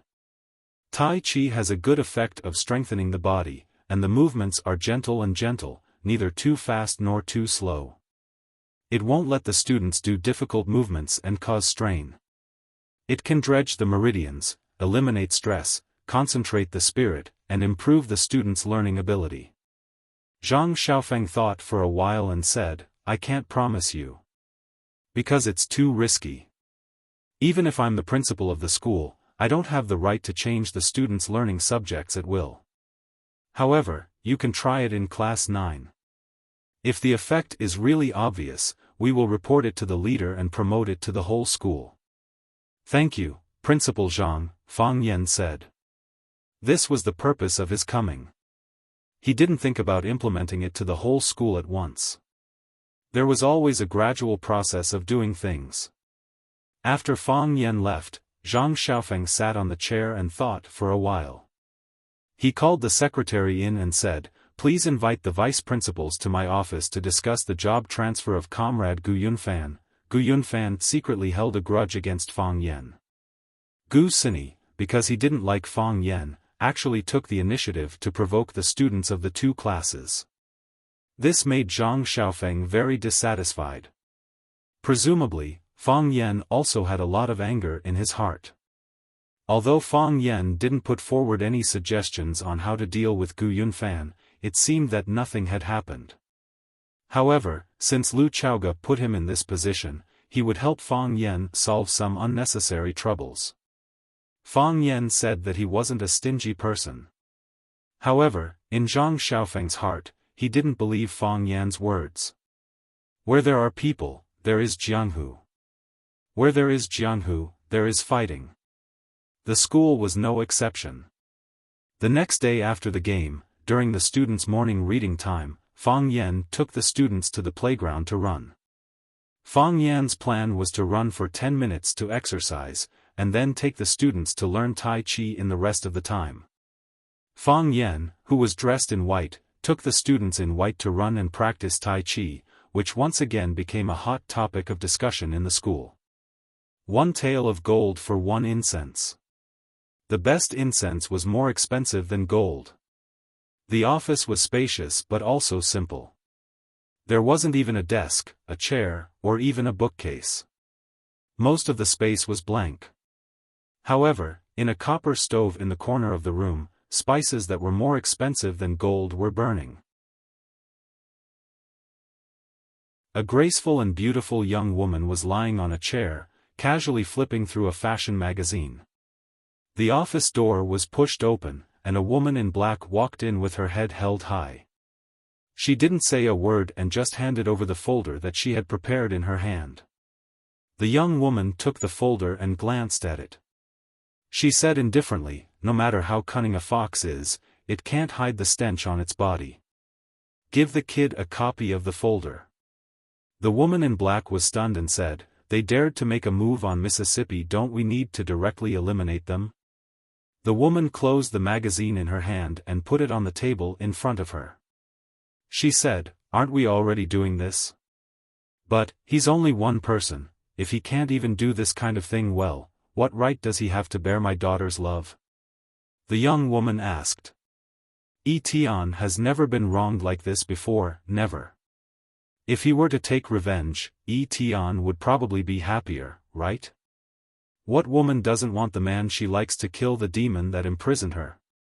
I understand. The woman in black responded and left with the folder. The young woman stood up and stood in front of the floor-to-ceiling window. The light was bright and beautiful, and her temperament was otherworldly. However, her eyes were bitingly cold and fierce. She was very angry.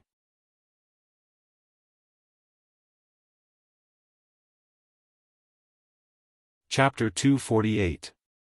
Are you saying that you and Chaoga aren't in that kind of relationship? Grandma looked disappointed. She had only taken 2 bites of the porridge in her bowl, and she had already lost her appetite. Putting down her bowl and chopsticks, she looked at Fang Yan eagerly, waiting for him to explain. No. Fang Yan shook his head. He was having a good time himself. He used to be afraid that his grandpa would pull him into the study to test him on strange knowledge and talk about principles that he would never understand. After Fang Yan became a teacher himself, he no longer had to worry about that. Grandpa would still test him on some obscure knowledge and talk about principles that would never go out of style. However, he no longer had any feelings of rejection or fear. If he could answer the questions, he would answer them properly. If he couldn't, he would humbly ask Grandpa for advice. He no longer hated the principles that he had disdained before, and he could even chew on some of them. Fang Yan reflected on the question carefully and tried to find the answer. The answer he came up with surprised even himself: he had grown up. In the past, when he faced his grandfather, he avoided it with the mentality of a child of the younger generation. Every kid was afraid of their elders. Now that he was facing his grandfather, he was interacting and treating him as an equal adult. "How can I not be?" said his grandma. "Chaoga is such a good girl, and I like the 2 of you from the bottom of my heart. Do you not like her, or does she not like you? If she doesn't like you, you can try harder. A good girl is afraid of a clingy man. That's how your grandpa got me." Lu Wang, who was eating his porridge, choked. After coughing violently a few times, he said to his wife in dissatisfaction, "Let's talk about the children. Why are you bringing up our old stuff?" Grandma was very angry that Grandpa had called the old story of how he had pursued her in the past. She took away all the dishes on the table and said, "I'm just giving an example. Why are you so sensitive about it? The things in the past were all old seeds and grains. But today, the old seeds and grains were not going to serve you. I'll be taking these appetizers away, you can let the new sesame seeds and new grains serve you." "You old woman. Although Lu Gong had a stubborn temper, he was extremely tolerant and considerate to his wife. He didn't smile at outsiders, but he accompanied his wife to go grocery shopping every day. Now that his wife was angry, he also realized that he had said something wrong and said, "Why should we get involved in the affairs of young people?" Lu Gong was very cunning. He changed the topic to Fang Yen and Lu Chaoga. Sure enough, his grandmother was fooled and said, "Can I not get involved? I've always treated Chaoga as my granddaughter-in-law, but she's gone just like that." Who wouldn't be angry after encountering something like this? She then stared at Fang Yen and said, "I wasn't before, but that doesn't mean I won't be in the future. You're not married, and neither is little Lu. Just as well. If you don't like her, I'll have to talk to you. You don't even like Chaoga? What kind of person are you looking for?" After a pause, his grandmother looked at Fang Yen in horror and said, "You can't possibly like that female student, right?" "What female student?" Fang Yen was surprised. "Don't try to fool me. I've asked around. It's said that you have a good relationship with a girl whose surname is Qin. Fang Yen, let me tell you, she's still a child. You're a teacher now, and a teacher should act like a model. Don't hurt others or yourself." Fang Yen wanted to bang his head against the wall and said, "Grandma, I know who the female student you're talking about is. But I just treat her as my student, and she treats me as her teacher. We have a very pure teacher-student relationship." Was it really like that? Fang Yen felt a little guilty. Moreover, there had been no news from Qin Etienne since that day when he disappeared. Was she doing well? Fang Yen felt a little sad. "Is it really like that?" his grandmother asked suspiciously. "I heard it from someone else's mouth. I heard that you two have a scandal. I also have a scandal with Lu Chaoga. You must have heard it too, right?" Fang Yen said grumpily. "Yes. I heard it. Your grandpa and I thought you two were a couple because of the scandal," his grandmother said. "Besides, you're living in the same house. Why can't you be a couple? I'll ask Chaoga to come to our house for dinner tomorrow, and I'll talk to her," his grandmother said. "You don't have to worry about it." Fang Yen felt even more depressed. How could he not care that his grandmother was looking for a wife for him? However, he wouldn't argue with his grandmother. He just needed to make things clear. Why should he make things too intense and hurt the old lady's feelings? After dinner, Fang Yen ran away in a panic. He was no longer afraid of his grandpa, but of his grandmother, who kept urging him to solve the problem of his life. Every morning, he would take his students for a morning run, do Tai Chi, go to class on time, go to Qingfeng Tea House for tea, and go to his grandpa's house for dinner. Fang Yan's life was peaceful and comfortable. As the days went by, it was hard to notice the passage of time. If it weren't for the fact that the decisive battle between Fang Yan and the Chiba army was getting closer and closer, Bailey Lu came. When Fang Yan came back from his grandma's house for dinner, he was standing in the yard waiting for him. Fang Yingying and Fang Haohan, the two cowards, were accompanying him. Fang Yan didn't want to ask him how he avoided the security at the school gate and accurately found the courtyard where he lived. It was not a difficult thing for people like them. He was just curious about why Bailey Lu, who had been beaten by him last time, now took the initiative to wander in front of him. Seeing Fang Yan come in, Bailey Lu grinned. His hair was cut, and his clothes were changed. He no longer looked like a savage who ran out of Shenangjia, and he didn't have the disgusting sour smell on him. He looked fresh and bright when he smiled, and he looked like a very attractive man. However, he still had those annoying big mustaches. Bailey Lu saw Fang Yan come back and said, "You're finally back." Fang Yan looked him up and down and said, "You've cut your hair and changed your clothes. I don't remember that you won against me last time. Going back on your word is not what people in Jianghu do, right?" Last time, I stood on the top of the mountain and shouted at you for a long time. I asked you to go up and fight with me for 300 rounds. You didn't go up. So, I won, Bailey Lu explained. You've become shameless. Fang Yan sighed softly in his heart. How could a disciple of a famous martial arts school become such a rascal? I learned it from you, Bailey Lu said with a proud face. After learning it, I found that being a rascal is much more relaxing and pleasant than being a good man who keeps his word. I've decided to take this kind of rascal route in the future. Fang Yan was too lazy to talk to this guy who followed him and ate his dust. He asked, "Say it. What are you doing here?" "I'm here to challenge you," Bailey Lu said. Fang Yan's eyes turned cold and he said, "Are you serious? I'm standing in front of you. How can I not be serious?" Before Bailey Lu's voice died away, he had already rushed towards Fang Yan. Since he wanted to be a rascal, he would be a rascal to the end. Attacking first without greeting was the style of a rascal. Bailey Lu did not bring his big wine pot this time, but his fists were waving vigorously.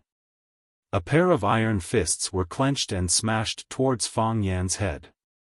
One punch could probably smash Fang Yan's head into pieces. Fang Yan also took the initiative to rush towards Bailey Lu. He did not use the advantage of Tai Chi to overcome hardness with softness. Instead, he met force with force and wanted to send Bailey Lu flying with a heavy punch. Boom, their fists collided.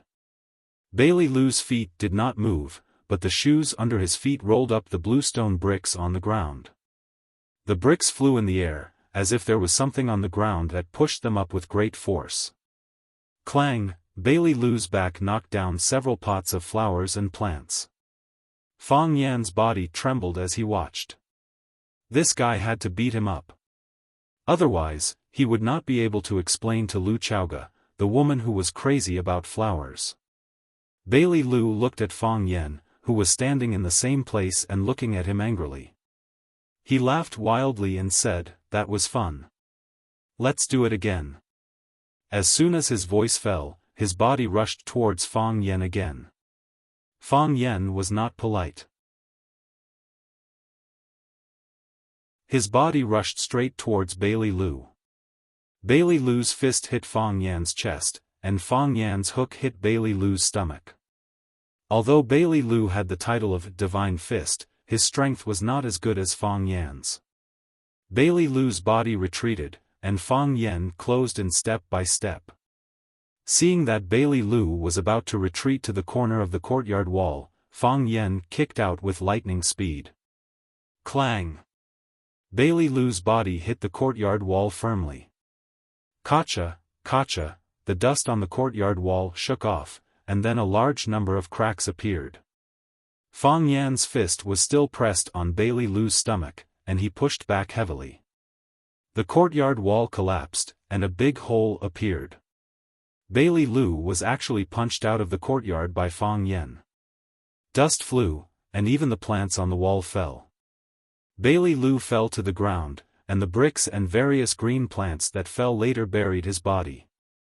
Fang Yingying and Fang Haohan both gasped at the same time. This was a school. Was it really okay for them to fight like this? Fang Yan did not stop. He lifted the well cover in the courtyard with both hands and threw it at the stone mountain where Bailey Lu was lying. Boom, the well cover was too heavy, and it crushed a lot of bricks and plants. If it was an ordinary person, his bones would have been crushed. This big well cover was on the top, which was equivalent to burying Bailey Lu alive.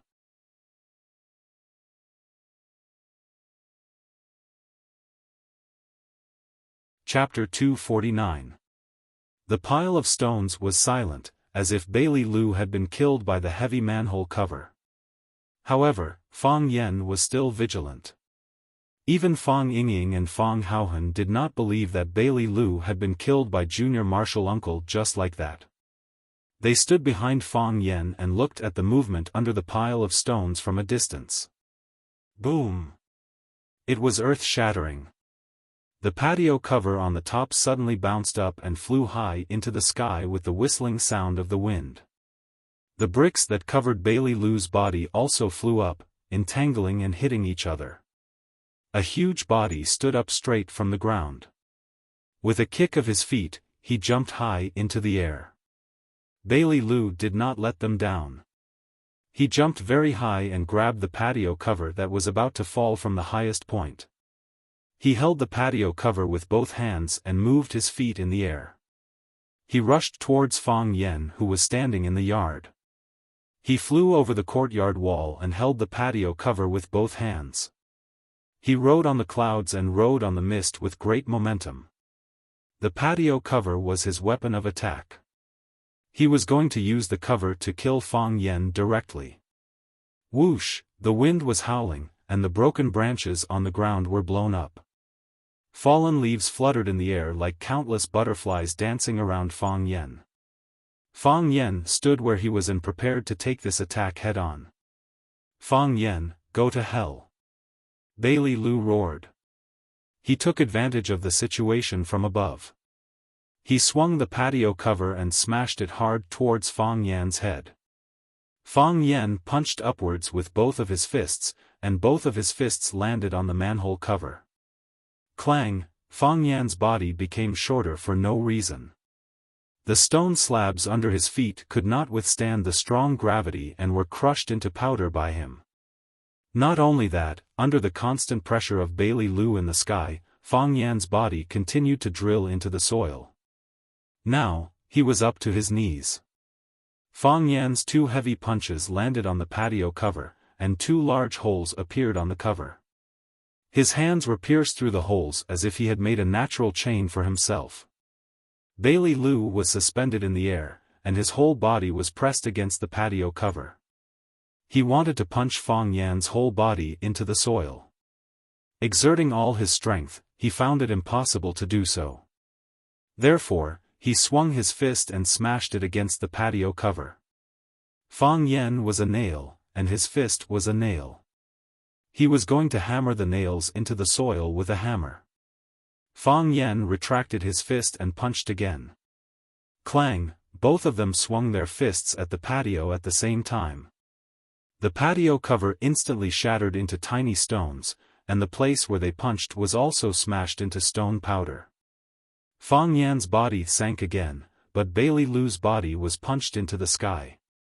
Fang Yan threw the half-stone cover in his hand toward Bailey Lu in the sky.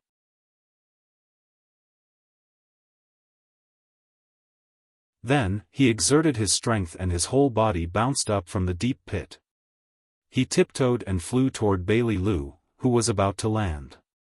Clang, Fang Yan kicked Bailey Lu away. Bang! Bailey Lu punched Fang Yan's stomach, and Fang Yan's body flew into the air. Crack, Fang Yan lifted Bailey Lu's body and smashed him against a sweet-scented osmanthus tree in the courtyard.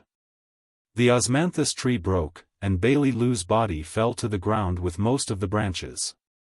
Bailey Lu's face was swollen, and his eyes were like panda eyes. There was a big cut on his forehead, and blood dyed his cheeks and neck red.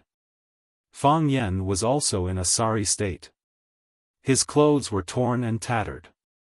He looked like a freshly baked Brother Sharp when he went out. Fang Yingying and Fang Haohan were afraid of getting involved, so they hid in the room and didn't dare to come out. They just peeped at the fight through the window.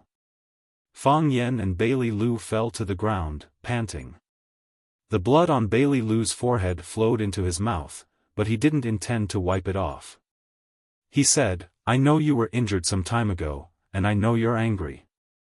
I know you need to vent your anger to face the challenge of the Qianya army. Fang Yingying and Fang Haohan can't do it. They're not strong enough. I'll come over and fight with you. I'll let you beat me up. Do you feel better now? You've vented your anger, haven't you? We're on the same side, and it's just a matter of not changing clothes for a few months and not getting a haircut for half a year. Even the Japanese dared to bully us. We can't be careless about this. Beat them until even their mothers can't recognize them. There's nothing I can do to help you. I'll give you some confidence. Bailey Lu got up from the ground and said, I usually think you're annoying, but this time, I hope you win. Bailey Lu walked away. Bailey Lu was covered in wounds. It was hard to tell where his nose and eyes were, but he held his head high and chest out, as if he were the proudest man in the world. If he hadn't leaned forward and almost fallen when he crossed the threshold of the small courtyard, he would have been a very charming chivalrous man. Fang Yen lay on the ground and didn't get up. He looked at the stars in the sky with a happy smile on his face. His body was also covered in wounds, but at this moment, he was extremely calm. Fang Yingying called home to ask for help, but it was Yi Rou who came, which proved that his family was still very angry at him for running away. Yi Rou was seriously injured in the fight with the Chiba barracks. Fang Yen knew how powerful Yi Rou was. He had never won in so many years of competition, which could prove a lot of things. Even Yi Rou couldn't beat him. How high was the kendo cultivation of the Chiba barracks? Could he really beat him? Zhang Yuan was attacked by the arsenal. Qin Etienne's life was unknown, and he was shot and bleeding. They didn't give him any information about Qin Etienne, but they sent him a document.